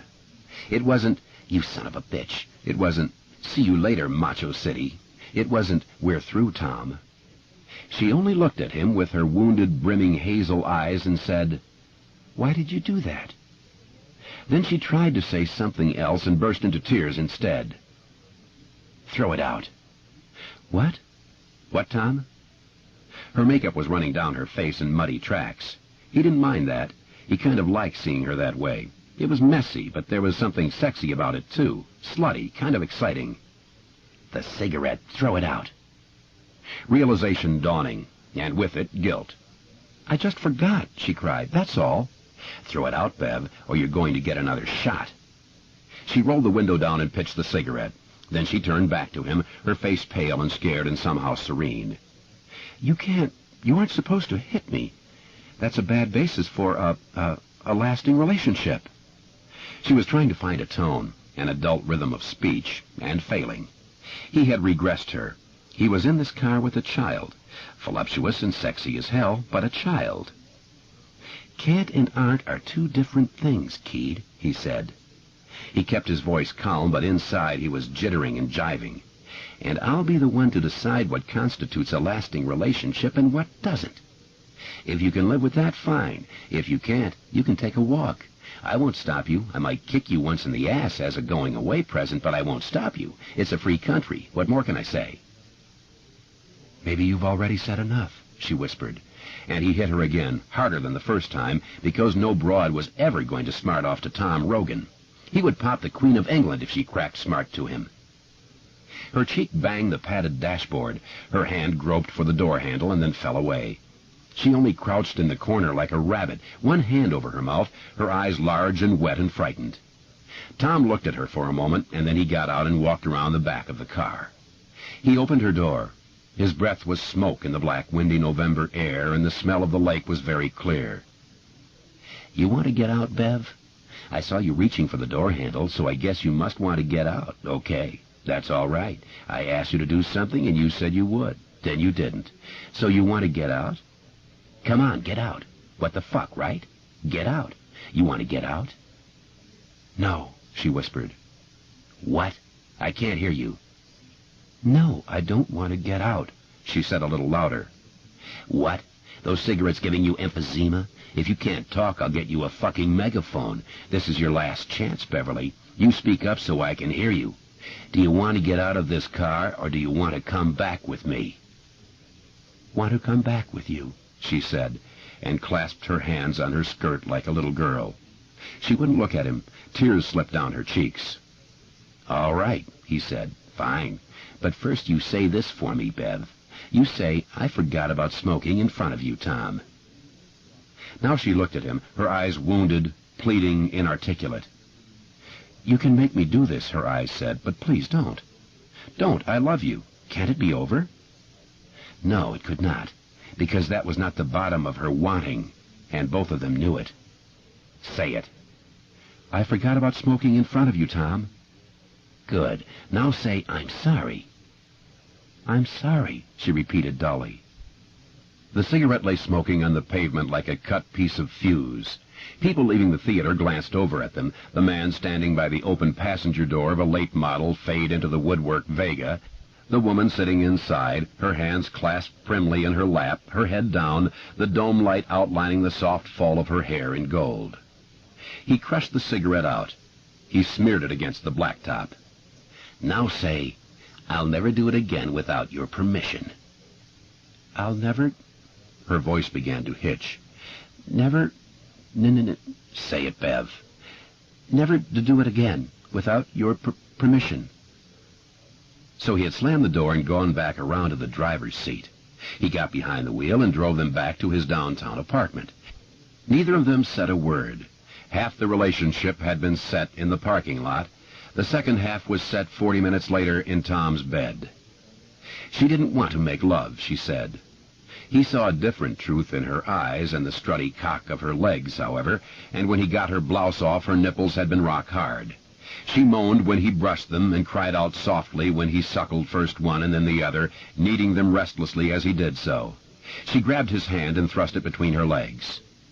I thought you didn't want to, he said, and she turned her face away. But she did not let go of his hand, and the rocking motion of her hips actually speeded up. He pushed her back in the bed, and now he was gentle, not ripping her underwear, but removing it with a careful consideration that was almost prissy. Sliding into her was like sliding into some exquisite oil. He moved with her, using her but letting her use him as well, and she came the first time almost at once, crying out and digging her nails into his back. Then they rocked together in long, slow strokes, and somewhere in there he thought she came again. Tom would get close, and then he would think of White Sox batting averages or who was trying to undercut him for the Chesley account at work, and he would be okay again. Then she began to speed up, her rhythm finally dissolving into an excited bucking. He looked at her face, the raccoon ringlets of mascara, the smeared lipstick, and he felt himself suddenly shooting deliriously toward the edge. She jerked her hips up harder and harder. There had been no beer gut between them in those days, and their bellies clapped hands in a quickening beat. Near the end, she screamed and then bit his shoulder with her small, even teeth. How many times did you come? He asked her after they had showered. She turned her face away, and when she spoke, her voice was so low he almost couldn't hear her. That isn't something you're supposed to ask. No? Who told you that, Mr. Rogers? He took her face in one hand, thumb pressing deep into one cheek, fingers pressing into the other, palm cupping her chin in between. You talk to Tom, he said. You hear me, Bev? Talk to Papa. 3, she said reluctantly. Good, he said. You can have a cigarette. She looked at him distrustfully, her red hair spread over the pillows, wearing nothing but a pair of hip-hugger panties. Just looking at her that way got his motor turning over again. He nodded. Go on, he said. That's all right. They had been married in a civil ceremony 3 months later. 2 of his friends had come. The only friend of hers to attend had been Kay McCall, whom Tom called that titsy women's lib bitch. All of these memories went through Tom's mind in a space of seconds, like a speeded-up piece of film, as he stood in the doorway watching her. She had gone on to the bottom drawer of what she sometimes called her weekend bureau, and now she was tossing underwear into the suitcase. Not the sort of stuff he liked, the slippery satins and smooth silks. This was cotton stuff, little girl stuff, most of it faded and with little puffs of popped elastic on the waistbands.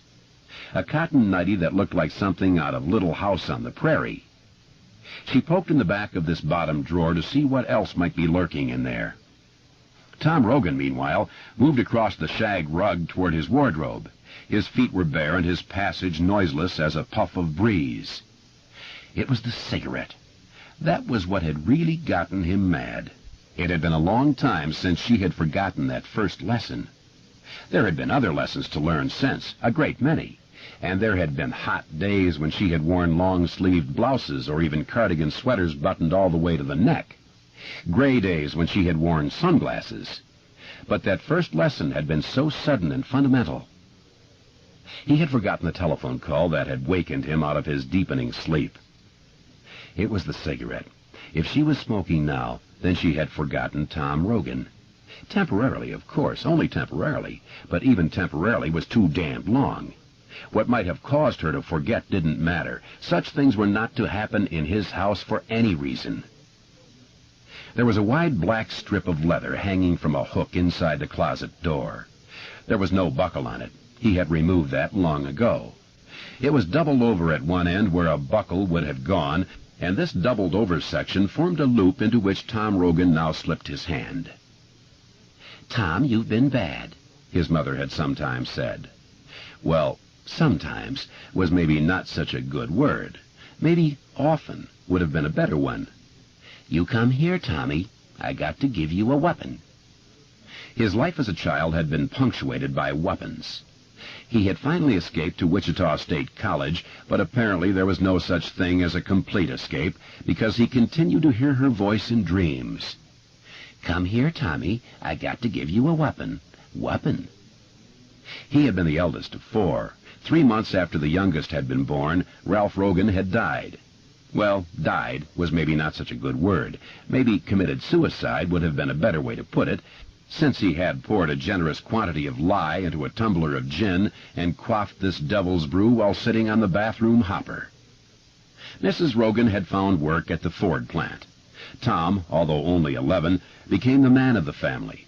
And if he screwed up, if the baby shat her diaties after the sitter went home and the mess was still in them when Mom got home, if he forgot to cross Megan on the Broad Street corner after her nursery school got out and that nosy Mrs. Gant saw, if he happened to be watching American Bandstand while Joey made a mess in the kitchen, if any of those things or 1,000 others happened, then, after the smaller children were in bed, the spanking stick would come out and she would call the invocation. "Come here, Tommy. I got to give you a weapon." Better to be the whupper than the whupped. If he had learned nothing else on the great toll road of life, he had learned that. So he flipped the loose end of the belt over once and pulled the loop snug. Then he closed his fist over it. It felt good.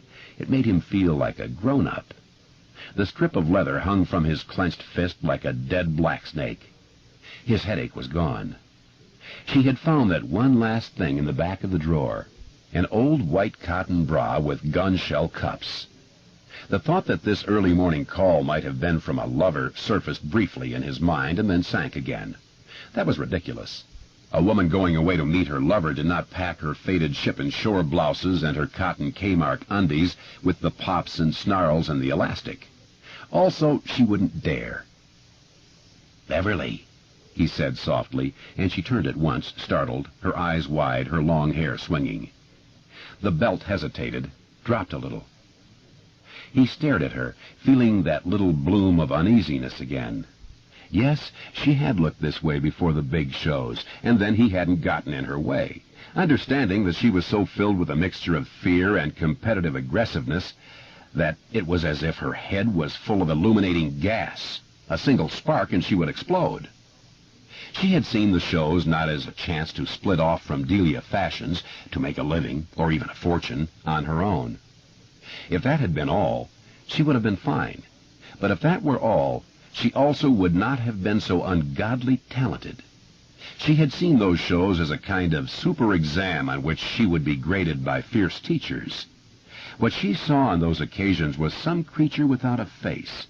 It had no face, but it did have a name. Authority. All of that wide-eyed nerviness was on her face now. but not just there. It was all around her, an aura that seemed almost visible, a high-tension charge which made her suddenly both more alluring and more dangerous than she had seemed to him in years. He was afraid because she was here, all here, the essential she as apart from the she Tom Rogan wanted her to be, the she he had made. Beverly looked shocked and frightened. She also looked almost madly exhilarated. Her cheeks glowed with hectic color, yet there were stark white patches below her lower lids which looked almost like a second pair of eyes. Her forehead glowed with a creamy resonance. And the cigarette was still jutting out of her mouth, now at a slight up angle, as if she thought she was goddamn Franklin Delano Roosevelt. The cigarette.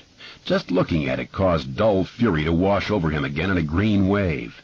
Faintly, far back in his mind, he remembered her saying something to him one night out of the dark, speaking in a dull and listless voice. "Someday you're going to kill me, Tom. Do you know that? Someday you're just going to go too far, and that will be the end. You'll snap." He had answered, "You do it my way, Bev, and that day will never come." Now, before the rage blotted out everything, he wondered if that day hadn't come after all. The cigarette. Never mind the call, the packing, the weird look on her face. They would deal with the cigarette. Then he would fuck her. Then they could discuss the rest. By then it might even seem important. "Tom," she said. "Tom, I have to—" "You're smoking," he said. His voice seemed to come from a distance, as if over a pretty good radio. "Looks like you forgot, babe. Where you been hiding them?" "Look, I'll put it out," she said, and went to the bathroom door. She flipped the cigarette. Even from here he could see the teeth marks driven deep into the filter, into the bowl of the John. Psst. She came back out. "Tom, that was an old friend, an old friend. I have to—" "Shut up. That's what you have to do," he shouted at her. "Just shut up."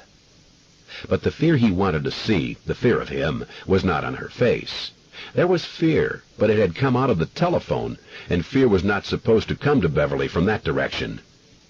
It was almost as if she didn't see the belt, didn't see him, and Tom felt a trickle of unease. Was he here? It was a stupid question, but was he? This question was so terrible and so elemental that for a moment he felt in danger of coming completely unwrapped from the root of himself and just floating off like a tumbleweed in a high breeze. Then he caught hold of himself. He was here all right, and that was quite enough fucking psycho-babble for one night. He was here. He was Tom Rogan. Tom, by God, Rogan. And if this dippy cunt didn't straighten up and fly right in the next 30 seconds or so, she was going to look like she got pushed out of a fast-moving boxcar by a mean railroad dick. "Got to give you a whoopin'," he said. "Sorry about that, babe." He had seen that mixture of fear and aggressiveness before, yes. Now for the first time ever it flashed out at him. "Put that thing down," she said. "I have to get out to O'Hare as fast as I can." "Are you here, Tom? Are you?"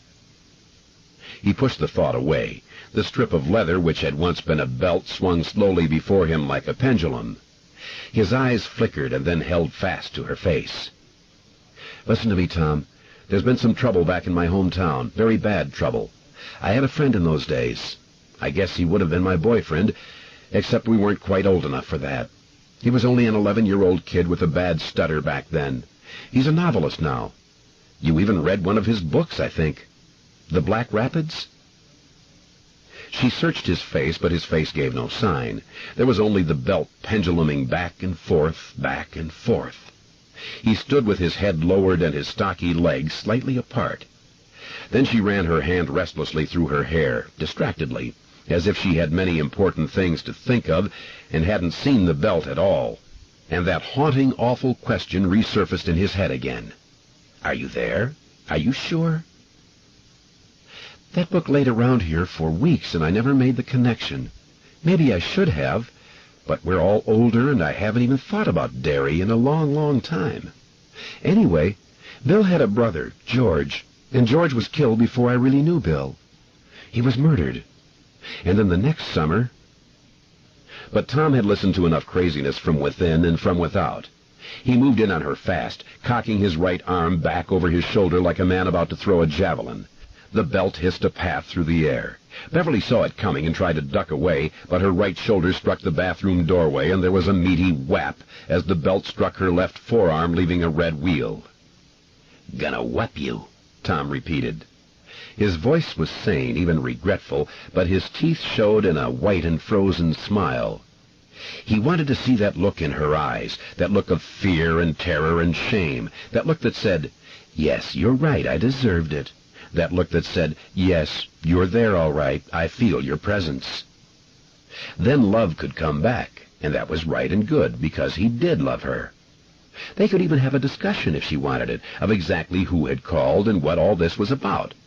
But that must come later, for now school was in session. The old one, too. First the weapon, then the fucking. "Sorry, babe." "Tom, don't do that." He swung the belt's sidearm and saw it lick around her hip. There was a satisfying snap as it finished on her buttock. And Jesus, she was grabbing at it. She was grabbing at the belt. For a moment, Tom Rogan was so astounded by this unexpected act of insubordination that he almost lost his Punisher. Would have lost it except for the loop, which was tucked securely into his fist. He jerked it back. "Don't you ever try to grab something away from me," he said hoarsely. "You hear me? You ever do that again and you'll spend a month pissing raspberry juice." "Tom, stop it," she said, and her very tone infuriated him. She sounded like a playground monitor talking down to a tantrumy 6-year-old. "I have to go. This is no joke.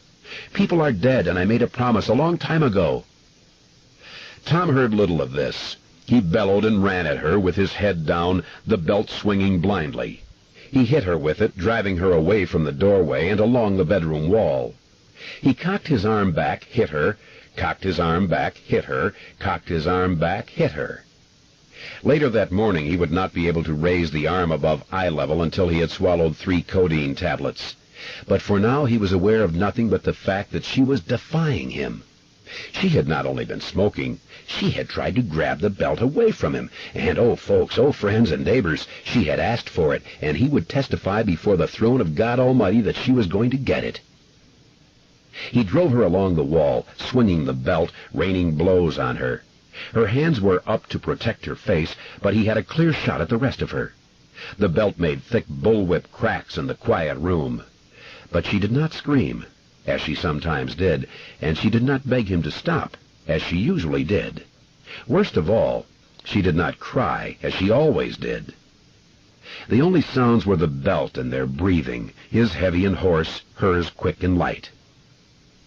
She broke for the bed and the vanity table on her side of it. Her shoulders were red from the belt's blows. Her hair streamed fire. He lumbered after her, slower but big, very big. He had played squash until he had popped an Achilles tendon 2 years ago, and since then his weight had gotten out of hand a little bit. Or maybe a lot would have been a better way to put it. But the muscle was still there, firm cordage sheathed in the fat. Still, he was a little alarmed at how out of breath he was. She reached the vanity, and he thought she would crouch there, or maybe try to crawl under it. Instead she groped, turned, and suddenly the air was full of flying missiles. She was throwing cosmetics at him. A bottle of Chantilly struck him squarely between the nipples, fell to his feet, shattered. He was suddenly enveloped in the gagging scent of flowers.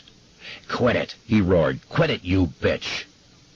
Instead of quitting it, her hands flew along the vanity's littered glass top, grabbing whatever they found, throwing it. He groped at his chest where the bottle of Chantilly had struck him, unable to believe she had hit him with something, even as other objects flew around him. The bottle's glass stopper had cut him. It was not much of a cut, little more than a triangular scratch. But was there a certain red-haired lady who was going to see the sun come up from a hospital bed? Oh, yes, there was. A certain lady who... A jar of cream struck him above the right eyebrow with a sudden cracking force. He heard a dull thud seemingly inside his head. White light exploded over that eye's field of vision, and he fell back a step, mouth dropping open. Now a tube of Nivea cream struck his belly with a small slapping sound, and she was... Was she? Was it possible? Yes, she was yelling at him. "I'm going to the airport, you son of a bitch, do you hear me? I have business and I'm going. You want to get out of my way because I'm going." Blood ran into his right eye, stinging and hot. He knuckled it away. He stood there for a moment, staring at her as if he had never seen her before. In a way, he never had. Her breasts heaved rapidly. Her face, all flush and livid pallor, blazed. Her lips were drawn back from her teeth in a snarl. She had, however, denuded the top of the vanity table. The missile silo was empty. He could still read the fear in her eyes, but it was still not fear of him. "You put those clothes back," he said, struggling not to pant as he spoke. That would not sound good. That would sound weak. "Then you put the suitcase back and get into bed. And if you do those things, maybe I won't beat you up too bad. Maybe you'll be able to go out of the house in 2 days instead of 2 weeks. "Tom, listen to me." She spoke slowly. Her gaze was very clear. "If you come near me again, I'll kill you. Do you understand that, you tub of guts? I'll kill you." And suddenly, maybe it was because of the utter loathing on her face, the contempt, maybe because she had called him a tub of guts, or maybe only because of the rebellious way her breasts rose and fell, the fear was suffocating him. It was not a bud or a bloom, but a whole goddamn garden. The fear, the horrible fear that he was not here. Tom Rogan rushed at his wife, not bellowing this time. He came as silently as a torpedo cutting through the water. His intent now was probably not merely to beat and subjugate, but to do to her what she had so rashly said she would do to him. He thought she would run, probably for the bathroom, maybe for the stairs. Instead, she stood her ground. Her hip whacked the wall as she threw her weight against the vanity table, pushing it up and toward him, ripping 2 fingernails down to the quick when the sweat on her palms caused her hands to slip. For a moment the table tottered on an angle, and then she shoved herself forward again. The vanity waltzed on one leg, mirror-catching the light and reflecting a brief swimmy aquarium shadow across the ceiling, and then it tilted forward and outward. Its leading edge slammed into Tom's upper thighs and knocked him over. There was a musical jingle as bottles tipped over and shattered inside. He saw the mirror strike the floor on his left and threw an arm up to shield his eyes, losing the belt. Glass coughed across the floor, silver on the back. He felt some of it sting him, drawing blood. Now she was crying, her breath coming in high, screamy sobs. Time after time she had seen herself leaving him, leaving Tom's tyranny as she had left that of her father, stealing away in the night, bags piled in the trunk of her Cutlass. She was not a stupid woman, certainly not stupid enough even now, standing on the rim of this incredible shambles, to believe that she had not loved Tom and did not in some way love him still. But that did not preclude her fear of him, her hate of him, and her contempt of herself for choosing him for dim reasons buried in the times that should be over. Her heart was not breaking. It seemed rather to be broiling in her chest, melting. She was afraid the heat from her heart might soon destroy her sanity in fire. But above all this, yammering steadily in the back of her mind, she could hear Mike Hanlon's dry, steady voice. "It's come back, Beverly. It's come back, and you promised." The vanity heaved up and down, once, twice, a third time. It looked as if it were breathing. Moving with careful agility, her mouth turned down at the corners and jerking as if in prelude to some sort of convulsion, she skirted the vanity, toe-stepping through the broken glass, and grabbed the belt just as Tom heaved the vanity off to one side. Then she backed up, sliding her hand into the loop. She shook her hair out of her eyes and watched to see what he would do. Tom got up. Some of the mirror glass had cut one of his cheeks.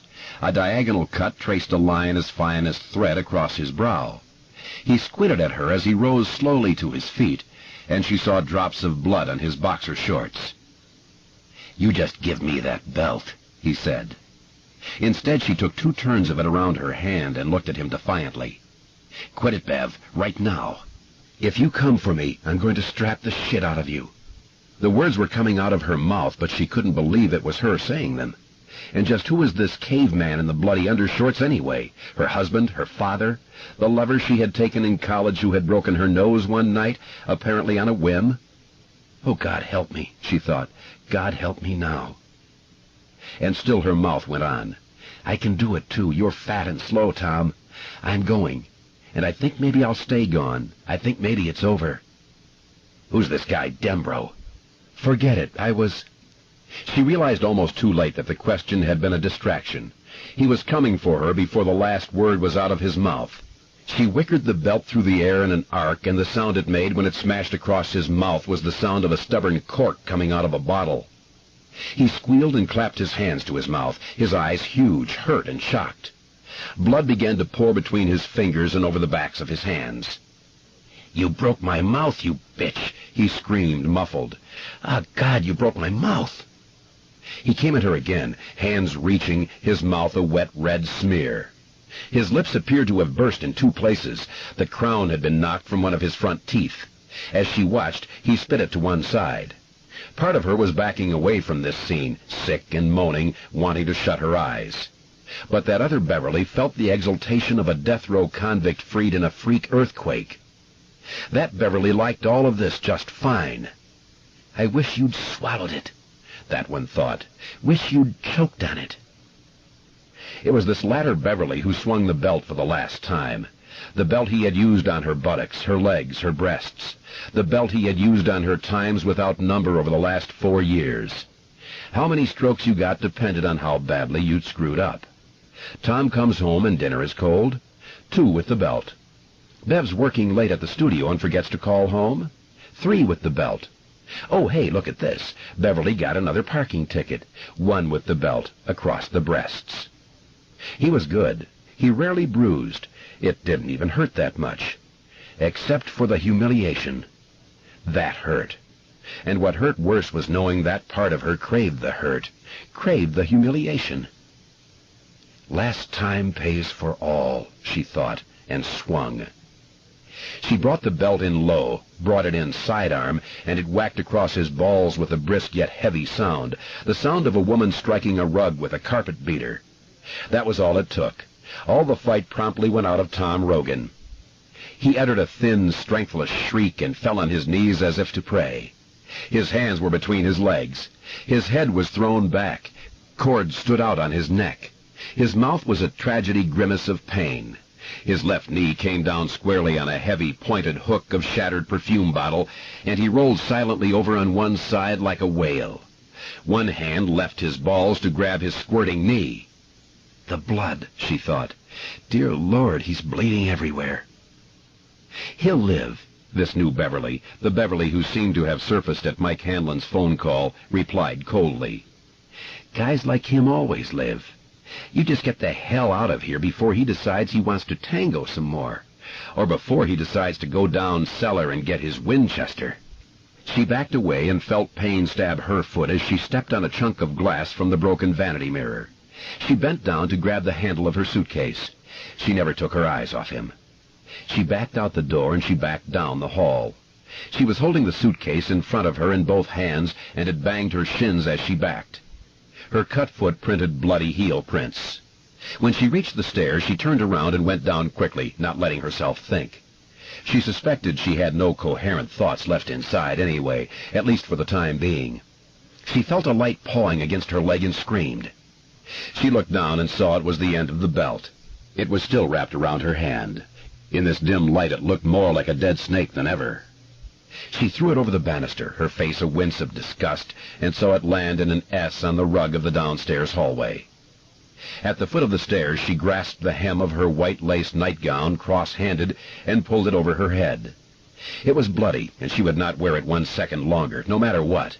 She tossed it aside, and it billowed onto the rubber plant by the doorway to the living room like a lacy parachute. She bent, naked, to the suitcase. Her nipples were cold, hard as bullets. Beverly, you get your ass upstairs. She gasped, jerked, then bent back to the suitcase. If he was strong enough to scream that loud, her time was a good deal shorter than she had thought. She opened the case and pawed out panties, a blouse, an old pair of Levi's. She jerked these on, standing by the door, her eyes never leaving the stairs. But Tom did not appear at the top of them. He bawled her name twice more, and each time she flinched away from that sound, her eyes hunted, her lips pulling back from her teeth in an unconscious snarl. She jabbed the buttons of the blouse through the holes as fast as she could. The top 2 buttons were gone. It was ironic how little of her own sewing ever got done, and she supposed she looked quite a bit like a part-time hooker looking for one last quickie before calling it a night. But it would have to do. "I'll kill you, you bitch, you fucking bitch." She slammed the suitcase closed and latched it. The arm of a blouse poked out like a tongue. She looked around once, quickly, suspecting that she would never see this house again. She discovered only relief in the idea, and so opened the door and let herself out.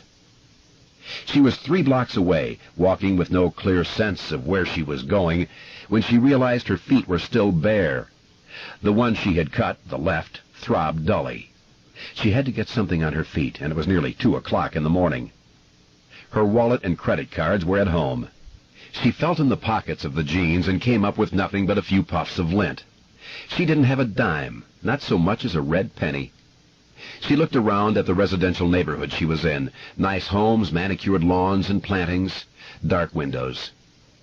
And suddenly she began to laugh. Beverly Rogan sat on a low stone wall, her suitcase between her dirty feet, and laughed. The stars were out, and how bright they were. She tilted her head back and laughed at them, that wild exhilaration washing through her again like a tidal wave that lifted and carried and cleansed, a force so powerful that any conscious thought was lost. Only her blood thought, and its one powerful voice spoke to her in some inarticulate way of desire, although what it was it desired she neither knew nor cared. It was enough to feel that warmth filling her up with its insistence.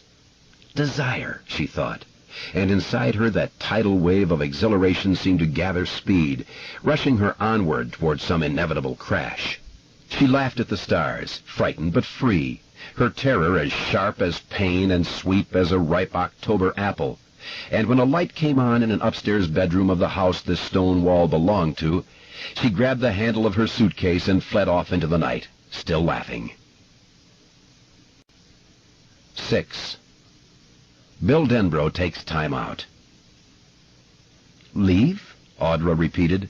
She looked at him, puzzled, a bit afraid, and then tucked her bare feet up and under her. The floor was cold. The whole cottage was cold, come to that. The south of England had been experiencing an exceptionally dank spring, and more than once, on his regular morning and evening walks, Bill Denbrough had found himself thinking of Maine, thinking in a surprised, vague way of Derry. The cottage was supposed to have central heating. The ad had said so, and there certainly was a furnace down there in the tidy little basement, tucked away in what had once been a coal bin. But he and Audra had discovered early on in the shoot that the British idea of central heating was not at all the same as the American one. It seemed the Brits believed you had central heating as long as you didn't have to piss away a scrim of ice in the toilet bowl when you got up in the morning. It was morning now, just 7:15. Bill had hung up the phone 5 minutes ago. "Bill, you can't just leave. You know that." "I have to," he said. There was a hutch on the far side of the room. He went to it, took a bottle of Glenfiddich from the top shelf, and poured himself a drink. Some of it slopped over the side of the glass. "Fuck," he muttered. "Who was that on the telephone? Who are you scared of, Bill?" "I'm not scared." "Oh? Your hands always shake like that? You always have your first drink before breakfast?" He came back to his chair, robe flapping around his ankles, and sat down. He tried to smile, but it was a poor effort, and he gave it up. On the telly, the BBC announcer was wrapping up this morning's batch of bad news before going on to last evening's football scores. When they had arrived in the small suburban village of Fleet a month before the shoot was scheduled to begin, they had both marveled over the technical quality of British television. On a good pie color set, it really did look as though you could climb right inside. "More lines or something," Bill had said. "I don't know what it is, but it's great," Audra had replied. That was before they discovered that much of the programming consisted of American shows such as Dallas and endless British sports events ranging from the arcane and boring champion darts throwing, in which all the participants looked like hypertensive sumo wrestlers, to the simply boring. British football was bad. Cricket was even worse. "I've been thinking about home a lot lately," Bill said, and sipped his drink. "Home?" she said, and looked so honestly puzzled that he laughed. "Poor Audra, married almost 11 years to the guy, and you don't know doodly squat about him." What do you know about that? He laughed again and swallowed the rest of his drink. His laughter had a quality she cared for as little as seeing him with a glass of scotch in his hand at this hour of the morning. The laugh sounded like something that really wanted to be a howl of pain. I wonder if any of the others have got husbands and wives who are just finding out how little they know. I suppose they must. Billy, I know that I love you, she said. For 11 years, that's been enough. I know. He smiled at her. The smile was sweet, tired, and scared. Please tell me what this is about. She looked at him with her lovely gray eyes, sitting there in a tatty leased house chair with her feet curled beneath the hem of her nightgown, a woman he had loved, married, and still loved. He tried to see through her eyes, to see what she knew. He tried to see it as a story. He could, but he knew it would never sell. Here is a poor boy from the state of Maine who goes to the university on a scholarship. All his life he has wanted to be a writer, but when he enrolls in the writing courses he finds himself lost without a compass in a strange and frightening land. There's one guy who wants to be Updike. There's another one who wants to be a New England version of Faulkner, only he wants to write novels about the grim lives of the poor in blank verse. There's a girl who admires Joyce Carol Oates, but feels that because Oates was nurtured in a sexist society, she is radioactive in a literary sense. Oates is unable to be clean, this girl says. She will be cleaner. There's the short, fat grad student who can't or won't speak above a mutter. This guy has written a play in which there are 9 characters. Each one of them says only a single word. Little by little, the playgoers realize that when you put the single words together, you come out with, "War is the tool of the sexist death merchants." This fellow's play receives an A from the man who teaches EH 141, Creative Writing Honors Seminar. This instructor has published 4 books of poetry and his master's thesis, all with the university press. He smokes pot and wears a peace medallion. The Fat Mutterer's play is produced by a guerrilla theater group during the strike to end the war, which shuts down the campus in May of 1970. The instructor plays one of the characters. Bill Denbrough, meanwhile, has written 1 locked room mystery tale, 3 science fiction stories, and several horror tales which owe a great deal to Edgar Allan Poe, H.P. Lovecraft, and Richard Matheson. In later years he will say those stories resembled a mid-1800s funeral hack equipped with a supercharger and painted day-glow red. One of the SF tales earns him a B. This is better, the instructor writes on the title page. In the alien counter-strike we see the vicious circle in which violence begets violence. I particularly like the needle-nosed spacecraft as a symbol of socio-sexual incursion. While this remains a slightly confused undertone throughout, it is interesting. All the others do no better than a C. Finally, he stands up in class one day, after the discussion of a sallow young woman's vignette about a cow's examination of a discarded engine block in a deserted field. This may or may not be after a nuclear war. Has gone on for 70 minutes or so.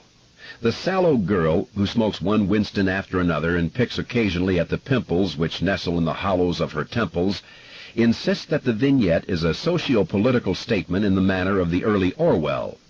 Most of the class, and the instructor, agree, but still the discussion drones on. When Bill stands up, the class looks at him. He is tall and has a certain presence. Speaking carefully, not stuttering, he has not stuttered in better than 5 years, he says, "I don't understand this at all. I don't understand any of this. Why does a story have to be socio-anything? Politics, culture, history, aren't those natural ingredients in any story, if it's told well? I mean—" He looks around, sees hostile eyes, and realizes dimly that they see this as some sort of attack. Maybe it even is. They are thinking, he realizes, that maybe there is a sexist death merchant in their midst. I mean, can't you guys just let a story be a story? No one replies. Silence spins out. He stands there looking from one cool set of eyes to the next. The sallow girl chuffs out smoke and snubs her cigarette in an ashtray she has brought along in her backpack. Finally, the instructor says softly, as if to a child having an inexplicable tantrum, "Do you believe William Faulkner was just telling stories? Do you believe Shakespeare was just interested in making a buck? Come now, Bill, tell us what you think." "I think that's pretty close to the truth," Bill says after a long moment, in which he honestly considers the question, and in their eyes he reads a kind of damnation. "I suggest," the instructor says, toying with his pen and smiling at Bill with half-lidded eyes, "that you have a great deal to learn." The applause starts somewhere in the back of the room. Bill leaves, but returns the next week, determined to stick with it. In the time between, he has written a story called The Dark, a tale about a small boy who discovers a monster in the cellar of his house. The little boy faces it, battles it, finally kills it. He feels a kind of holy exultation as he goes about the business of writing this story. He even feels that he is not so much telling the story as he is allowing the story to flow through him. At one point he puts his pen down and takes his hot and aching hand out into 10-degree December cold, where it nearly smokes from the temperature change. He walks around, green cut-off boots squeaking in the snow like tiny shutter hinges which need oil, and his head seems to bulge with the story. It is a little scary, the way it needs to get out. He feels that if it cannot escape by way of his racing hand, that it will pop his eyes out in its urgency to escape and be concrete. "Going to knock the shit out of it," he confides to the blowing winter dark, and laughs a little, a shaky laugh. He is aware that he has finally discovered how to do just that. After 10 years of trying, he has suddenly found the starter button on the vast dead bulldozer taking up so much space inside his head. It has started up. It is revving. It is nothing pretty, this big machine. It was not made for taking pretty girls to proms. It is not a status symbol. It means business. It can knock things down. If he isn't careful, it will knock him down. He rushes inside and finishes The Dark at white heat, writing until 4 o'clock in the morning, and finally falling asleep over his ring binder.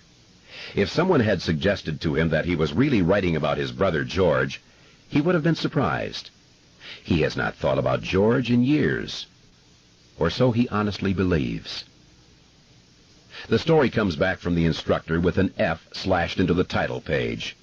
2 words are scrawled beneath in capital letters. Pulp screams one, crap screams the other. Bill takes the 15-page sheaf of manuscript over to the wood stove and opens the door. He is within a bare inch of tossing it in when the absurdity of what he is doing strikes him. He sits down in his rocking chair, looks at a Grateful Dead poster, and starts to laugh. Pulp? Fine. Let it be pulp. The woods were full of it. "Let them fucking trees fall," Bill exclaims, and laughs until tears spurt from his eyes and roll down his face. He retypes the title page, the one with the instructor's judgment on it, and sends it off to a men's magazine named White Tie. Although from what Bill can see, it really should be titled Naked Girls Who Look Like Drug Users. Yet his battered Writer's Market says they buy horror stories, and the 2 issues he has bought down at the local mom-and-pop store have indeed contained 4 horror stories, sandwiched between the naked girls and the ads for dirty movies and potency pills. One of them, by a man named Dennis Etchison, is actually quite good. He sends The Dark off with no real hopes. He has submitted a good many stories to magazines before with nothing to show for it but rejection slips, and is flabbergasted and delighted when the fiction editor of White Tie buys it for $200, payment on publication. The assistant editor adds a short note which calls it the best damned horror story since Ray Bradbury's The Jar.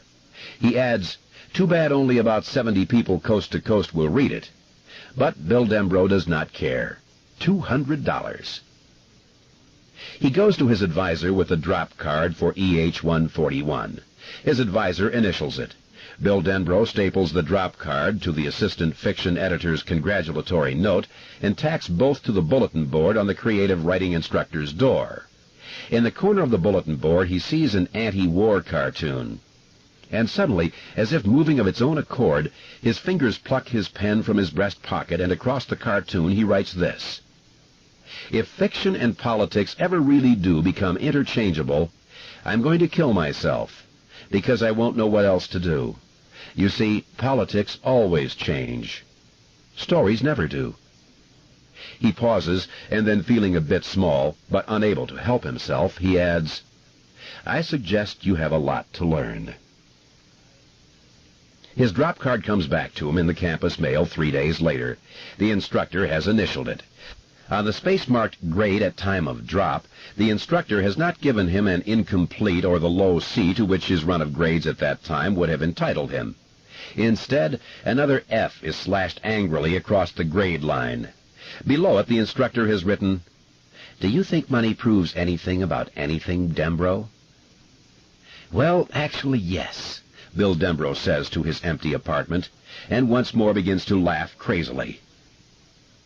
In his senior year of college, he dares to write a novel because he has no idea what he's getting into.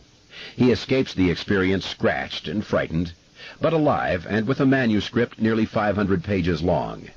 He sends it out to the Viking Press, knowing that it will be the first of many stops for his book, which is about ghosts, but he likes Viking's ship logo, and that makes it as good a place to start as any. As it turns out, the first stop is also the last stop. Viking purchases the book, and for Bill Denbrough the fairy tale begins. The man who was once known as Stuttering Bill has become a success at the age of 23. 3 years later, and 3,000 miles from northern New England, he attains a queer kind of celebrity by marrying a woman who is a movie star and 5 years his senior at Hollywood's Church in the Pines. The gossip columnists give it 7 months. The only bet, they say, is whether the end will come in a divorce or an annulment. Friends and enemies on both sides of the match feel about the same. The age difference apart, the disparities are startling. He is tall, already balding, already inclining a bit toward fat. He speaks slowly in company, and at times seems nearly inarticulate. Audra, on the other hand, is auburn-haired, statuesque, and gorgeous. She is less like an earthly woman than a creature from some semi-divine super-race. He has been hired to do the screenplay of his second novel, The Black Rapids, mostly because the right to do at least the first draft of the screenplay was an immutable condition of sale, in spite of his agent's moans that he was insane. And his draft has actually turned out pretty well. He has been invited out to Universal City for further rewrites and production meetings. His agent is a small woman named Susan Brown. She is exactly 5 feet tall. She is violently energetic and even more violently emphatic. Don't do it, Billy, she tells him. Kiss it off. They've got a lot of money tied up in it, and they'll get someone good to do the screenplay. Maybe even Goldman. Who? William Goldman, the only good writer who ever went out there and did both. What are you talking about, Suze? He stayed there, and he stayed good, she said. The odds on both are like the odds on beating lung cancer. It can be done, but who wants to try? You'll burn out on sex and booze, or some of the nifty new drugs. Susan's crazily fascinating brown eyes sparkle vehemently up at him. And if it turns out to be some meatball who gets the assignment instead of someone like Goldman, so what? The book's on the shelf there. They can't change a word. Susan, listen to me, Billy. Take the money and run. You're young and strong. That's what they like. You go out there and they will first separate you from your self-respect and then from your ability to write a straight line from point A to point B. Last but not least, they will take your testes. You write like a grown-up, but you're just a kid with a very high forehead. I have to go. Did someone just fart in here? She returns. Must have, because something sure stinks. But I have to. Jesus! I have to get away from New England. He is afraid to say what comes next. It's like mouthing a curse, but he owes it to her. I have to get away from Maine. Why, for God's sake? I don't know. I just do. Are you telling me something real, Billy, or just talking like a writer? It's real. They are in bed together during this conversation. Her breasts are small like peaches, sweet like peaches. He loves her a lot, although not the way they both know would be a really good way to love. She sits up with a pool of sheet in her lap and lights a cigarette. She's crying, but he doubts if she knows he knows. It's just the shine in her eyes. It would be tactful not to mention it, so he doesn't. He doesn't love her in that really good way, but he cares a mountain for her. "Go on, then," she says in a dry, businesslike voice as she turns back to him. "Give me a call when you're ready, and if you still have the strength. I'll come and pick up the pieces, if there are any left." The film version of The Black Rapids is called Pit of the Black Demon, and Audra Phillips is cast as the lead. The title is horrible, but the movie turns out to be quite good, and the only part of him he loses in Hollywood is his heart. "Bill," Audra said again, bringing him out of these memories. He saw she had snapped off the TV. He glanced out the window and saw fog nuzzling against the panes. "I'll explain as much as I can," he said. "You deserve that. But first, do 2 things for me." "All right."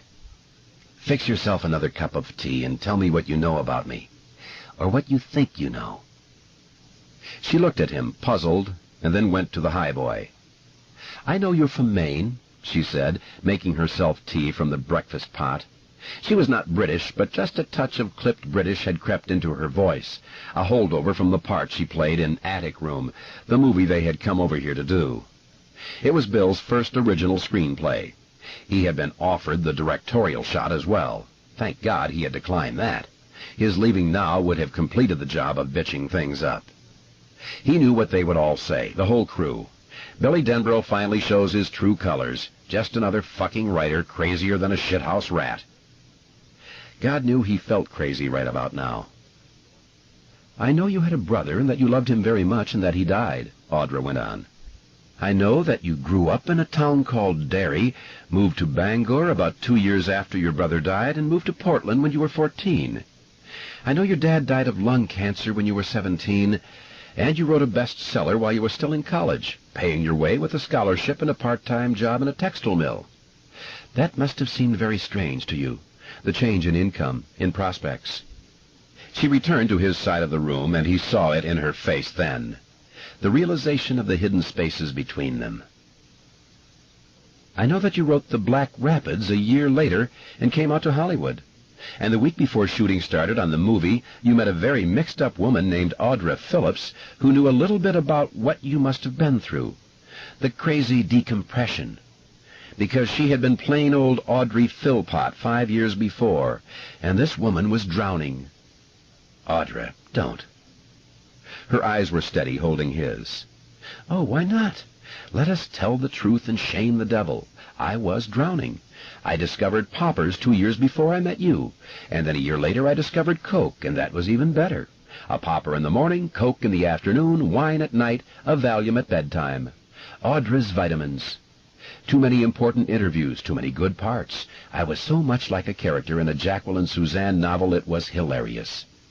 Do you know how I think about that time now, Bill?" "No." She sipped her tea, her eyes never leaving his, and grinned. "It was like running on the walkway at L.A. International. You get it?" "Not exactly, no." "It's a moving belt," she said, "about 1/4 of a mile long." "I know the walkway," he said, "but I don't see what you're—" "You just stand there and it carries you all the way to the baggage claim area. But if you want, you don't have to just stand there. You can walk on it or run. And it seems like you're just doing your normal walk or your normal jog or your normal run or your normal all-out sprint, whatever. Because your body forgets that what you're really doing is topping the speed the walkway's already making. That's why they have those signs that say, 'Slow down, moving rampway near the end.' When I met you, I felt as if I'd run right off the end of that thing onto a floor that didn't move anymore. There I was, my body 9 miles ahead of my feet. You can't keep your balance. Sooner or later you fall right on your face. Except I didn't, because you caught me." She put her tea aside and lit a cigarette, her eyes never leaving him. He could only see that her hands were shaking in the minute jitter of the lighter flame, which darted first to the right of the cigarette end and then to the left before finding it. She drew deep, blew out a fast jet of smoke. "What do I know about you? I know you seem to have it all under control. I know that. You never seemed to be in a hurry to get to the next drink or the next meeting or the next party. You seemed confident that all those things would be there, if you wanted them. You talked slow, Part of it was the main drawl, I guess, but most of it was just you. You were the first man I ever met out there who dared to talk slow. I had to slow down to listen. I looked at you, Bill, and I saw someone who never ran on the walkway, because he knew it would get him there. You seemed utterly untouched by the hype and hysteria. You didn't lease a roll so you could drive down Rodeo Drive on Saturday afternoon with your own vanity plates on some glitzy rental company's car.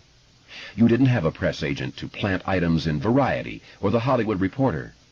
You'd never done the Carson show. Writers can't unless they also do card tricks or bend spoons, he said, smiling. It's like a national law. He thought she would smile, but she didn't. I know you were there when I needed you, when I came flying off the end of the walkway like O.J. Simpson in that old Hertz ad.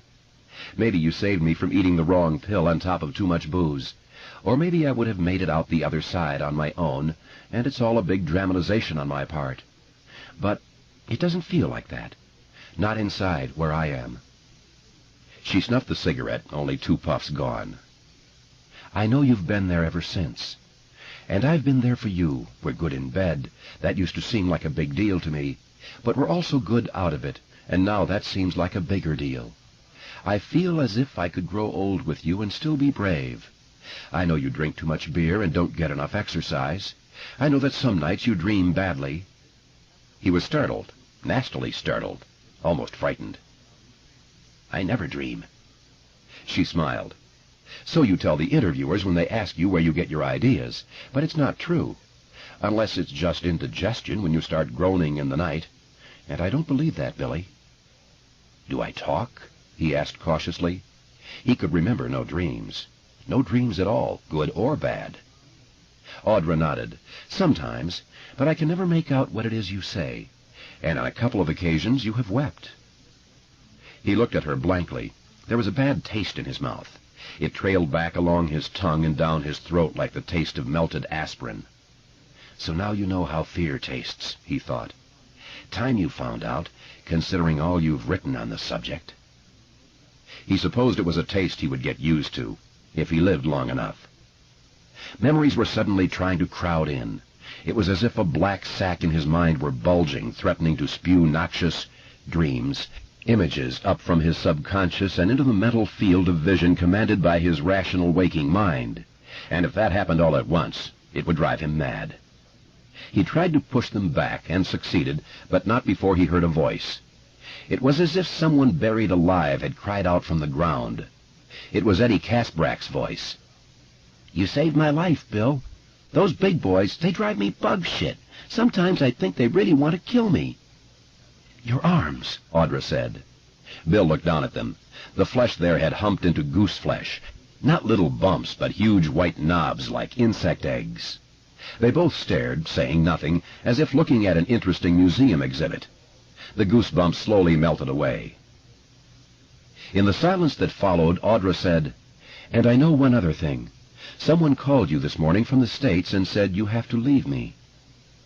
He got up, looked briefly at the liquor bottles, then went into the kitchen and came back with a glass of orange juice.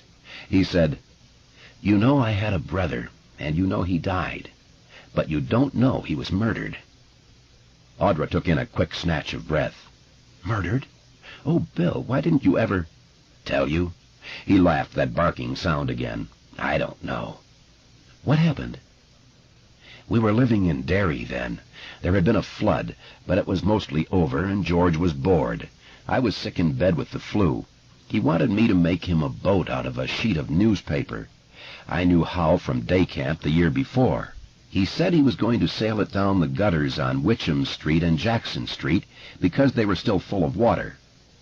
So I made him the boat, and he thanked me, and he went out, and that was the last time I ever saw my brother George alive. If I hadn't had the flu, maybe I could have saved him. He paused, right palm rubbing at his left cheek, as if testing for beard stubble. His eyes, magnified by the lenses of his glasses, looked thoughtful, but he was not looking at her. It happened right there on Witcham Street, not too far from the intersection with Jackson. Whoever killed him pulled his left arm off the way a second grader would pull a wing off a fly. Medical examiners said he either died of shock or blood loss. Far as I could ever see, it didn't make a dime's worth of difference which it was. Christ, Bill. I imagine you wonder why I never told you. The truth is, I wonder myself. Here we've been married 11 years, and until today you never knew what happened to Georgie. I know about your whole family, even your aunts and uncles. I know your grandfather died in his garage in Iowa City frigging around with his chainsaw while he was drunk. I know those things because married people, no matter how busy they are, get to know almost everything after a while. And if they get really bored and stop listening, they pick it up anyway, by osmosis. Or do you think I'm wrong? No, she said faintly. You're not wrong, Bill. And we've always been able to talk to each other, haven't we? I mean, neither of us got so bored it ever had to be osmosis, right? Well, she said, until today I always thought so. Come on, Audra.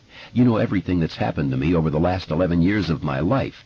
Every deal, every idea, every cold, every friend, every guy that ever did me wrong or tried to. You know I slept with Susan Brown. You know that sometimes I get maudlin when I drink and play the records too loud. Especially the Grateful Dead, she said, and he laughed. This time she smiled back. You know the most important stuff, too. The things I hope for. Yes, I think so. But this... She paused, shook her head, thought for a moment. How much does this call have to do with your brother, Bill? Let me get to it in my own way. Don't try to rush me into the center of it, or you'll have me committed. It's so big, and so quaintly awful, that I'm trying to sort of creep up on it. You see, it never occurred to me to tell you about Georgie. She looked at him, frowned, shook her head faintly. I don't understand. What I'm trying to tell you, Audra, is that I haven't even thought of George in 20 years or more. But you told me you had a brother named... I repeated a fact, he said. That was all. His name was a word. It cast no shadow at all in my mind. But I think maybe it cast a shadow over your dreams, Audra said. Her voice was very quiet. The groaning, the crying? She nodded. I suppose you could be right, he said. In fact, you're almost surely right. But dreams you don't remember don't really count, do they? Are you really telling me you never thought of him at all? Yes, I am. She shook her head, frankly disbelieving. Not even the horrible way he died? Not until today, Audra. She looked at him and shook her head again. You asked me before we were married if I had any brothers or sisters, and I said I had a brother who died when I was a kid. You knew my parents were gone, and you've got so much family that it took up your entire field of attention. But that's not all. What do you mean? It isn't just George that's been in that black hole. I haven't thought of Derry itself in 20 years. Not the people I chummed with. Eddie Casbrack and Richie the Mouth, Stan Uris, Bev Marsh. He ran his hands through his hair and laughed shakily. It's like having a case of amnesia so bad you don't know you've got it. And when Mike Hanlon called... Who's Mike Hanlon? Another kid that we chummed with, that I chummed with after Georgie died. Of course he's no kid anymore, none of us are. That was Mike on the phone, transatlantic cable. He said, Hello, have I reached the Denbrough residence? And I said yes, and he said, Bill, is that you? And I said yes, and he said, This is Mike Hanlon. It meant nothing to me, Audra. He might as well have been selling encyclopedias or Burl Ives records. Then he said, From Derry. And when he said that, it was like a door opened inside me and some horrible light shined out. And I remembered who he was. I remembered Georgie. I remembered all the others. All this happened, Bill snapped his fingers, like that. And I knew he was going to ask me to come. Come back to Derry. Yeah. He took his glasses off, rubbed his eyes, looked at her. Never in her life had she seen a man who looked so frightened. Back to Derry. Because we promised, he said. And we did. We did. All of us kids. We stood in the creek that ran through the barrens, and we held hands in a circle, and we had cut our palms with a piece of glass so it was like a bunch of kids playing blood brothers. Only it was real. He held his palms out to her, and in the center of each she could see a close-set ladder of white lines that could have been scar tissue. She had held his hand, both his hands, countless times, but she had never noticed these scars across his palms before. They were faint, yes, but she would have believed. And the party, that party. Not the one where they had met, although the second one formed a perfect bookend to that first one, because it had been the rap party at the end of the Pit of the Black Demon chute. It had been loud and drunk, every inch the Topanga Canyon do. Perhaps a little less bitchy than some of the other L.A. parties she had been to, because the chute had gone better than they had any right to expect, and they all knew it. For Audra Phillips it had gone even better, because she had fallen in love with William Denbrough. What was the name of the self-proclaimed palmist? She couldn't remember now, only that she had been one of the makeup man's 2 assistants. She remembered the girl whipping off her blouse at some point on the party, revealing a very filmy bra beneath, and tying it over her head like a gypsy's scarf. High on pot and wine, she had read palms for the rest of the evening, or at least until she had passed out. Audra could not remember now if the girl's readings had been good or bad, witty or stupid. She had been pretty high herself that night. What she did remember was that at one point the girl had grabbed Bill's palm and her own and had declared them perfectly matched. They were life twins, she said. She could remember watching, more than a little jealous, as the girl traced the lines on his palm with her exquisitely lacquered fingernail. How stupid that was, in the weird L.A. film subculture where men patted women's fannies as routinely as New York men pecked their cheeks. But there had been something intimate and lingering about that tracery. There had been no little white scars on Bill's palms then. She had been watching the charade with a jealous lover's eye, and she was sure of the memory, sure of the fact. She said so to Bill now. He nodded. "You're right. They weren't there then. And although I can't absolutely swear to it, I don't think they were there last night down at the Plow and Barrow. Ralph and I were hand-wrestling for beers again, and I think I would have noticed." He grinned at her. The grin was dry, humorless, and scared. "I think they came back when Mike Hanlon called. That's what I think." "Bill, that isn't possible." But she reached for her cigarettes. Bill was looking at his hands. "Stan did it," he said. "Cut our palms with a sliver of Coke bottle. I can remember it so clearly now." He looked up at Audra, and behind his glasses his eyes were hurt and puzzled. "I remember how that piece of glass flashed in the sun. It was one of the new clear ones. Before that, Coke bottles used to be green. You remember that?" She shook her head, but he didn't see her. He was still studying his palms. "I can remember Stan doing his own hands last, pretending he was going to slash his wrists instead of just cut his palms a little. I guess it was just some goof, but I almost made a move on him to stop him. Because for a second or two there he looked serious." "Bill, don't," she said in a low voice. This time she had to steady the lighter in her right hand by grasping its wrist in her left, like a policeman holding a gun on a shooting range. "Scars can't come back. They either are or aren't." "You saw them before, huh? Is that what you're telling me?" "They're very faint," Audra said, more sharply than she had intended. "We were all bleeding," he said. "We were standing in the water not far from where Eddie Kasprack and Ben Hanscom and I built the dam that time." "You don't mean the architect, do you?" "Is there one by that name?" "God, Bill, he built the new BBC Communications Center. They're still arguing whether it's a dream or an abortion." "Well, I don't know if it's the same guy or not. It doesn't seem likely, but I guess it could be. The Ben I knew was great at building stuff." We all stood there, and I was holding Bev Marsh's left hand in my right, and Richie Tozier's right hand in my left. We stood out there in the water like something out of a Southern baptism after a tent meeting, and I remember I could see the dairy standpipe on the horizon.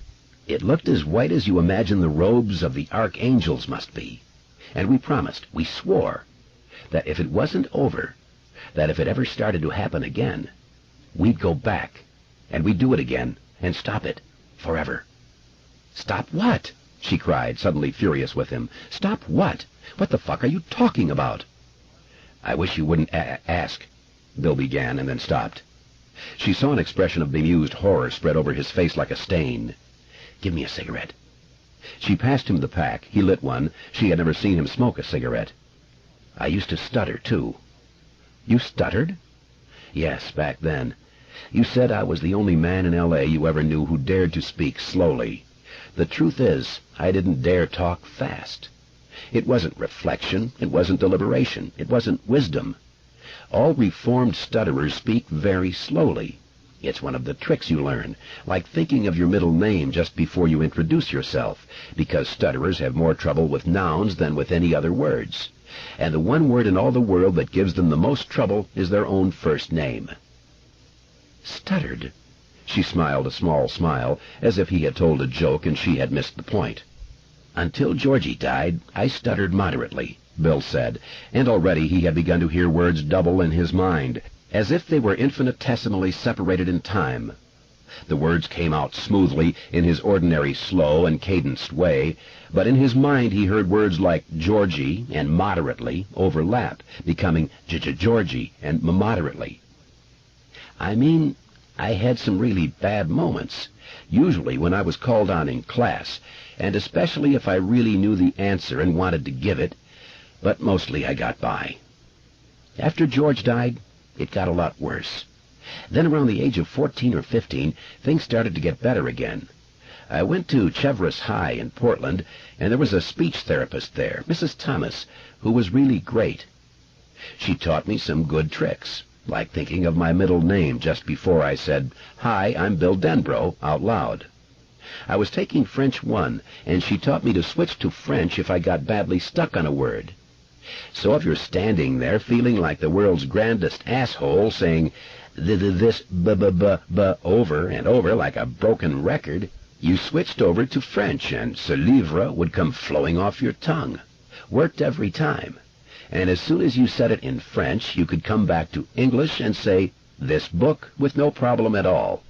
If you got stuck on an S word like ship or skate or slum, you could lisp it. Thip, skate, flum. No stutter. All of that helped, but mostly it was just forgetting Derry and everything that happened there, because that's when the forgetting happened. When we were living in Portland and I was going to Cheverus. I didn't forget everything at once, but looking back now, I'd have to say it happened over a remarkably short period of time. Maybe no more than 4 months. My stutter and my memories faded out together. Someone washed the blackboard and all the old equations went away. He drank what was left of his juice. When I stuttered on ask a few seconds ago, that was the first time in maybe 21 years. He looked at her. First the scars, then the stutter. Do you hear it? You're doing that on purpose, she said, badly frightened. No, I guess there's no way to convince a person of that, but it's true. Stuttering's funny, Audra, spooky. On one level, you're not even aware it's happening, but it's also something you can hear in your mind. It's like part of your head is working an instant ahead of the rest. Or one of those reverb systems kids used to put in their jalopies back in the 50s, when the sound in the rear speaker would come just a split second after the sound in the front speaker. He got up and walked restlessly around the room. He looked tired, and she thought with some unease of how hard he had worked over the last 13 years or so, as if it might be possible to justify the moderateness of his talent by working furiously, almost non-stop. She found herself having a very uneasy thought and tried to push it away, but it wouldn't go. Suppose Bill's call had really been from Ralph Foster, inviting him down to the Plow and Barrow for an hour of arm wrestling or backgammon, or maybe from Freddie Firestone, the producer of Attic Room, on some problem or other. Perhaps even a wrong ring, as the very British doctor's wife down the lane put it. What did such thoughts lead to? Why, to the idea that all this Derry Mike Hanlon business was nothing but a hallucination brought on by an incipient nervous breakdown. But the scars, Audra. How do you explain the scars? He's right. They weren't there, and now they are. That's the truth, and you know it. Tell me the rest, she said. Who killed your brother George? What did you and these other children do? What did you promise? He went to her, knelt before her like an old-fashioned suitor about to propose marriage, and took her hands. I think I could tell you, he said softly. I think that if I really wanted to, I could. Most of it I don't remember even now, but once I started talking it would come. I can sense those memories, waiting to be born. They're like clouds filled with rain, only this rain would be very dirty. The plants that grew after a rain like that would be monsters. Maybe I can face that with the others. Do they know? Mike said he called them all. He thinks they'll all come. Except maybe for Stan. He said Stan sounded strange. It all sounds strange to me. You're frightening me very badly, Bill. I'm sorry, he said, and kissed her. It was like getting a kiss from an utter stranger. She found herself hating this man, Mike Hanlon. I thought I ought to explain as much as I could. I thought that would be better than just creeping off into the night. I suppose some of them may do just that. But I have to go, and I think Stan will be there, no matter how strange he sounded. Or maybe that's just because I can't imagine not going myself. Because of your brother? Bill shook his head slowly. I could tell you that, but it would be a lie. I loved him. I know how strange that must sound after telling you I haven't thought of him in 20 years or so. But I loved the hell out of that kid. He smiled a little. He was a spasmoid, but I loved him, you know? Audra, who had a younger sister, nodded. I know. But it isn't George. I can't explain what it is. He looked out the window at the morning fog. I feel like a bird must feel when fall comes, and it knows. Somehow it just knows it has to fly home. It's instinct, babe. And I guess I believe instinct's the iron skeleton under all our ideas of free will. Unless you're willing to take the pipe or eat the gun or take a long walk off a short dock, you can't say no to some things. You can't refuse to pick up your option because there is no option. You can't stop it from happening any more than you could stand at home plate with a bat in your hand and let a fastball hit you. I have to go. That promise, it's in my mind like a fish hook. She stood up and walked herself carefully to him. She felt very fragile, as if she might break. She put a hand on his shoulder and turned him to her. Take me with you, then. The expression of horror that dawned on his face then, not horror of her, but for her, was so naked that she stepped back, really afraid for the first time. No, he said. Don't think of that, Audra. Don't you ever think of that. You're not going within 3,000 miles of Derry. I think Derry's going to be a very bad place to be during the next couple of weeks. You're going to stay here and carry on and make all the excuses for me you have to. Now promise me that. Should I promise? She asked, her eyes never leaving his. Should I, Bill? Audra, should I? You made a promise, and look what it's got you into. And me as well, since I'm your wife, and I love you. His big hands tightened painfully on her shoulders. Promise me, promise. And she could not stand that. That broken word caught in his mouth like a gaffed and wriggling fish. I promise, okay? I promise. She burst into tears. Are you happy now? Jesus. You're crazy. The whole thing is crazy. But I promise. He put an arm around her and led her to the couch. Brought her a brandy. She sipped at it, getting herself under control a little at a time. When do you go, then? Today, he said. Concord. I can just make it if I drive to Heathrow instead of taking the train. Freddie wanted me on set after lunch. You go on ahead at 9, and you don't know anything, you see? She nodded reluctantly. I'll be in New York before anything shows up funny, and in Derry before sundown with the right connections. And when do I see you again? She asked softly. He put an arm around her and held her tightly, but he never answered her question. Derry, the first interlude. How many human eyes had snatched glimpses of their secret anatomies down the passage of years? Clive Barker, Books of Blood. The segment below and all other interlude segments are drawn from Derry, an unauthorized town history by Michael Hanlon. This is an unpublished set of notes and accompanying fragments of manuscript, which read almost like diary entries, found in the Derry Public Library vault. The title given is the one written on the cover of the loose-leaf binder in which these notes were kept prior to their appearance here. The author, however, refers to the work several times within his own notes as Derry, A Look Through Hell's Back Door. One supposes the thought of popular publication had done more than cross Mr. Hanlon's mind. January 2nd, 1985. Can an entire city be haunted? Haunted as some houses are supposed to be haunted. Not just a single building in that city, or the corner of a single street, or a single basketball court in a single pocket park, the netless basket jutting out at sunset like some obscure and bloody instrument of torture. Not just one area, but everything, the whole works. Can that be? Listen. Haunted. Often visited by ghosts or spirits. Funk and Wagnalls. Haunting. Persistently recurring to the mind, difficult to forget. Ditto Funk and Friend. To haunt. To appear or recur often, especially as a ghost. But, and listen, a place often visited. Resort, den, hangout. Italics are, of course, mine. And one more. This one, like the last, is a definition of haunt as a noun, and is the one that really scares me. A feeding place for animals. Like the animals that beat up Adrian Mellon and then threw him over the bridge? Like the animal that was waiting underneath the bridge? A feeding place for animals. What's feeding in Derry? What's feeding on Derry?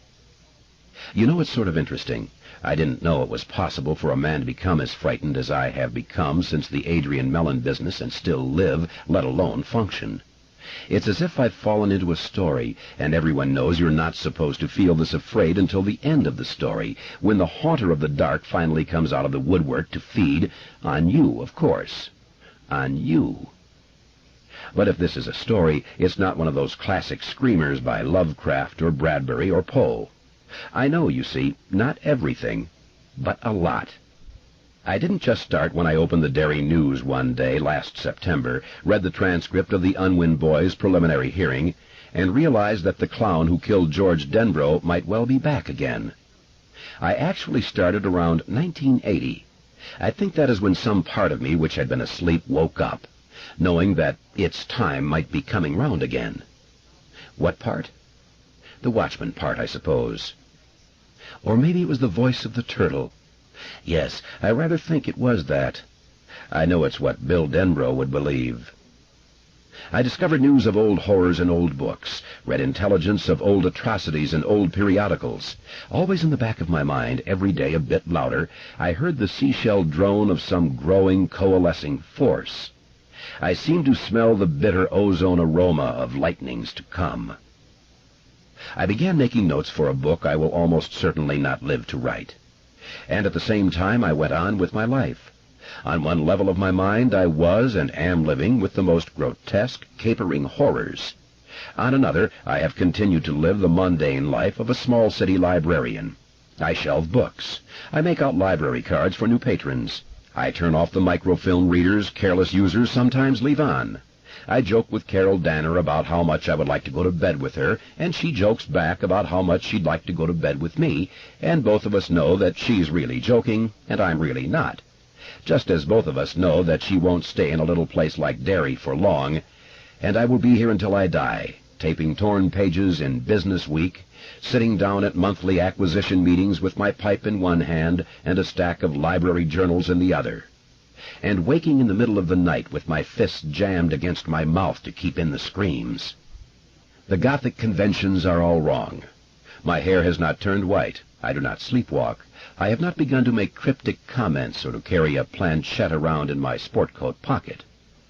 I think I laugh a little more, that's all, and sometimes it must seem a little shrill and strange, because sometimes people look at me oddly when I laugh.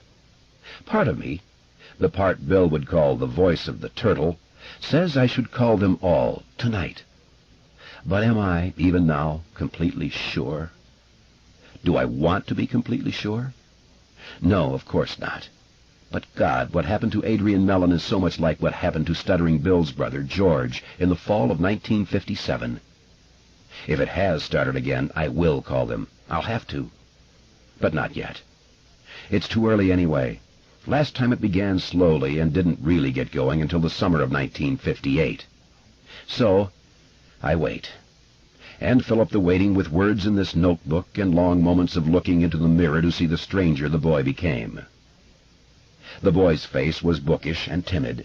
The man's face is the face of a bank teller in a Western movie, the fellow who never has any lines, the one who just gets to put his hands up and look scared when the robbers come in. And if the script calls for anyone to get shot by the bad guys, he's the one. Same old Mike. A little starey in the eyes, maybe, and a little punchy from broken sleep, but not so's you'd notice without a good close look. Like kissing distance close, and I haven't been that close to anyone in a very long time.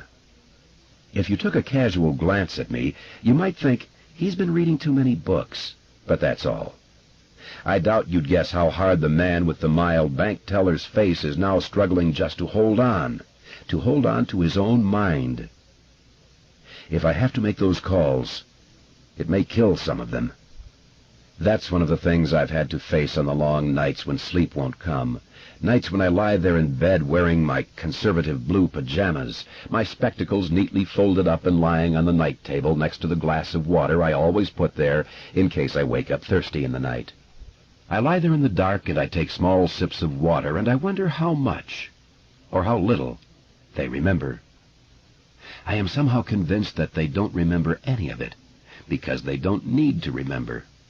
I'm the only one that hears the voice of the turtle, the only one who remembers, because I'm the only one who stayed here in Derry. And because they're scattered to the four winds, they have no way of knowing the identical patterns their lives have taken. To bring them back, to show them that pattern, yes, it might kill some of them. It might kill all of them. So I go over it and over it in my mind. I go over them, trying to recreate them as they were and as they might now be, trying to decide which of them is the most vulnerable. Richie Trashmouth Tozier, I think sometimes. He was the one Chris, Huggins, and Bowers seemed to catch up with the most often, in spite of the fact that Ben was so fat. Bowers was the one Richie was the most scared of, the one we were all the most scared of, but the others used to really put the fear of God into him, too. If I call him out there in California, would he see it as some horrible return of the big bullies, 2 from the grave and 1 from the madhouse in Juniper Hill where he raves to this day? Sometimes I think Eddie was the weakest, Eddie with his domineering tank of a mother and his terrible case of asthma. Beverly? She always tried to talk so tough, but she was as scared as the rest of us. Stuttering Bill, faced with a horror that won't go away when he puts the cover on his typewriter. Stan Uris. There's a guillotine blade hanging over their lives, razor sharp. But the more I think about it, the more I think they don't know that blade is there. I'm the one with my hand on the lever. I can pull it just by opening my telephone notebook and calling them, one after the other. Maybe I won't have to do it. I hold on to the waning hope that I've mistaken the rabbity cries of my own timid mind for the deeper, truer voice of the turtle. After all, what do I have? Melon in July. A child found dead on Neibolt Street last October, another found in Memorial Park in early December, just before the first snowfall. Maybe it was a tramp, as the papers say, or a crazy who's since left Derry or killed himself out of remorse and self-disgust, as some of the books say the real Jack the Ripper may have done. Maybe. But the Albrecht girl was found directly across the street from that damned old house on Neibolt Street, and she was killed on the same day as George Denbrough was, 27 years before. And then the Johnson boy, found in Memorial Park with one of his legs missing below the knee. Memorial Park is, of course, the home of the Derry Standpipe, and the boy was found almost at its foot. The Standpipe is within a shout of the Barrens. The Standpipe is also where Stan Uris saw those boys, those dead boys. Still, it could all be nothing but smoke and mirages. Could be. Or coincidence. Or perhaps something between the two, a kind of malefic echo. Could that be? I sensed that it could be. Here in Derry, anything could be. I think what was here before is still here. The thing that was here in 1957 and 1958. The thing that was here in 1929 and in 1930 when the black spot was burned down by the Maine Legion of White Decency.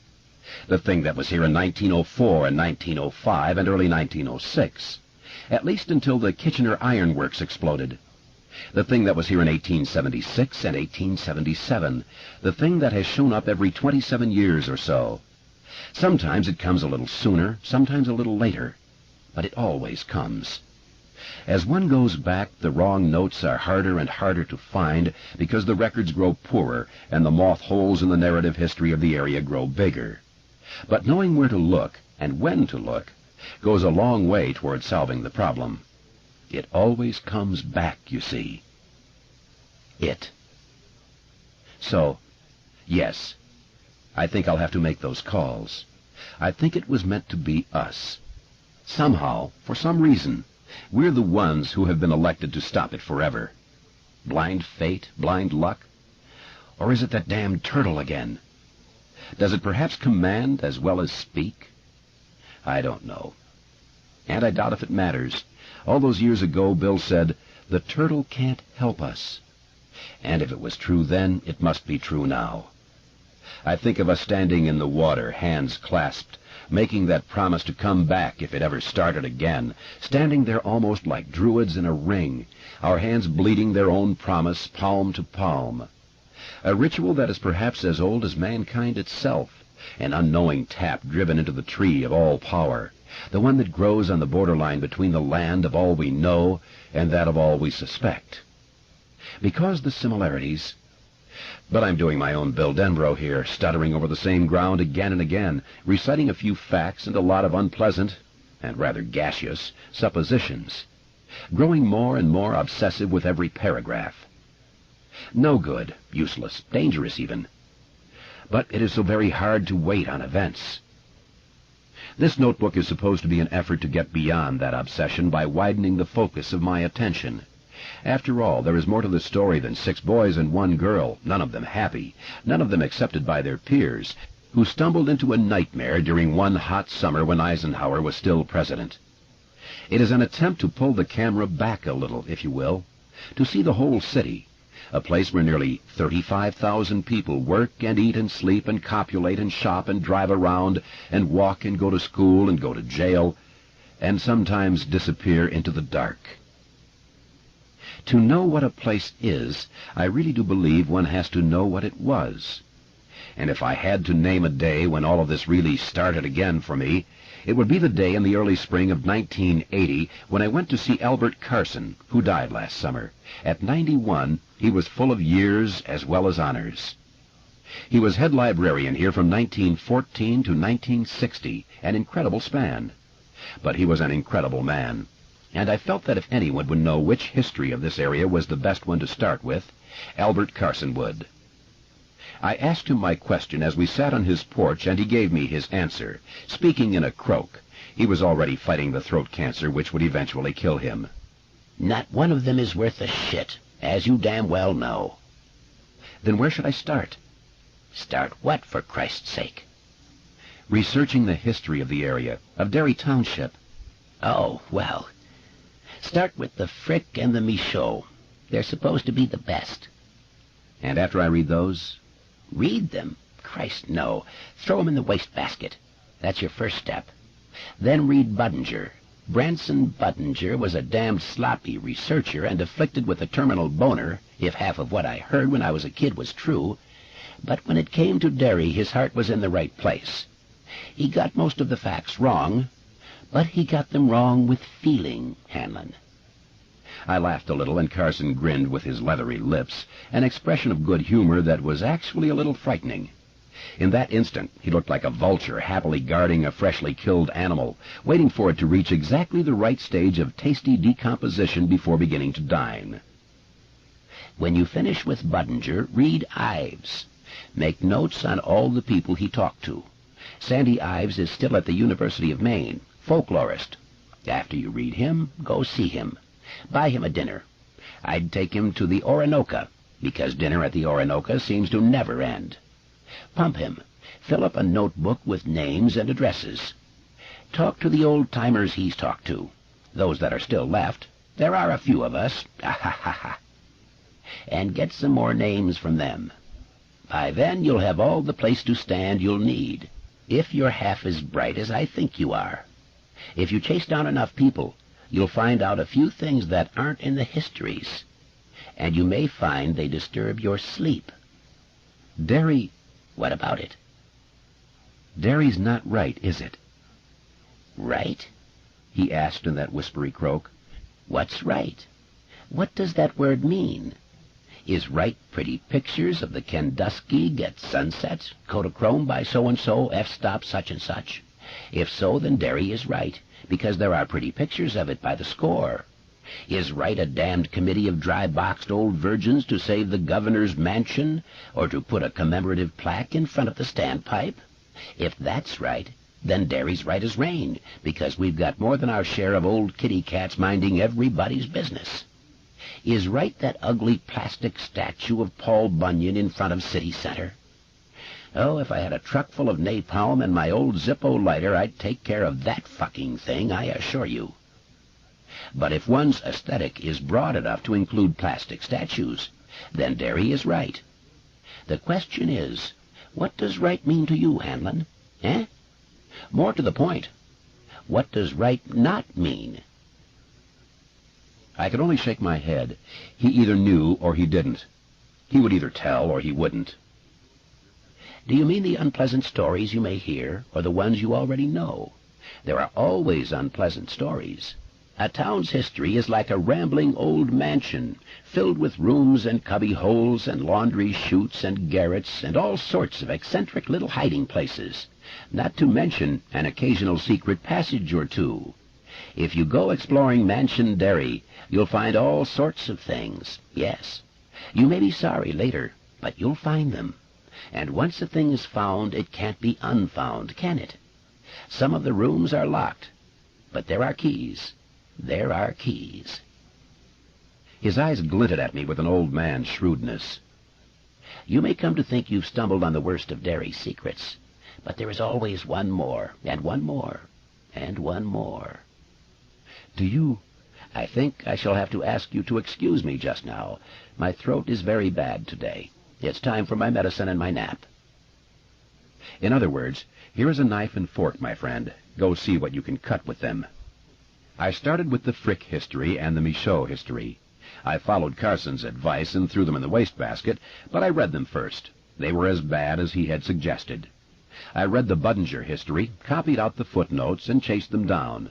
That was more satisfactory, but footnotes are peculiar things, you know, like footpaths twisting through a wild and anarchic country. They split, then they split again. At any point you may take a wrong turn which leads you either to a bramble-choked dead end or into swampy quickmud. If you find a footnote, a library science prof once told a class of which I was a part, step on its head and kill it before it can breed. They do breed, and sometimes the breeding is a good thing, but I think that more often it is not. Those in Budinger's stiffly written A History of Old Derry, Orono, University of Maine Press, 1950, wander through 100 years' worth of forgotten books and dusty master's dissertations in the fields of history and folklore, through articles in defunct magazines, and amid brain-numbing stacks of town reports and ledgers. My conversations with Sandy Ives were more interesting. His sources crossed Budinger's from time to time, but a crossing was all it ever was. Ives had spent a good part of his lifetime setting down oral histories, yarns, in other words, almost verbatim, a practice Branson Budinger would undoubtedly have seen as taking the low road. Ives had written a cycle of articles on Derry during the years 1963 through 66. Most of the old-timers he talked to then were dead by the time I started my own investigations, but they had sons, daughters, nephews, cousins. And, of course, one of the great true facts of the world is this. For every old-timer who dies, there's a new old-timer coming along. And a good story never dies. It is always passed down. I sat on a lot of porches and back stoops, drank a lot of tea, black label beer, homemade root beer, tap water, spring water. I did a lot of listening, and the wheels of my tape player turned. Both Budinger and Ives agreed completely on one point. The original party of white settlers numbered about 300. They were English. They had a charter and were formally known as the Derry Company. The land granted them covered what is today Derry, most of Newport, and little slices of the surrounding towns. And in the year 1741, everyone in Derry Township just disappeared. They were there in June of that year, a community which at that time numbered about 340 souls, but come October, they were gone. The little village of wooden homes stood utterly deserted. One of them, which once stood roughly at the place where Witcham and Jackson streets intersect today, was burned to the ground. The Michaud history states firmly that all of the villagers were slaughtered by Indians, but there is no basis, save the one burned house, for that idea. More likely, someone's stove just got too hot and the house went up in flames. Indian massacre? Doubtful. No bones, no bodies. Flood? Not that year. Disease? No word of it in the surrounding towns. They just disappeared. All of them. All 340 of them. Without a trace. So far as I know, the only case remotely like it in American history is the disappearance of the colonists on Roanoke Island, Virginia. Every school child in the country knows about that one, but who knows about the dairy disappearance? Not even the people who live here, apparently. I quizzed several junior high students who are taking the required Maine history course, and none of them knew a thing about it. Then I checked the text, Maine Then and Now. There are better than 40 index entries for dairy, most of them concerning the boom years of the lumber industry. Nothing about the disappearance of the original colonists. And yet that, what shall I call it? That quiet fits the pattern too. There is a kind of curtain of quiet which cloaks much of what has happened here, and yet people do talk. I guess nothing can stop people from talking. But you have to listen hard, and that is a rare skill. I flatter myself that I've developed it over the last 4 years. If I haven't, then my aptitude for the job must be poor indeed, because I've had enough practice. An old man told me about how his wife had heard voices speaking to her from the drain of her kitchen sink in the 3 weeks before their daughter died. That was in the early winter of 1957-58. The girl he spoke of was one of the early victims in the murder spree which began with George Denbrough and did not end until the following summer. A whole slew of voices, all of them babbling together, he told me. He owned a Gulf station on Kansas Street and talked in between slow, limping trips out to the pumps where he filled gas tanks, checked oil levels, and wiped windshields. Said she spoke back once, even though she was a scart. Leaned right over the drain, she did, and hollered down into it. "Who the hell are you?" she calls. "What's your name?" And all these voices answered back, she said. Grunts and babbles, and howls and yips, screams and laughing, don't you know. And she said they were saying what the possessed man said to Jesus. "Our name is Legion," they said. She wouldn't go near that sink for 2 years. For them 2 years, I'd spend 12 hours a day down here busting my hump, then have to go home and wash all the damn dishes. He was drinking a can of Pepsi from the machine outside the office door, a man of 72 or 3 in faded gray work fatigues, rivers of wrinkles flowing down from the corners of his eyes and mouth. "By now you probably think I'm crazy as a bedbug," he said. "But I'll tell you something else if you'll turn off your whirligig there." I turned off my tape recorder and smiled at him. "Considering some of the things I've heard over the last couple of years, you'd have to go a fair country distance to convince me you're crazy," I said. He smiled back, but there was no humor in it. "I was doing the dishes one night, same as usual. This was in the fall of '58, after things had settled down again. My wife was upstairs, sleeping. Betty was the only kid God ever saw fit to give us, and after she was killed, my wife spent a lot of her time sleeping. Anyway, I pulled the plug, and the water started running out of the sink. You know the sound real soapy water makes when it goes down the drain? Kind of a sucking sound it is. It was making that noise, but I wasn't thinking about it, only about going out and chopping some kindling in the shed, and just as that sound started to die off, I heard my daughter down in there. I heard Betty somewhere down in those friggin' pipes, laughing. She was somewheres down there in the dark, laughing. Only it sounded more like she was screaming once you listened a bit. Or both, screaming and laughing down there in the pipes. That's the only time I ever heard anything like that. Maybe I just imagined it. But I don't think so." He looked at me, and I looked at him. The light falling through the dirty plate glass windows onto his face filled him up with years, made him look as ancient as Methuselah. I remember how cold I felt at that moment. How cold. "You think I'm storying you along?" the old man asked me. The old man who would have been just about 45 in 1957. The old man to whom God had given a single daughter, Betty Ripsum by name. Betty had been found on Outer Jackson Street just after Christmas of that year, frozen. Her remains ripped wide open. "No," I said. "I don't think you're just storying me along, Mr. Ripsum." "And you're telling the truth, too," he said with a kind of wonder. "I can see it on your face." I think he meant to tell me something more then, but the bell behind us dinged sharply as a car rolled over the hose on the tarmac and pulled up to the pumps. When the bell rang, both of us jumped, and I uttered a thin little cry. Ripsum got to his feet and limped out to the car, wiping his hands on a ball of waste.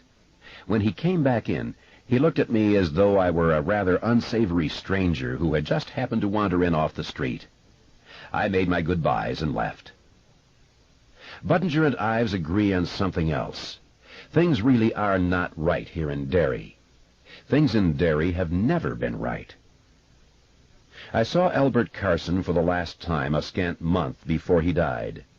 His throat had gotten much worse. All he could manage was a hissing little whisper. "Still thinking about writing a history of Derry, Hanlon?" "Still toying with the idea," I said. But I had, of course, never planned to write a history of the township, not exactly, and I think he knew it. "It would take you 20 years, he whispered. "and no one would read it. No one would want to read it. Let it go, Hanlon." He paused a moment and then added, "Budinger committed suicide, you know." Of course I had known that, but only because people always talk and I had learned to listen. The article in the news had called it a falling accident, and it was true that Branson Budinger had taken a fall. What the news neglected to mention was that he fell from a stool in his closet, and he had a noose around his neck at the time. "You know about the cycle?" I looked at him, startled. "Oh, yes," Carson whispered. "I know. Every 26 or 27 years. Budinger knew, too. A lot of the old-timers do, although that is one thing they won't talk about, even if you load them up with booze. Let it go, Hanlon." He reached out with one bird-claw hand. He closed it around my wrist, and I could feel the hot cancer that was loose and raving through his body, eating anything and everything left that was still good to eat. Not that there could have been much by that time. Albert Carson's cupboards were almost bare. "Michael, this is nothing you want to mess into. There are things here in Derry that bite. Let it go. Let it go." "I can't." "Then beware," he said. Suddenly the huge and frightened eyes of a child were looking out of his dying old man's face. "Beware." Derry. My hometown, named after the county of the same name in Ireland. Derry. I was born here, in Derry Home Hospital, attended Derry Elementary School, went to junior high at 9th Street Middle School, to high school at Derry High. I went to the University of Maine. "Ain't in Derry, but it's just down the road," the old-timers say. And then I came right back here, to the Derry Public Library. I am a small-town man living a small-town life, one among millions. But... In 1879, a crew of lumberjacks found the remains of another crew that had spent the winter snowed in at a camp on the upper Kenduskeag, at the tip of what the kids still call the Barrens. There were 9 of them in all 9 hacked to pieces. Heads had rolled, not to mention arms, a foot or two, and a man's penis had been nailed to one wall of the cabin. But in 1851, John Markson killed his entire family with poison, and then, sitting in the middle of the circle he had made with their corpses, he gobbled an entire white nightshade mushroom. His death agonies must have been intense. The town constable who found him wrote in his report that at first he believed the corpse was grinning at him. He wrote of Markson's awful white smile. The white smile was an entire mouthful of the killer mushroom. Markson had gone on eating even as the cramps and the excruciating muscle spasms must have been racking his dying body. But on Easter Sunday, 1906, the owners of the Kitchener Iron Works, which stood where the brand-spanking new Derry Mall now stands, held an Easter egg hunt for all the good children of Derry. The hunt took place in the huge ironworks building. Dangerous areas were closed off, and employees volunteered their time to stand guard and make sure no adventurous boy or girl decided to duck under the barriers and explore. 500 chocolate Easter eggs wrapped in gay ribbons were hidden about the rest of the works. According to Budinger, there was at least one child present for each of those eggs. They ran giggling and whooping and yelling through the Sunday silent ironworks, finding the eggs under the giant tipper vats, inside the desk drawers of the foreman, balanced between the great rusty teeth of gear wheels, inside the molds on the third floor. In the old photographs, these molds looked like cupcake tins from some giant's kitchen. 3 generations of Kitcheners were there to watch the gay riot and to award prizes at the end of the hunt, which was to come at 4 o'clock, whether all the eggs had been found or not. The end actually came 45 minutes early, at 3:15. That was when the ironworks exploded. 72 people were pulled dead from the wreckage before the sun went down. The final toll was 102. 88 of the dead were children. On the following Wednesday, while the city still lay in stunned, silent contemplation of the tragedy, a woman found the head of 9-year-old Robert Duhay caught in the limbs of her backyard apple tree. There was chocolate on the Duhay lad's teeth and blood in his hair. He was the last of the known dead. 8 children and 1 adult were never accounted for. It was the worst tragedy in Derry's history, even worse than the fire at the Black Spot in 1930, and it was never explained. All 4 of the ironworks boilers were shut down, not just banked, shut down. But the murder rate in Derry is 6 times the murder rate of any other town of comparable size in New England. I found my tentative conclusions in this matter so difficult to believe that I turned my figures over to one of the high school hackers who spends what time he doesn't spend in front of his Commodore here in the library. He went several steps further. Scratch a hacker, find an overachiever. By adding another dozen small cities to what he called the stat pool and presenting me with a computer-generated bar graph where Derry sticks out like a sore thumb. "People must have wicked short tempers here, Mr. Hanlon," was his only comment. I didn't reply. If I had, I might have told him that something in Derry has a wicked short temper anyway. Here in Derry, children disappear unexplained and unfound at the rate of 40 to 60 a year. Most are teenagers. They are assumed to be runaways. I suppose some of them even are.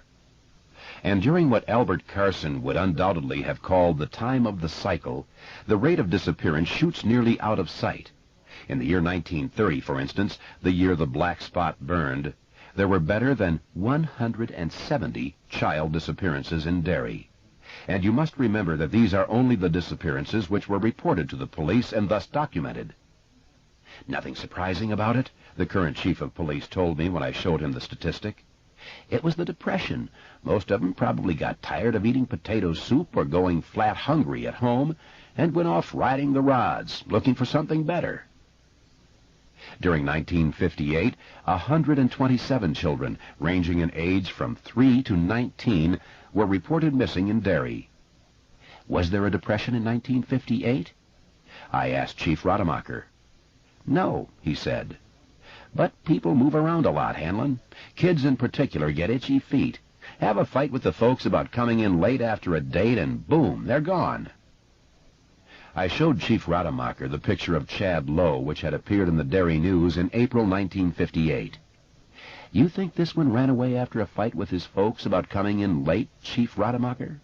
He was 3½ when he dropped out of sight." Rademacher fixed me with a sour glance and told me it sure had been nice talking with me, but if there was nothing else, he was busy. I left. Haunted, haunting, haunt. Often visited by ghosts or spirits, as in the pipes under the sink. To appear or recur often, as every 25, 26, or 27 years. A feeding place for animals. as in the cases of George Denbrough, Adrian Mellon, Betty Ripsum, the Albrecht girl, the Johnson boy. A feeding place for animals. Yes, that's the one that haunts me. If anything else happens, anything at all, I'll make the calls. I'll have to. In the meantime, I have my suppositions, my broken rest, and my memories. My damned memories. Oh, and one other thing. I have this notebook, don't I? The wall I wail to. And here I sit, my hand shaking so badly I can hardly write in it. Here I sit in the deserted library after closing, listening to faint sounds in the dark stacks, watching the shadows thrown by the dim yellow globes to make sure they don't move, don't change. Here I sit next to the telephone. I put my free hand on it, let it slide down. Touch the holes in the dial that could put me in touch with all of them, my old pals. We went deep together. We went into the black together. Would we come out of the black if we went in a second time? I don't think so. Please, God, I don't have to call them. Please, God. Part 2, June of 1958. My surface is myself, under which to witness youth is buried. Roots? Everybody has roots. William Carlos Williams, Patterson.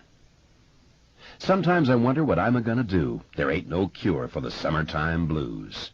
Eddie Cochran. Chapter 4. Ben Hanscom Takes a Fall. 1. Around 11:45 p.m., one of the stews serving first class on the Omaha to Chicago run, United Airlines Flight 41, gets one hell of a shock. She thinks for a few moments that the man in 1A has died. When he boarded at Omaha, she thought to herself, "Oh boy, here comes trouble. He's just as drunk as a lord." The stink of whiskey around his head reminded her fleetingly of the cloud of dust that always surrounds the dirty little boy in the peanut strip. Pigpen, his name is. She was nervous about first service, which is the booze service. She was sure he would ask for a